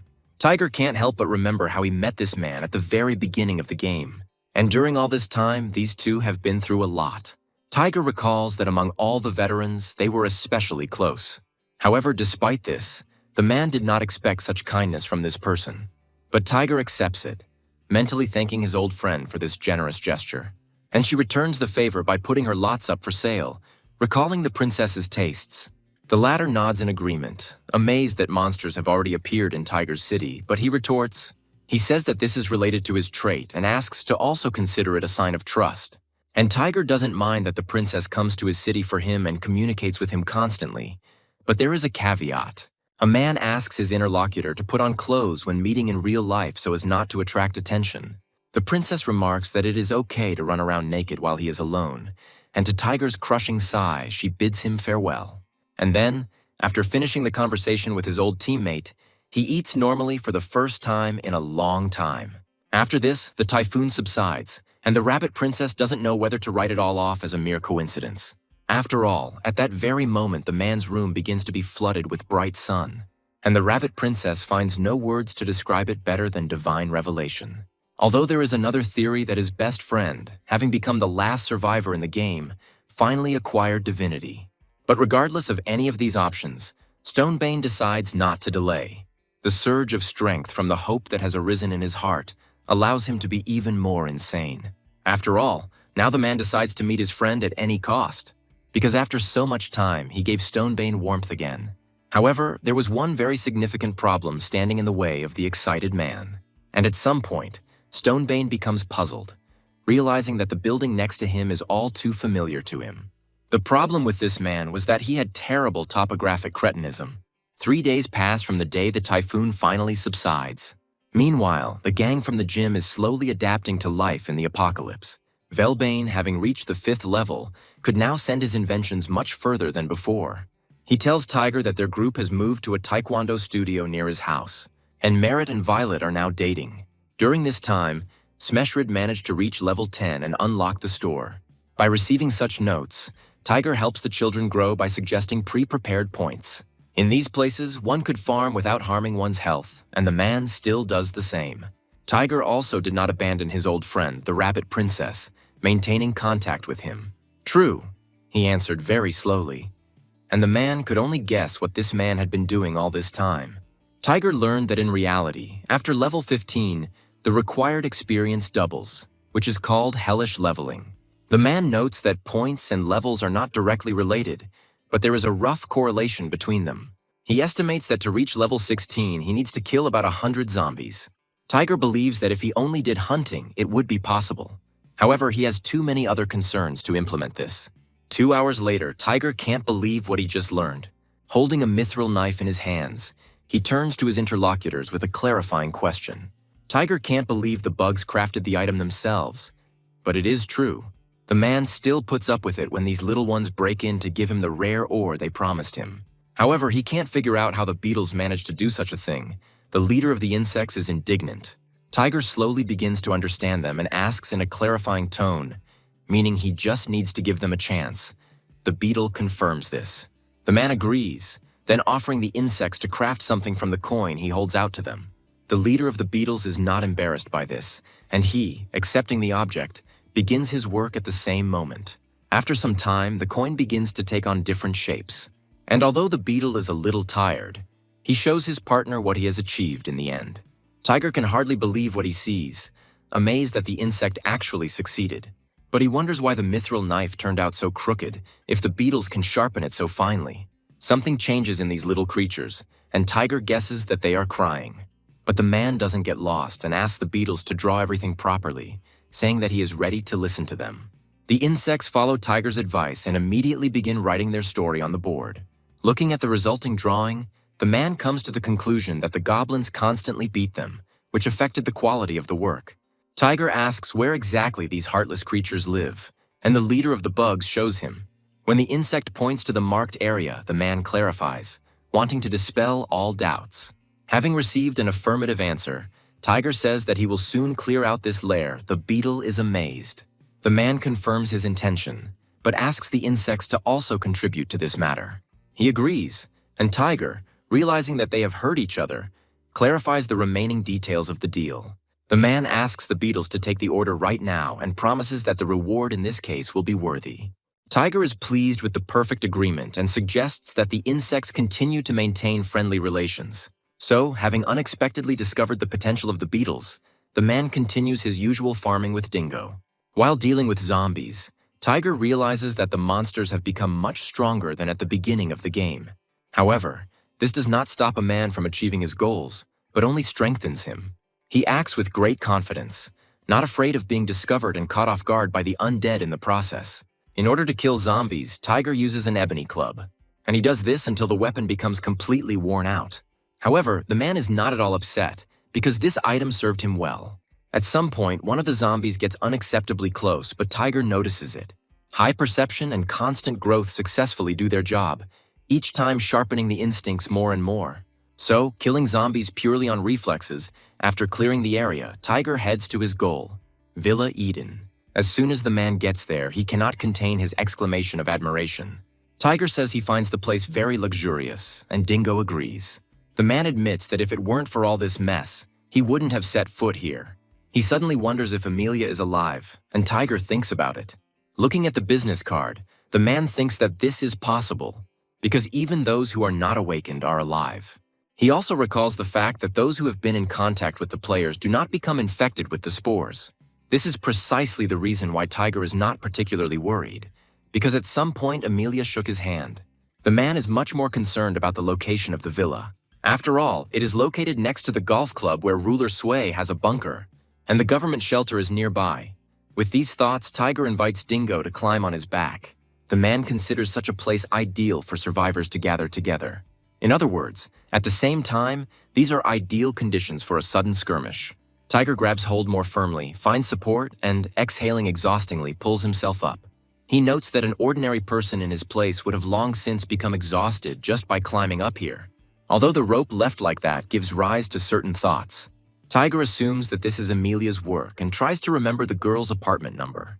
When a man knocks politely on the door, an irritated voice is heard from the other side. Amelia reminds that she clearly said that she would arrive at the meeting place on time as they agreed. At the same time, the girl adds that it is not worth coming to her, because there is a killer nearby. However, noticing Tiger, Amelia is slightly confused, and he laughs nervously and says that he is glad to see her again. The girl asks why he is here, and the man reminds her of their earlier agreement about the exchange. Amelia confirms that she remembers this, but suggests that Tiger is not quite himself either. Tiger is much more interested in what kind of killer they were talking about, and then the girl first invites him inside. But Alilia immediately warns the man that this conversation will be long. As soon as Tiger and Dingo settle in, the girl immediately starts chatting nonstop. She chatters so quickly that her interlocutor wouldn't be able to get a word in even if he wanted to. However, this allows Tiger to form a picture in his head while Alilia speaks. The point is that 3 groups live in separate zones around the temporary shelter. One of them, the so-called S group, consists of at least 10 people, and she suddenly suggested opening the shelter in order to get and divide the supplies. However, these conditions did not suit the other 2 groups, and as soon as they refused, the killer showed up. Tiger suggests that the leader of this group must be Ruler, and the killer must be one of his puppets.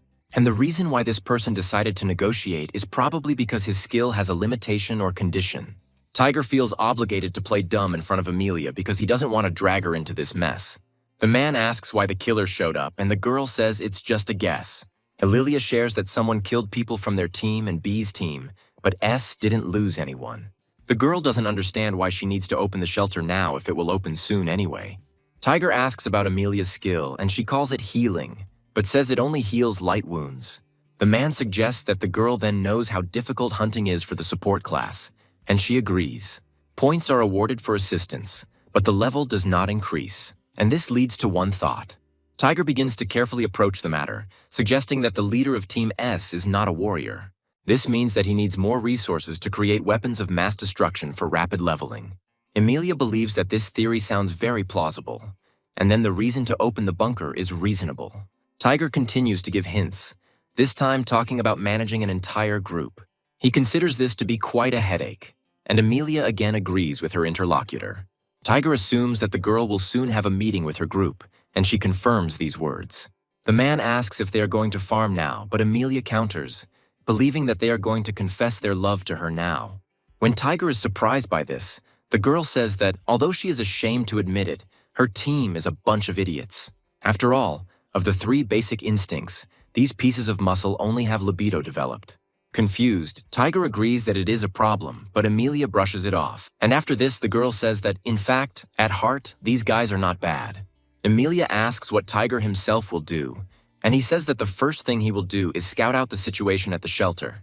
The girl reminds that the ES team is there now and expresses her concerns. Tiger reassures her by saying that he will not act rashly, but will watch everything from the shadows. And then he takes out some ore from his backpack and, handing it to Amelia, calls it a housewarming gift. Knowing what it is, the girl assumes that Tiger already has a store open. The man confirms this and therefore asks Amelia not to worry about him. And then he promises to return the debt for the medicine with interest if nothing works out. Looking at the shelter, Ruler asks his subordinates about how the cleanup is going. He is informed that at around 3 o'clock in the afternoon, the killer killed another one of B's team. They confirmed that the survivors were carrying supplies, so the sector clearing would be completed soon. Ruler inquires about Team A's situation and learns that they are still sitting quietly. Then the man thinks that another one of them needs to be removed, and the interlocutor agrees with him. And it informs that the group members are moving individually, so it will not be possible to keep track of everyone. For example, they recently saw a girl leave her house and head towards Eden Plaza. Ruler gives the order to send an assassin to this place and asks one more question. He asks if they were able to find that same guy, to which he receives the answer that they were unable to identify him. Feeling guilty, the man expresses deep regret about this, and Ruler, having heard such sad news, cursed mentally. The man thinks that he knows exactly what city this bastard is in, but he doesn't know where exactly. However, at the same time, Ruler is sure that he needs to catch this bastard as soon as possible. Especially now that the man knows his skill has a flaw, Tiger's words are confirmed. The Ruler doesn't gain any points or experience despite the fact that his pawns are being killed. The man is terrified at the mere thought of being eaten by a bastard with paralyzing poison. Besides, if he doesn't reach level 15 by the deadline, the other heads will laugh at him. Thinking about this, Ruler curses mentally, and at that very moment someone turns to him. Meanwhile, zombies were brought to him, and now they say that his order has been carried out. The man calls those who fulfilled his whim great and continues to follow his plan. In public, Ruler maintains a good demeanor, slowly approaching a horde of zombies. At the sight of the bottle with the flammable mixture, they calm down a little and study it carefully. However, this does not last long, because the next moment the space is torn apart by their frenzied roar. Thus, the Ruler's level increases to 9 and the man receives 40 points. This means that there are still 6 levels left until the desired goal, and then he speaks. Addressing his subordinates, Ruler says that from now on they have only 3 tasks. The first of these is to find the hidden locking mechanism of the temporary shelter. According to the second, the henchmen should continue to catch zombies for him just as they do now. The man calls the search for the unknown his final task. At the end of his order, Ruler asks if his subordinates have understood, and they respond with impeccable agreement. Tiger is amused by the man's behavior because he really is on edge. Covering the lower part of his face, the veteran asks Ruler not to be so impatient, and he makes a promise to himself to protect Amelia at all costs. Meanwhile, somewhere else, a guy falls to his knee in front of the same girl. Handing her a flower, he excitedly asks Amelia to be his girlfriend. The girl asks if this guy seriously thinks that this is the best moment for confession. As if not hearing the word about the killer, her interlocutor says that on the way here he used his skill. These words do not impress Amelia, because one of their people went farming alone and died. But the guy desperately assures the girl that this time he can definitely be trusted. Sighing heavily, Amelia says that this is exactly what she doesn't like, because nothing has even been confirmed. Her interlocutor stubbornly stands his ground, saying that if she agrees, he will become the best guy for her. Amelia asks to end it here, saying that she doesn't even want to listen to it, but the guy has a different opinion. He politely asks the girl to calm down and give him one last chance, but suddenly stops short. The guy admits that his heart is beating strangely, and Amelia immediately understands what it means. The girl comes to the conclusion that her interlocutor's information was again false. Amelia expresses confidence that she needs to leave, but the guy stops her. Already beginning to use his skill, he asks to be allowed to spot the killer again. He succeeds, and the guy tells Amelia that the killer is right in front of them. The girl angrily declares that everything always goes wrong with him, and her teammate stutters and apologizes for it. Amelia sees the positives in this, and she notes that at the same time they have discovered something important. The killer's clothes look exactly like those worn by the members of Team S. Meanwhile, the person who approached began to speak, activating the death field with his words. At that moment, a dome forms above them, and Amelia and her teammate try to figure out what it is. The guy asks her what they will do, and the girl suggests running and hiding. But her interlocutor considers the killer to be fast, Amelia counters, saying that during a deadly fight, the killer cannot run. The guy cautiously asks if hiding will help them, to which the girl tells him to shut up and get ready. Amelia suggests that if everything goes according to plan, a secret savior may come to their aid. The thought of this gives the girl hope, and she suggests that her failed lover hold out until then. And the killer is already very close to her and with a confident movement slashes the air. Amelia manages not only to successfully evade, but also to carry out her plan. Pointing the flashlight against the iron epidemic right into the opponent's eyes, the girl abruptly turns it on. The killer lets out a furious scream when he is blinded by a bright light that hurts his eyes. And Amelia screams with delight, because even she herself can hardly believe that it worked. She starts to say that everything went exactly as in the instructions, but stops. Swiftly flying away from the killer, the girl tries to take a breath, but nothing comes of it. As she sprawls on the ground, she realizes that, strangely enough, she is still conscious. Spitting blood out of her mouth, Amelia thinks that it was stupid and reckless of her to do so, and she shouldn't have rejoiced right in front of the enemy's nose, without expecting proper resistance. Finding a member of her group with her eyes, the girl asks him in a weak voice to help her. Seeing the guy running away to save his own skin, Amelia is mentally glad that she didn't accept his confession. Continuing to watch the man fleeing, the girl thinks that life is truly meaningless. Amelia's thoughts are filled with regret that she will die this way. But suddenly the girl hears a familiar voice that asks her why she closed her eyes. As Tiger parries the assassin's blow, Amelia calls out the veteran's name in a weak and surprised voice. The appearance of a third person comes as a surprise to the mercenary, so he is momentarily at a loss. And this is enough for Tiger, prepared for anything, to strike. Amelia watches what is happening, unable to believe it. Many questions spinning in her head. Well, Tiger approaches the girl and, holding out his hand to her, speaks up. Offering Amelia help, he says that it is too early for her to die. A little later, Tiger tells the girl about how the leader of Team S brainwashed his subordinate. The man is distracted by asking Amelia how her wounds are, and she replies that thanks to him, they are almost healed. Tiger says that it is not his merit, and thanks should be given to the girl's partner who became the bait. Amelia didn't know he was dead. Her interlocutor confirms this, but reminds her that they don't have time for sentimentality.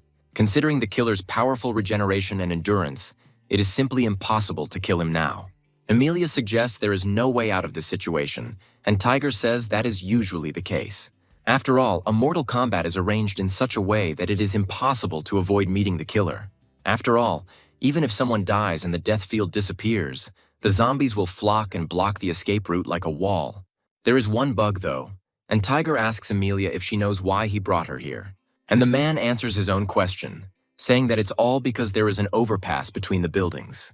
Tiger reminds the girl of what happened at the very beginning of the fight, when that roar was heard.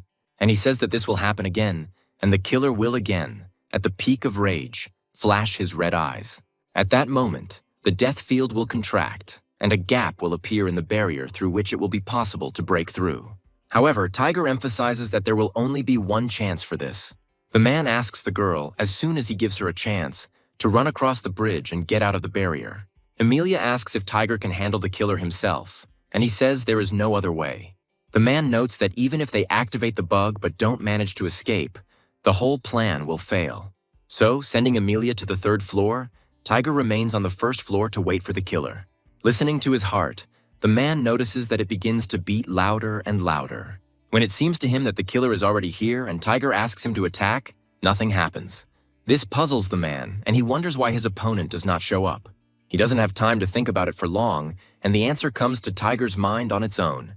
Another guess comes to his mind, and it is connected with an additional special skill of the killer. The moment the enemy appears very close, Tiger becomes convinced that this is walking through walls. The killer does not hesitate and takes a swing to get his victim. And Tiger at that moment realizes that due to the element of surprise, he does not have time to retreat. But he still tries to dodge, and the deadly weapon passes over his head by a few centimeters. Tiger realizes that in this situation, a surprise attack would be better and gathers his strength, after which he quickly implements his plan, hitting the killer hard with his shield. He does indeed fall out of reality for a few moments, but it doesn't last long. Where such a blow would be enough for an ordinary person to pass away to another world, it is not enough for a murderer.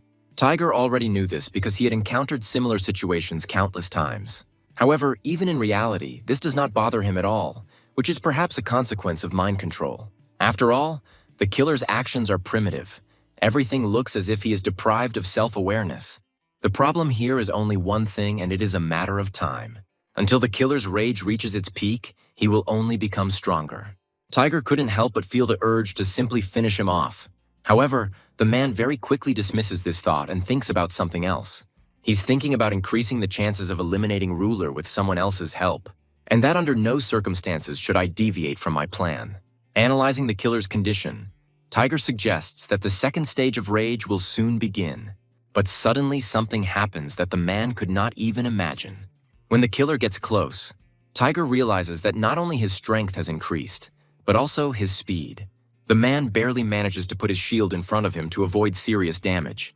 Mentally cursing, Tiger admits that he didn't think the assassin had an agility buff.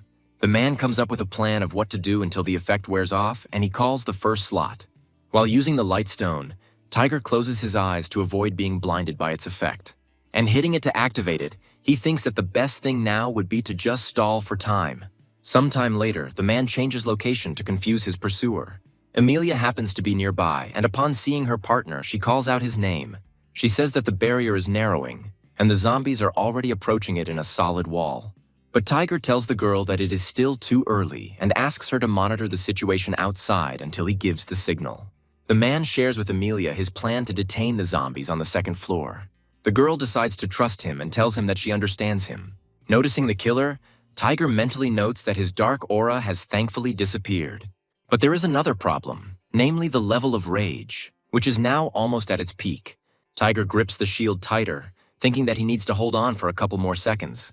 And the killer rushes at his opponent, not even allowing him to finish his thought. As he begins to rain down blows on Tiger, the veteran notes that they have become stronger again. Out of helplessness, the man falls to his knees but asks himself to hold on a little more. With each passing moment, it becomes more and more difficult to withstand this beastly onslaught. But Tiger does not give up, and his efforts are rewarded, because at some point the killer stumbles. This is a foreshadowing of his third stage of rage, which Tiger mentally notes. And at that very moment, the man, shouting Amelia's name, gives her a prearranged signal.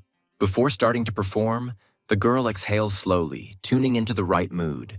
And then, saying that she then went, she proceeds to carry out Tiger's plan.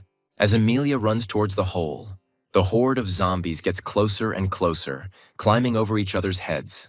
This way, they manage to climb onto the bridge and appear on the other side of the resulting barrier. They stretch their hands towards the girl and growl terribly in the hope of grabbing her, but so far they have not succeeded. Amelia evades the bloodthirsty paws deftly, successfully maneuvering between the dead. There is very little time left until the final goal, and the girl, in order to finish everything faster, makes a jump. She cries out in delight, noting the fact that she managed to escape from the field of death. However, the girl understands perfectly well that she cannot hesitate. Otherwise, Tiger will be in trouble. So Amelia tells her partner that zombies are blocking the entrance. The girl asks Tiger to come out quickly, and he expresses his understanding. And then, at full speed, he rushes towards the exit of this damned place. But confirming his fears, the floor collapses, revealing a killer. Although Tiger knew the killer could punch through walls, he didn't think it extended to the floor as well. And then the man, turning to his opponent, suggests that he finish, since they had already had a good fight. But the killer is ruthless, because he is driven only by the desire of his master. Luckily, he misses, and as he starts looking for Tiger, he hears him say that he won't find him. The man mentally asks the killer to stand still so that he can save bullets. Noticing that he won't feel any pain, Tiger asks him to take a nap for a few minutes, and thinking that when he wakes up, the world will no longer be the same. The man looks for a place for himself. Having chosen the appropriate one, Tiger summons his interdimensional gate. By performing the manipulation of opening and closing them several times, the man ends up where he needs to be. Amelia greets him with a question about how he managed to break through the zombie wall. She still says she doesn't understand anything, and Tiger promises to explain it all later because now they need to run. He tells Amelia that once the death field disappears completely, the zombies will take them seriously. Moreover, the killer is still alive, so Tiger decides to take the girl to the shelter. Amelia doesn't understand why this is necessary, and the man says that this is bait for the killer and the S group. The girl recalls that the killer was controlled by the leader of the group, S, to which Tiger says that most likely the control had already worn off. He tells Amelia what the rules said about this, and hope begins to rise in her. The girl guesses that this was exactly Tiger's plan, and he praises her for her intelligence. The man says that they will kill the killer, protect the shelter, and frame the S team. And he asks the girl if it is unfair to respond to evil with evil. As soon as this person regains consciousness, only dark chaos reigns in his head. He doesn't understand what a simple technician like him is doing here, why his hand is clutching a blade. But the worst thing is that the man's entire body is covered in blood and he doesn't understand how he got here. However, this confusion lasts only for a moment. After this, disparate memories begin to form a coherent picture. And then the face of one bastard appears before the man's eyes. The one who dared to covet his well-being and use him for his own selfish purposes. The man screams, asking how dare Ruler break his word and turn him into a killing machine. Watching this spectacle from the sidelines, he continues to seethe with anger even more. And he is amazed that he was forced to go through all this hell, although they themselves farmed zombies for the sake of leveling up. A determination is brewing in the man's head, and he mentally suggests that Ruler prepare his neck. Turning to the person who did this to him, he thinks that the time has come to collect the blood debt from him. Amelia asks Tiger if it was necessary to set off these fireworks at all. Receiving no answer, she suggests that they be more vigilant than ever, and the man agrees. Tiger's plan is to stir things up until Team S's leader loses his nerve. Amelia says that the man scares her because his strategic abilities are impressive.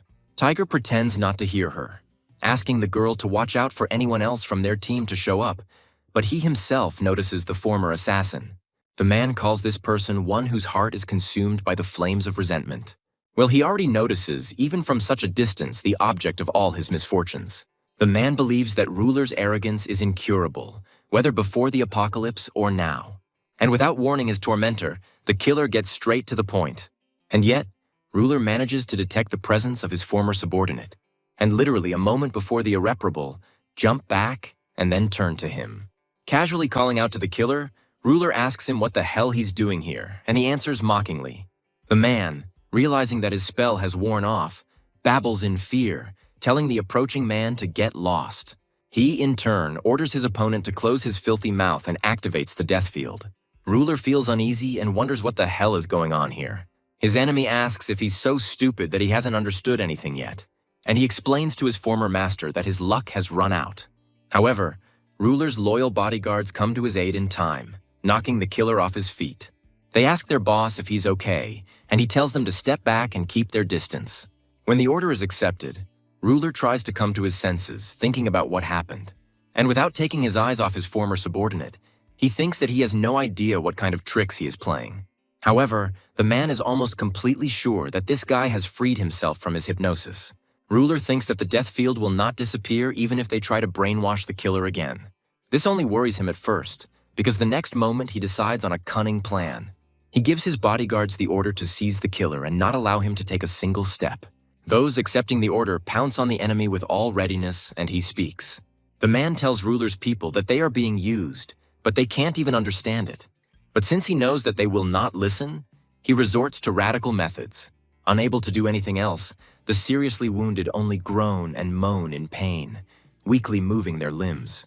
And Ruler, realizing that the situation is getting out of control, orders his still capable men to immediately attack the enemy. However, the killer is not afraid of such attacks. He tells his opponents in color that it is all useless. Ruler, deciding to get rid of the obstacle as quickly as possible, orders that Molotov cocktails be brought to him. And then he gives the order not to let the killer get close to him even at the cost of his own life, and the incredible happens. The man, not expecting such a turn of events, does not have time to get his bearings when he is attacked. However, he does not intend to give up, so he gets rid of the obstacle as best he can. Ruler says that the killer screwed up because he didn't kill him when he had such a perfect chance. He continues his bravado, saying that someone like him can't get him, because a killer can't escape from the death field. A man asks his silent interlocutor if he is ready to part with his illusions. Ruler believes that relying on the killer's strength was presumptuous and that it was his fatal mistake. The killer suddenly speaks up, and he sounds incredibly calm when the man asks about the mistake. The flame that burst from the broken bottle immediately and rapidly engulfs each of the three, sparing no one. And the killer continues to say that he does not know the meaning of such a word as mistake. The ruler rudely interrupts the man, starting to provoke him and put pressure on his sensitive areas. Hearing words about his wife and child, the killer does not utter a word. Noticing his bitter smile, Ruler asks if he really went completely crazy before his death. While talking, the man doesn't notice how an arrow flies past him and hits the killer straight. And then another one, and another, and the one they pierced understands that his savior has truly come. In a weakening voice, he thanks him for freeing him from his torment, and for allowing him to die while remaining human. As the man takes his last breath, Ruler curses, trying to understand what is happening. He is angry that he was deprived of his puppets and they dared to steal his loot right from under his nose. And then a theory comes to the man's mind that this person is the unknown. Desperately, but in vain, Ruler peers in the direction from which the arrows were flying because he cannot see anyone. And then he emotionally asks where his opponent is hiding, calling him a garbage rat. Desperate for helplessness, Ruler promises to tear the unknown into pieces next time. Tiger and Amelia are discussing today, finding it incredible in the bad sense of the word. The girl says she doesn't see the point in staying here, and the man gives her an option. Amelia thanks Tiger for saving her, even though she has a lot of questions for him. Lost in his reverent urge to say thank you, the man assures the girl that everything is fine. After all, if Amelia hadn't been keeping an eye on the situation then, they wouldn't have gotten out so easily. Then Tiger says that the girl can forget about Team S, which surprises her, and she asks about it. The man allows her to call it intuition, but it seems to him that very soon they will eat themselves. After the incident with the temporary shelter, Tiger decides to take a 3-day break. Even though the thirst for survival didn't work, the man's body still aches after the fight with the killer. However, despite this, Tiger does not sit idle and sorts out the loot on the very first day. A man decides to buy a normal weapon and spends 300 points on it. While he was setting traps for a warthog, he learned that the princess had wandered off into some wilderness. On the second day, Tiger uses bugs to repair a plastic shield that was cracked during the battle. And then he goes with these guys to the northwest to look for the goblin's lair. At the same time, they mark on the map the traps they encounter along the way. On the third day, Tiger checks the peppers in his garden, noting that everything is growing like crazy. On the fourth day, the man, as usual, goes out onto the veranda to exchange information. However, something unexpected awaits him, namely that the paper airplane does not fly back. Tiger begins to speculate about why this might be possible. Unfolding the message, the man is shocked because it is Merritt writing to him asking him not to write to Wellbane anymore. Tiger can't take it anymore, making a sarcastic remark and calling the kid a little shit. The man is shocked that after helping the group that Merritt is a part of, he dares to talk to him like that. At some point, emotions take over, and Tiger wonders whether he should finish off the impudent fellow. However, he quickly realizes this, asking himself if he too has gone crazy. After all, with such thoughts, he is no different from Ruler. Mentally, the man urges himself to pull himself together and stop giving in to emotions. He needs to think objectively. Recalling Wellbane's previous messages, Tiger remembers that Merritt is eyeing Smeshrid's place. The man believes that soon there will be an excellent opportunity to throw out the sweet couple, since they have joined forces with some other group. At the same time, Tiger thinks about Amelia, not wanting to abandon this girl to her fate. He reminds himself again not to give in to emotions and do everything his own way. And the most important thing for him now is to find and clear the goblin lair. Once the first part of this plan is accomplished, Tiger asks Dingo if he is ready for the next step. When the wolf cub answers him, the man notices that as he grew older, he developed a voice. After this, Tiger turns to the beetles, asking if they are ready as well. The man asks the insects if they did what he asked them to do. From this, Tiger understands that there are 3 hobgoblins in the lair, and the rest are of normal appearance. Glancing at the beetles, the man realizes that they are afraid that there is too much of it.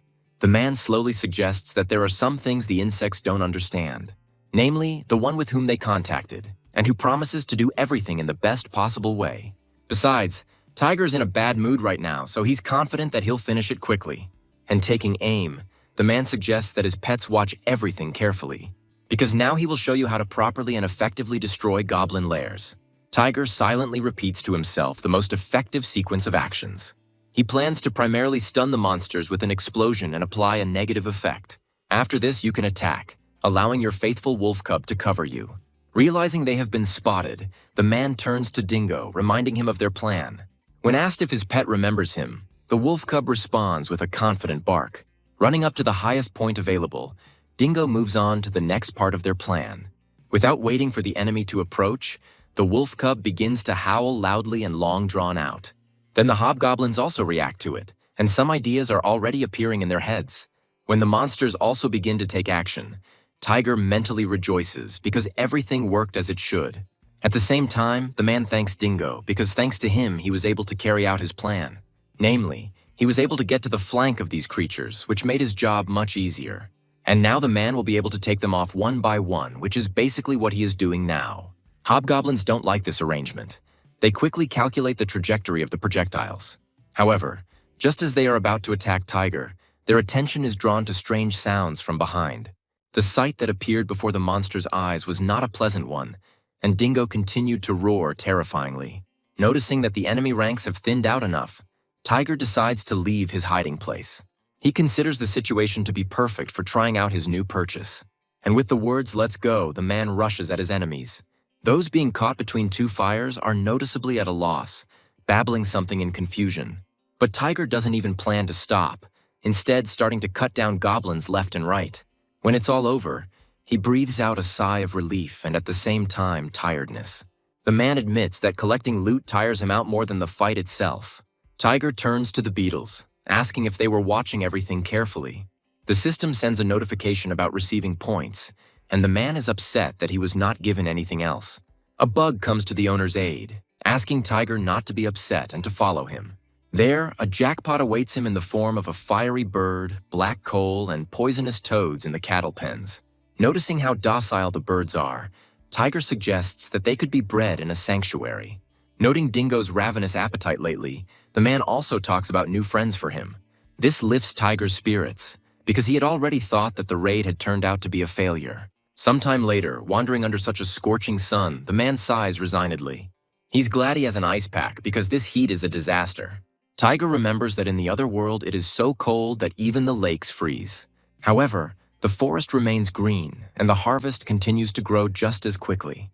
Tiger is sure that whatever the case, there is some incredible power hidden in this land.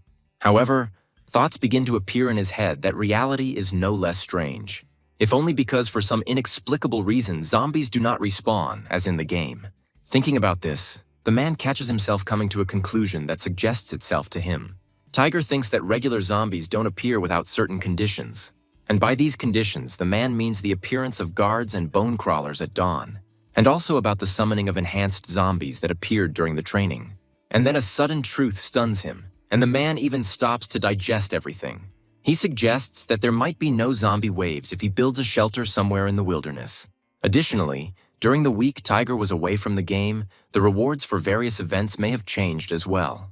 So the chain of his guesses continues to grow, and with these thoughts the man reaches the rice processing complex. Tiger grins contentedly and says that this is just what he needs. There is also food and all kinds of grain here. The man wants to tell Smeshrid about this place later. And he, full of enthusiasm, is about to start moving things. The next morning, Tiger thinks about how important it is for a person to follow a routine. The man is confident that during the apocalypse, this is even more important than before. With this in mind, Tiger has recently started to follow 3 rules. The first of these is a conversation with Wellbane, the latter of which saw the younger one making excuses for the misunderstanding. The second condition was to explore the forest with Dingo, after which the boys would return home with a catch. And the third thing was a short greeting and checking the location of the rabbit princess. The latter happened through an auction, and now Tiger is surprised that someone secured their items there. Remembering that his old friend loves attention, the man considers the lack of personal communication with him a problem.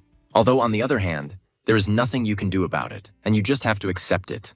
Tiger justifies himself by saying that he and the princess were both busy and did not have time to come up with a code or signals. So, in such a situation, the man considers it necessary to first find out how many people are using the auction. Since complete anonymity is guaranteed, there is a possibility that someone did all this alone. Tiger thinks something that will attract attention is needed, like an ice pack. This is unlikely to give away his ability, but in this heat, people will definitely be interested in such a lot. Tiger puts the ice pack up for sale and sits back and waits for a while. His plan is crowned with success, and the reaction to such a prank is very violent.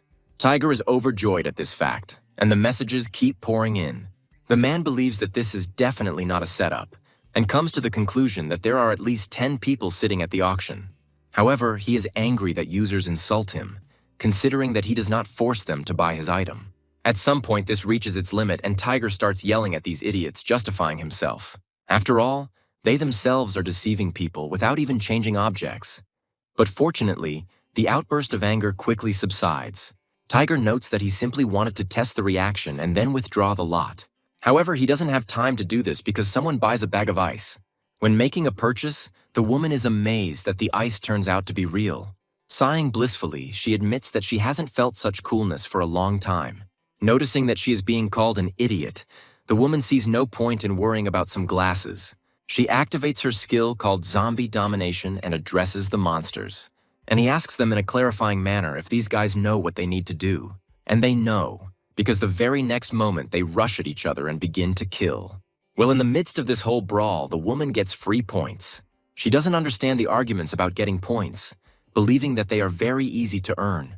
And then the woman starts swearing, but for a completely different reason. She is upset because the ice she bought has already melted. She becomes curious about who the person was who put such goods on display. The woman assumes that it is someone with a special ability that allows them to use or create ice, and the thought of luring this man to her arises in her head. The impulse turns out to be too intrusive, and the woman immediately moves from words to deeds. She first says hello, then pauses briefly, and then, introducing himself, he asks the ice seller where he is now. Seeing a familiar nickname, Tiger wonders if he accidentally caught a big fish. Meanwhile, the auction chat is in full swing, with veteran Jack known to many, but our hero is skeptical. They try to lure the woman to their side, but she responds rudely, saying that she is only interested in the ice seller.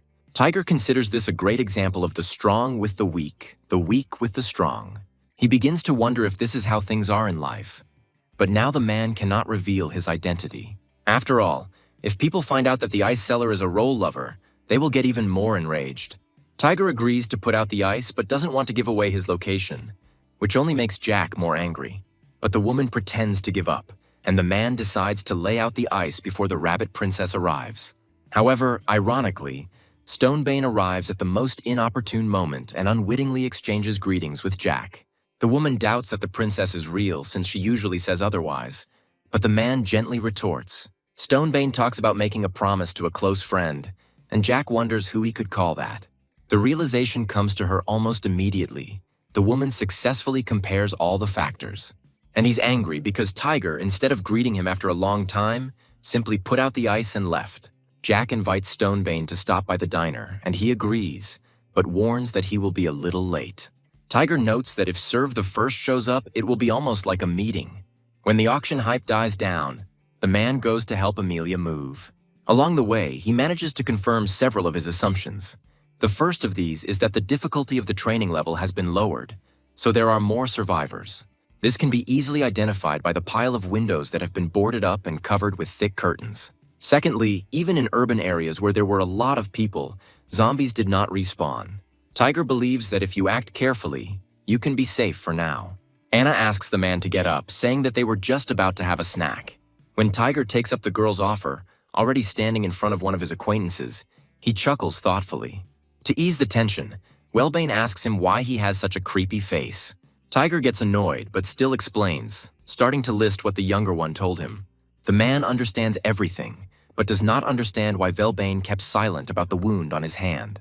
He begins to make excuses, saying that everything is not what it seems, and he simply got hurt on the way. Another excuse is found, but Tiger doesn't believe it either, asking the younger one if he's lying, to at least make it look believable. Because the man believes that anyone will notice that this is a different kind of wound. Tiger seeks support from Amelia, and the girl confirms his words, saying that it is a wound from a crossbow bolt. The doctor says that something like this cannot be hidden from Tiger's eyes, and adds that Velbane was clearly being targeted intentionally. These words puzzle the man, but they tell him that everything will be explained now. Anna joins the conversation, saying that everything happened about an hour ago. She lifted large items onto the roof, while Velbun carried small items downstairs. Nothing foreshadowed trouble, when suddenly the girl heard a scream. She immediately had a bad feeling, so she rushed to check on Welbane. Anna saw her teammate being attacked by 3 guys dressed in hiking gear. They apologized, saying something like their hand shook. But even Anna then understood that they did all this on purpose. Tiger was inclined to believe the girl. After hearing this story, the man sank down heavily and began to think feverishly. He discusses how Velbane will be his eyes and ears, while Anna is responsible for mobility. Emilia is also not idle because this girl specializes well in treatment. Tiger is figuring all this out in order to deal with those guys in hiking clothes at any cost. When Welbane says it's nice, Anna tries to say that now is not the time for that, but he interrupts her.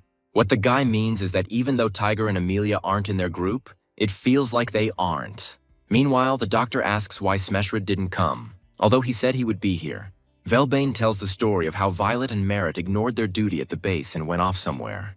Tiger asks where they are going, but no one knows. Then the man asks if the doll is on the base, to which he receives a positive answer. Then Tiger offers to visit Smeshrid, saying that he just needs to tell him something, and Velbane agrees. The boy says that all 3 are at the base, but thinks they should check everything first. It turns out that they are glaring at each other using physical enhancement. Tiger asks Anna to take them to the base, to which the girl expresses uncertainty, but the man insists. The awakened one expresses her understanding and asks the potential passenger to be careful.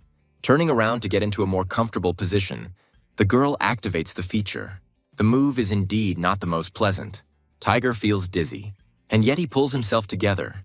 But Smeshrid, noticing the new arrivals, is surprised. He approaches Tiger with a question, but the man says he will explain everything later. The veteran suggests they quickly sort everything out and go their separate ways, and these words immediately send Merritt into a frenzy. The boy tells Tiger to stop acting like a boss and threatens that without them, the group's fighting strength will decline. The veteran doesn't think so, saying that instead of these 2, he and Emilia will join this squad. Merritt says that Tiger talks too much, and Tiger, teasing the boy, calmly retorts. The man suggests that his opponents at least behave decently and speak like civilized people. Merritt digs in his heels, asking who Tiger thinks he is to command them. Smeshrid interrupts him, taking his friend's side and saying that he also thinks the fight is pointless. Merritt says that this is exactly the reason that irritates him. That Smeshrid always agrees with Tiger, but rejects any idea proposed by him. The man says that this is not the case, and he actually agrees that Tiger is more suitable for their group. Smeshrid continues, saying that if Merritt's words had any sense, he would have supported him.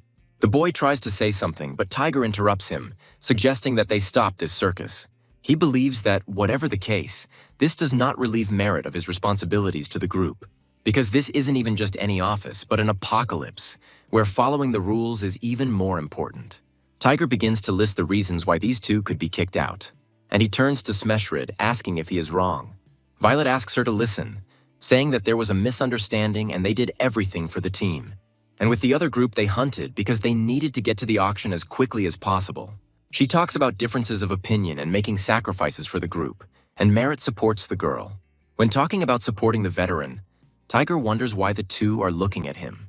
Violet counterattacks, citing the fact that he himself has been in contact with Velbane all this time. Anna comes to Tiger's defense, recalling that the man helped them without asking for anything in return. The girl reminds that they themselves benefited from the veteran's help, but that group never helped them. Anna says she doesn't want Tiger to be lumped in with those whose names they don't even know. Merritt expresses understanding and formally apologizes, but again says that they did not act out of personal greed. Therefore, he offers to forget all the grievances, but the guy is unable to finish. Smeshrid interrupts him.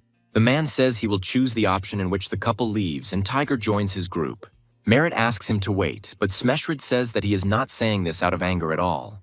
He simply decided that this would be the last chance for them all to part on good terms. Smeshrid is even ready to help them move if they agree to these conditions. And then the man talks about the real reason why Merritt stayed in the group all this time. Hearing the talk of supplies, Merritt cautiously asks if it has really become that obvious. Smeshrid reminds the boy that he was his client for 3 years before the apocalypse, so he knows him well. And the man again suggests that they separate on good terms, while there is still a chance.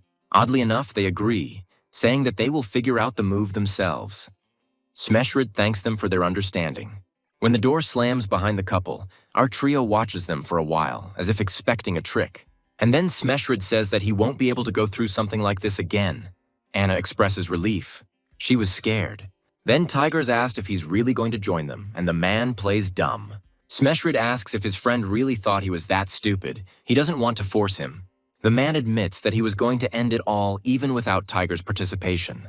The latter says that he will indeed be able to join them soon, but only if he is given freedom of action. The two can't believe their ears, so they ask again if it's true. Tiger agrees, but warns that he will need to monitor the situation for a few more weeks. While the two discuss the affairs of their group, the man mentally expresses joy for them. And then he says that he actually brought a gift for them. And he asks them to be sure to read all of this and remember it carefully. Life Survival Game is a game with a special slogan. And it sounds like hell on earth is going to break out one day. And, as Tiger has said more than once, the survivalist system is extremely merciless. Therefore, the data the man gave to Smeshrid was more like a diary of the experiences of a game veteran. Because in reality, there will definitely be things that get bumped, changed, or added again. Even so, the general course of things has not changed, especially in one particular thing. And it was that portals could be summoned. But they didn't look like personal portals. They were lairs, dungeons, or labyrinths, depending on their size. And they served as the spawn point for monsters and the trigger for various events, being an indispensable system in the game. Having made sure that Amelia is in the squad, Tiger begins to search for information through the portals. He recalls that earlier, after the event with the animal attack, goblins began to appear through the portals. The man considers this cruel because the developers gave a way to get meat and then immediately added goblins. No matter how much Tiger searched, he couldn't find the exact time of the goblins' appearance. However, he thinks that he can estimate and roughly guess when all this will happen. Because when the zombies in the game changed their gait, Tiger realized that the first event had begun. Besides this, he's interested in whether his old friend's group is preparing well. After all, unlike zombies, goblins actively hunt people, so it is important to protect yourself with barricades. Tiger expresses confidence that the boys will cope, but even if not, he's ready to step in and help them. To prepare for new events, the man decides to try out a new weapon. Having chosen the right one, Tiger begins his diligent training. In his free time from such practice, the man is engaged in other important matters. So as soon as the summer heat begins to drop, Tiger's stats begin to rise. By that time, the paralyzing poison begins to take effect, and Tiger gets a new skill called Paralyzing Poison Resistance. The man talks about how great it would be if it were complete immunity. On the 10th day, when he feels that all preparations are complete, he's informed of the appearance of a tiger. And at that moment, Tiger realizes that the apocalypse is really beginning. Looking at the animal, Wellbane cries out in admiration, admitting that he considers this madness. He can't seem to come to his senses, for which Amelia teases the younger one. Smeshrid also doesn't let him relax, asking if this is all he sees. After all, as soon as you come closer to such a pussy, she will immediately tear you to shreds. Anna asks where this tiger could have come from, and Amelia suggests that it came from the zoo. She suggests that they may not see many animals because their numbers are declining. Tiger says that animals were summoned in the game, but in reality, not a single such scene was observed. Anna suggests that the animal attack event was also staged to look like reality. Amelia calls out to Tiger and, approaching him closer, asks the man a question. She asks him what they will do, but the veteran is puzzled, because the leader of the group is Smeshrid, not him. The man counters by saying that everyone present, except Wellbane, was essentially gathered by Tiger. The latter expresses understanding of this and agrees to explain the role of each. The first thing their group will do is hunt animals to get food. Wellbane and Amelia will provide rear support for the entire team. They both need to be aware of their surroundings and be ready to react quickly. Smeshrid will be with Tiger on the front lines. He offers to leave the hard work to him. Anna occupies a key position, as it is the link between the front and the rear. Tiger asks the girl not to worry about anything, as he sees potential in her, and she says that she will try her best. The man expresses his satisfaction and asks if anyone else has any opinions on the matter. He feels awkward about his new role, so he asks the guys to correct him if he said something wrong. But they are more than satisfied, while Smeshrid is even a little offended by the youth's words. Tiger reminds everyone that they are not hunting the tiger. Amelia clarifies who they are targeting then. The man replies that everything depends on the boss. He himself is not sure what will happen next. They ask him again. Tiger begins to talk about what his pet did along the way. And the thing is that Dingo, on his way to this place, caught the scent of several victims. The wolf cub literally breaks free from his chain, running away as if enchanted, and Tiger barely manages to catch up with him. It seemed that he had completely forgotten about his master, leaving him far behind. He is obsessed with only one goal, which he achieves just at this moment. But the creature that seemed so harmless suddenly shows its teeth. The wolf cub did not expect that they would dare to resist him, but he does not intend to retreat. Dingo growls in displeasure, wanting to show the herbivore who is boss. But the ram turns out to be not such a fool, bleating his displeasure in response. He does not intend to become a victim of the young wolf, even though he understands that he is inferior to him. In order not to lose his courage, the animal decides to act first. And Tiger, who had arrived at this time, praises his pet for finding their prey. While loading his crossbow, the man decides to wait a bit to ensure the shot is accurate. But the ram moves constantly, so when the projectile is released, the animal screams wildly in pain. Tiger curses under his breath, wishing he could have finished it all off with one hit. Meanwhile, zombies begin to gather in response to the screams, joining the ram's cries with their hoarse roars. Tiger orders Dingo to continue driving them towards their goal. The man figures to himself that among these zombies there are many who have already had their fill. If Tiger had fought them for real, he would have killed them. But right now, numbers are important to him. So the man turns to his connecting bridge, giving an order to Anna. The girl immediately appears nearby, and Tiger warns her that she might have to use jump several times. He asks her if she can handle it, and Anna says that she can handle it because she constantly goes on extreme rides. Tiger then expresses his satisfaction and they move on, preventing the zombies from getting to them. The man says that everything is as expected. Anna has great potential. The girl thanks him. Calling out to the boys, Smeshrid says that they missed one, but someone else is beside themselves with delight. Tiger offers to help the man, but he refuses, saying that he can handle everything himself. He says that he hasn't had a chance to really let loose for a long time and he wants to enjoy it. Noticing Smeshrid's injury, Tiger and Anna scream and begin to inquire about his condition. The guy with the crossbow says his hand slipped, and the veteran realizes something. He remembers seeing these guys at the gear store, but there's more to it than that. Anna says that these people are the ones who shot Velbane with a crossbow back then. Tiger asks the enemy team what they want, and one of them is amazed at his insight. The man, noting that they had killed 2 rams, said that they would take one. Checking Smeshrid's condition, Tiger agrees to these conditions. However, he says that before they go their separate ways, he has a question. Tiger wonders if these 2 broke their promises just to get into such a team. The man says that they are retreating now, but next time everything will be different. Later, the silence is broken by Smeshrid's uncertain voice. He says that he doesn't know how best to say it. But in any case, everyone is safe and they have meat, so he thinks that everything is fine. Emilia agrees with this only technically, but she is against always being kind. Anna has the same opinion. Welbane encourages the man that sometimes it's better to let things go, but he is interrupted. Tiger remembers the words Smeshrid said to him at the store and asks if his friend remembers them, and he says yes. The man says that he knows his place, so he will not argue with the team leader's decision. Yet he believes that they should not bow to evil, although he does not encourage murder. Tiger suggests, however, to leave it at that and just enjoy the evening. After all, they might not be able to enjoy such peaceful days for long. Somewhere far from this place, nothing foreshadows trouble either. The air is filled with peace. However, everything comes crashing down at the moment when the emptiness shatters with the sound of breaking glass. And this crack is growing wider, foreshadowing the threat that already looms over the city, which has managed to adapt.